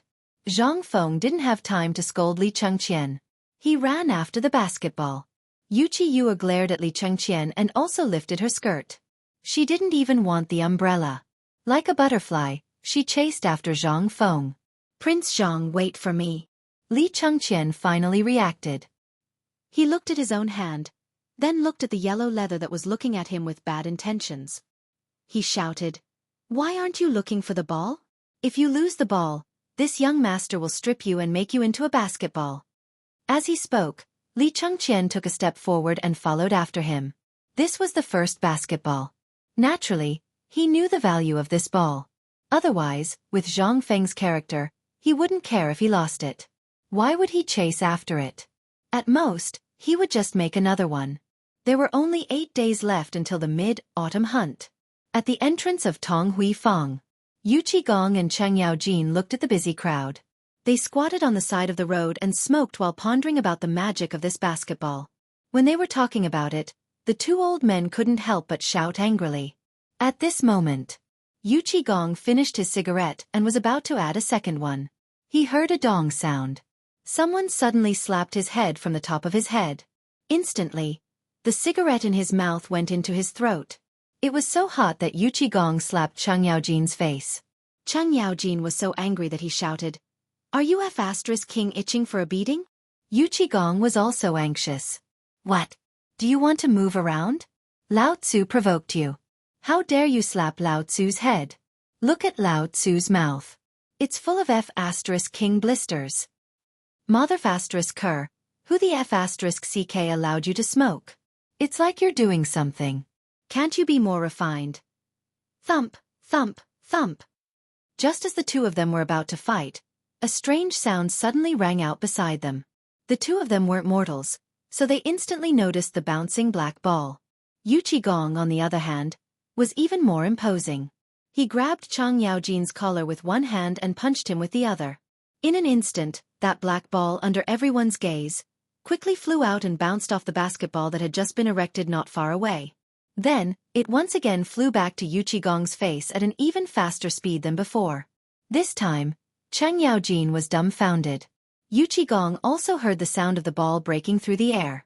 When he turned his face, it just so happened that his big face was in close contact with the basketball. Boom! Yu Qigong was, after all, a martial artist. The power of his punch was naturally different from others. At this time, after the basketball slowly bounced away, under the horrified gaze of the crowd, 2 long streams of blood gushed out from Yu Qigong's nose like spring water.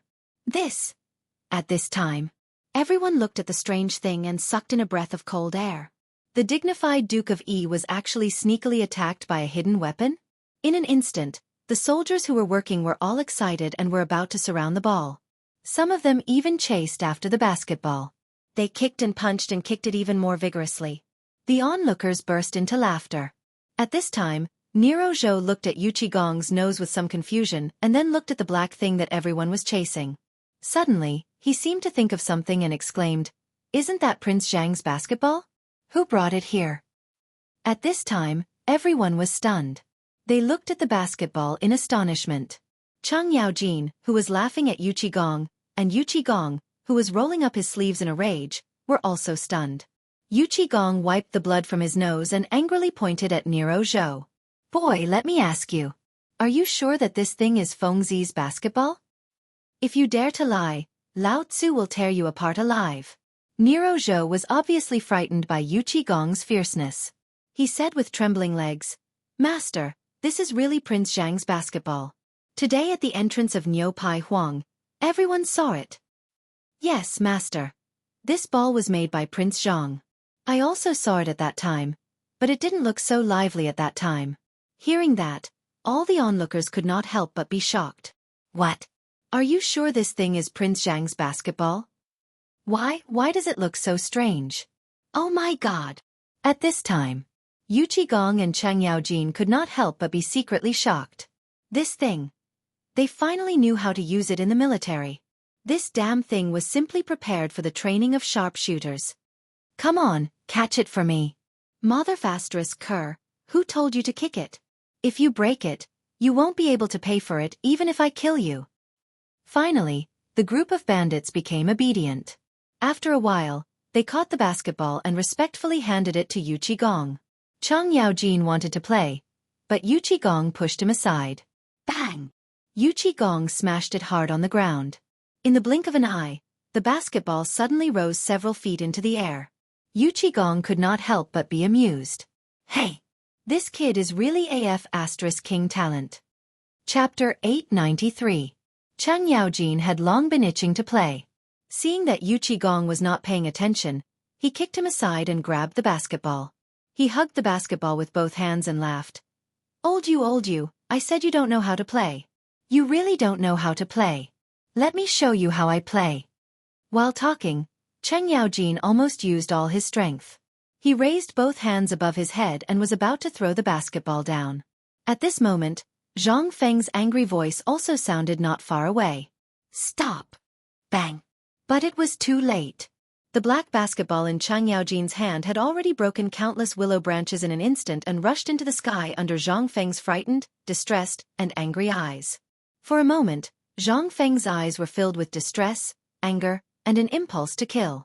Yu Qiyuer, Li Chengqian, Niu Pai Huang, and the others who were following closely behind were even more shocked. Especially Li Chengqian, whose face changed instantly. At this moment, Cheng Yaojin and Yu Qigong also noticed Zhang Feng's face. The onlookers also noticed his face. After a commotion, the crowd could not help but slowly retreat. Hey, Fengzi, don't be so stingy. Isn't this the way to play this thing?" Cheng Yaojin saw Zhang Feng's face and his heart skipped a beat. But who was he? He was Cheng Yaojin, a pain in the ass. He touched his nose and could not find anything. As for his face? What was that thing? He really did not know what it was. Seeing this, Nero Zhou rolled his eyes. Seeing that no one cared about the basketball falling down, he hurriedly rushed up and wanted to catch the basketball to take the credit. But when he opened his arms and waited for the basketball to fall into his arms, A pair of big hands swayed in front of him and the basketball steadily fell into Yu Qigong's hands. And he coldly glanced at Nero Zhou. This glance made Nero Zhou tremble all over. They hurriedly retreated to the back of the crowd, not daring to move. At this time, Zhang Feng finally caught up. He angrily snatched the basketball and looked at it with distress. He almost covered it under his buttocks. Mother****, Lao Tzu hadn't even played the ball when it was ready. Mother****, Lao Tzu was almost reimbursed. Are you guys stupid? If Lao Tzu doesn't have a ball during the mid-autumn hunt, Lao Tzu will fight it out with you. Chang Yaojin finally realized that something wasn't right. Under Li Chengqian's gaze, he hurriedly asked, Fengzi, this isn't how you play it? Zhang Feng looked at the scratches on the ball with heartache and said fiercely, What do you think? If I let you guys play like this, Lao Tzu wouldn't be able to do it. I'll just let you guys do it. Ah! This ball suddenly hit his face. Look, it's bleeding. I don't know where it came from, so in order to avenge my brother, I can only do this. I thought it was some kind of hidden weapon. The more Cheng Yaojin said, the more guilty he felt. In the end, he couldn't help but stare at Li Chengqian and ask, What's the matter with this ball? Why did it grow legs and run over here? It's him, master. It's not my fault. It's him. He took it from Prince Zhang, and then just like you just did, Niu Pai Huang betrayed Li Chengqian without any sense of loyalty. In his opinion, Fengzi was known for being honest and always being bullied. Who didn't know that Li Chengqian was stubborn? Seeing the disaster, Niu Pai Huang immediately stood on Zhang Feng's side. Li Chengqian was so angry that he wanted to kill someone. Well, I didn't do it on purpose. Hey! So it was you who did it? Come. Look at my nose, look at my mouth. Don't you know how useful Fengzi's basketball is? You took it out to tease old man? How could Yu Qigong and Cheng Yaojin let go of such a good thing? They immediately stood up and began to blame Li Chengqian. 8 days. There are only 8 days left. Fengzi put in a lot of effort. Do you think it's easy for him? What are you thinking, kid? And you. Forget it. I can't be bothered to talk about you. As he spoke, Yu Qigong pointed at Yu Qiyue, wanting to say something. Although Yu Qiyue was wearing a peach-colored veil, her enchanting eyes narrowed slightly. She looked as if she had been wronged, causing Yu Qigong to smack his lips and turn around to vent his frustration at Li Chengqian. Enough. Let's stop acting, okay? Zhang Feng felt a headache coming on. He quickly stopped everyone. How could he not know that they were acting? However, Zhang Feng's words caused them to be stunned. What's acting? Zhang Feng instantly exploded. How the F***ck would I know what acting is? Let me ask you. Do you think Lao Tzu is a bully? When Lao Tzu is ruthless, he even beat up his own people. Do you think I'm a coward? They were speechless. Knowing that Zhang Feng had said the wrong thing, he was infuriated. Otherwise, how could he have said such a stupid thing? Now that Zhang Feng was angry, they did not want to get into trouble. He could only accept whatever Zhang Feng said and smile sheepishly as he apologized.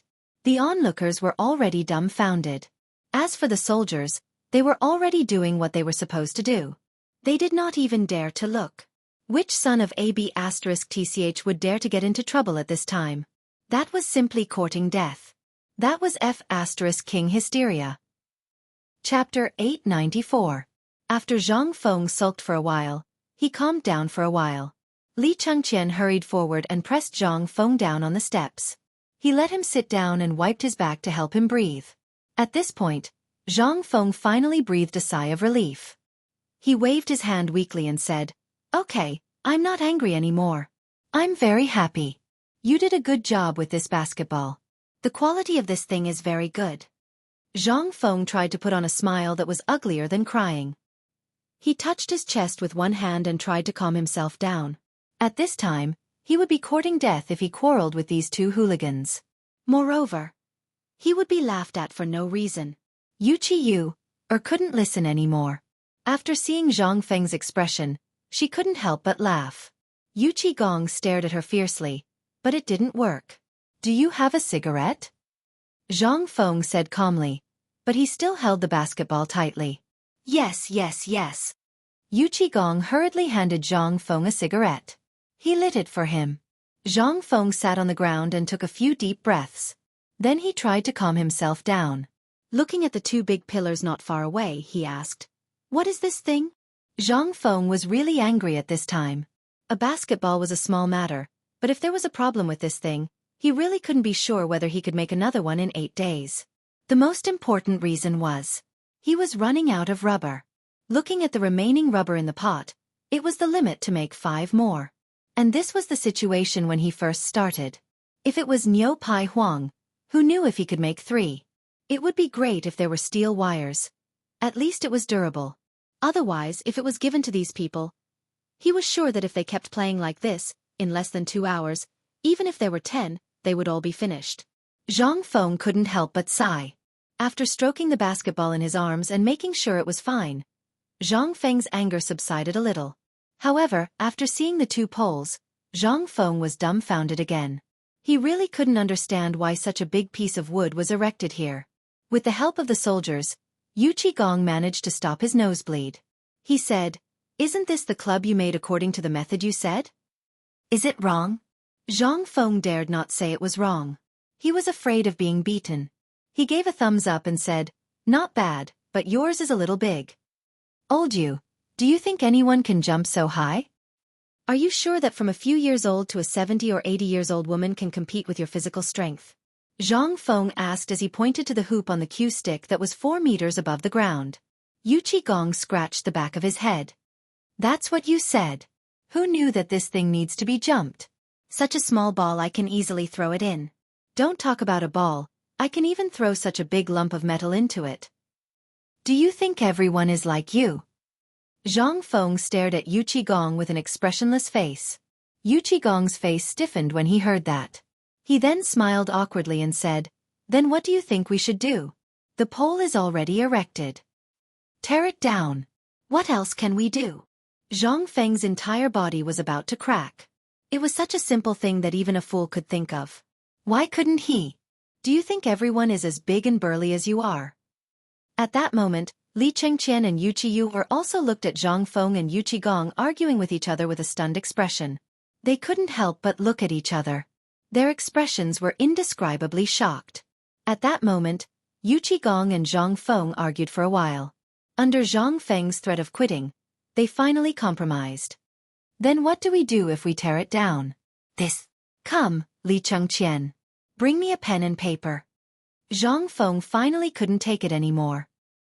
He hurriedly waved his hand and took the opportunity to hold back the blood in his throat.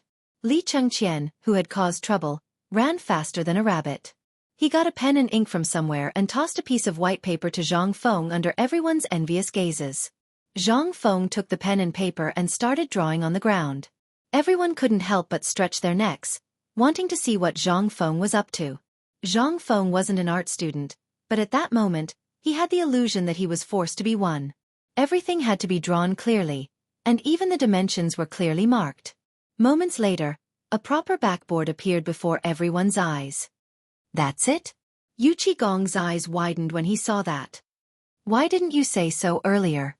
You should have told me earlier about such a simple thing. Look at this mess. It wasn't easy for me to get this freshly cut wood from Peng Mountain. It's all ruined now." "You!" Zhang Feng clutched his chest and trembled in anger.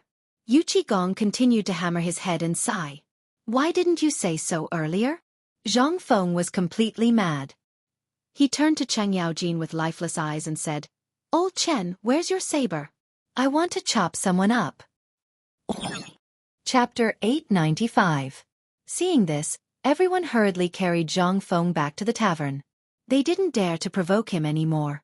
Yu Qigong and the others hurriedly went to find a carpenter, swearing that they would finish this thing before nightfall. Only then did Zhang Feng stop. At this time, Yu Qigong felt refreshed. The grudge of being tricked by Zhang Feng had been avenged. Although he had gotten his revenge, Yu Qigong knew the seriousness of the matter. He didn't dare to be careless and hurriedly went to the marine training ground. When it came to wood, and ready-made wooden planks at that, where else could there be? Without a doubt, it was the marine training ground. As for what to do after it was done, Yu Qigong didn't think about it. As long as they dared to ask him for it, He would just give them the wood ship to Chang'an City. On the other side. At this time, the desolate mountain wasn't so peaceful. The old village chief carried a bellyful of good news and spread it along the way. He wanted everyone to know about Zhang Feng's great achievements. In the end, everyone was shocked to know about the dean's plan. Jingshu and Zhang Yuyao looked at the old village chief who was smiling so widely that his wrinkles were blooming. They asked anxiously, "Did he say when he'll be back? How can he be there alone?" The old village head blinked, but in the end, he decided to hide the matter of Yuchi. However, he could still deceive Zhang Yuyao. As for whether he could deceive Jingshu, that was unknown. After reporting that he was safe, the old village chief didn't disturb them anymore. He got up and ran to the waterfall. At this time, Yu Shernan and the others had already entered Zhang Feng's living room. As soon as they entered, they asked in surprise, "Old village chief, what is that kid up to at the foot of the mountain again?" Without waiting for Yu Shernan to finish, Sun Simiao also came up and asked, "Old man just heard that Feng Zi spent a month with us at the foot of the mountain to come up with a basketball formula. Old village chief, tell me, what is this basketball? Why doesn't old man know?" The old village chief was stunned. Just as he was about to thank them, he was stunned when he heard what they said. "What? You don't know? What do we know?" Yu Shernan's face stiffened. He snorted coldly and said, "Looks like it's that brat's doing again. He hasn't done anything yet. You're going to accuse us of something that doesn't even exist? If this goes on for a long time, what will happen?" Sun Simiao was even more anxious. His entire life's reputation. Although he knew that Zhang Feng's medical skills weren't shallow, he didn't even know about something that could prolong one's life. How could this kid know? If something went wrong after eating it, wouldn't that be terrible? Sun Simiao couldn't help but hurriedly step forward and pull the old village chief's hand, asking, "Old village chief, hurry up and tell me, what is this thing that can strengthen the body and prolong life like?" The old village chief thought about the black thing and wanted to say something, but he didn't know what to say. He asked, "You don't know what's in the pot? What pot?" Hearing this, the old village chief suddenly understood. This is bad. That brat even lied to me? Yu Shernan and the others couldn't help but turn pale with fright. They hurriedly asked, "Why don't you tell us what that brat is doing first, and then we'll see what we can do. That brat is very sly." "How would I know? I don't know where he got a pot of black stuff from, and the smell is even worse than the toilet. By the way, do you know about cowhide yellow? The guy who cooks cowhide yellow?" The more they listened, the more confused they felt. Their hearts couldn't help but thump. "Didn't you say that Feng was tinkering with something? Why did he go to that place? Could it be that he went to look for cinnabar? But what's there in that place? Where is there cinnabar?" That brat said that he was tinkering with some kind of basketball, something that could be used to deal with this mid-autumn hunt. The old village chief stomped his feet anxiously. As he spoke, he prepared to run down the mountain. The others hurriedly pressed him down on the bench. Yu Shernan looked at Zhong Ren suspiciously and asked, "Believe me, do you remember that brat said that he was tinkering with something to deal with this mid-autumn hunt?" "Yes, I remember, but this... What if that brat is up to something unorthodox? Then what will we do?" The few of them couldn't help but be shocked. Could it be that this brat was tinkering with a basketball? They couldn't help but surround the old village chief and tell him everything that he had heard and seen in detail. The more they listened, the more confused they became. Although they were certain that Zhang Feng was up to something and wasn't cheating, they didn't know the specifics. They couldn't help but call Zhang Sun over and ask him to go down the mountain immediately to see what Zhang Feng was up to, and report back as soon as possible. As for Zhang Yuyao, she couldn't help but sit at the side and choke as she listened to everyone's words. As she sobbed, Zhang Yuyao glared fiercely at the few of them and said over and over again in her heart, "Prince Zhang is risking his life at the foot of the mountain, and you bunch of old men are here talking nonsense. Aren't you ashamed?"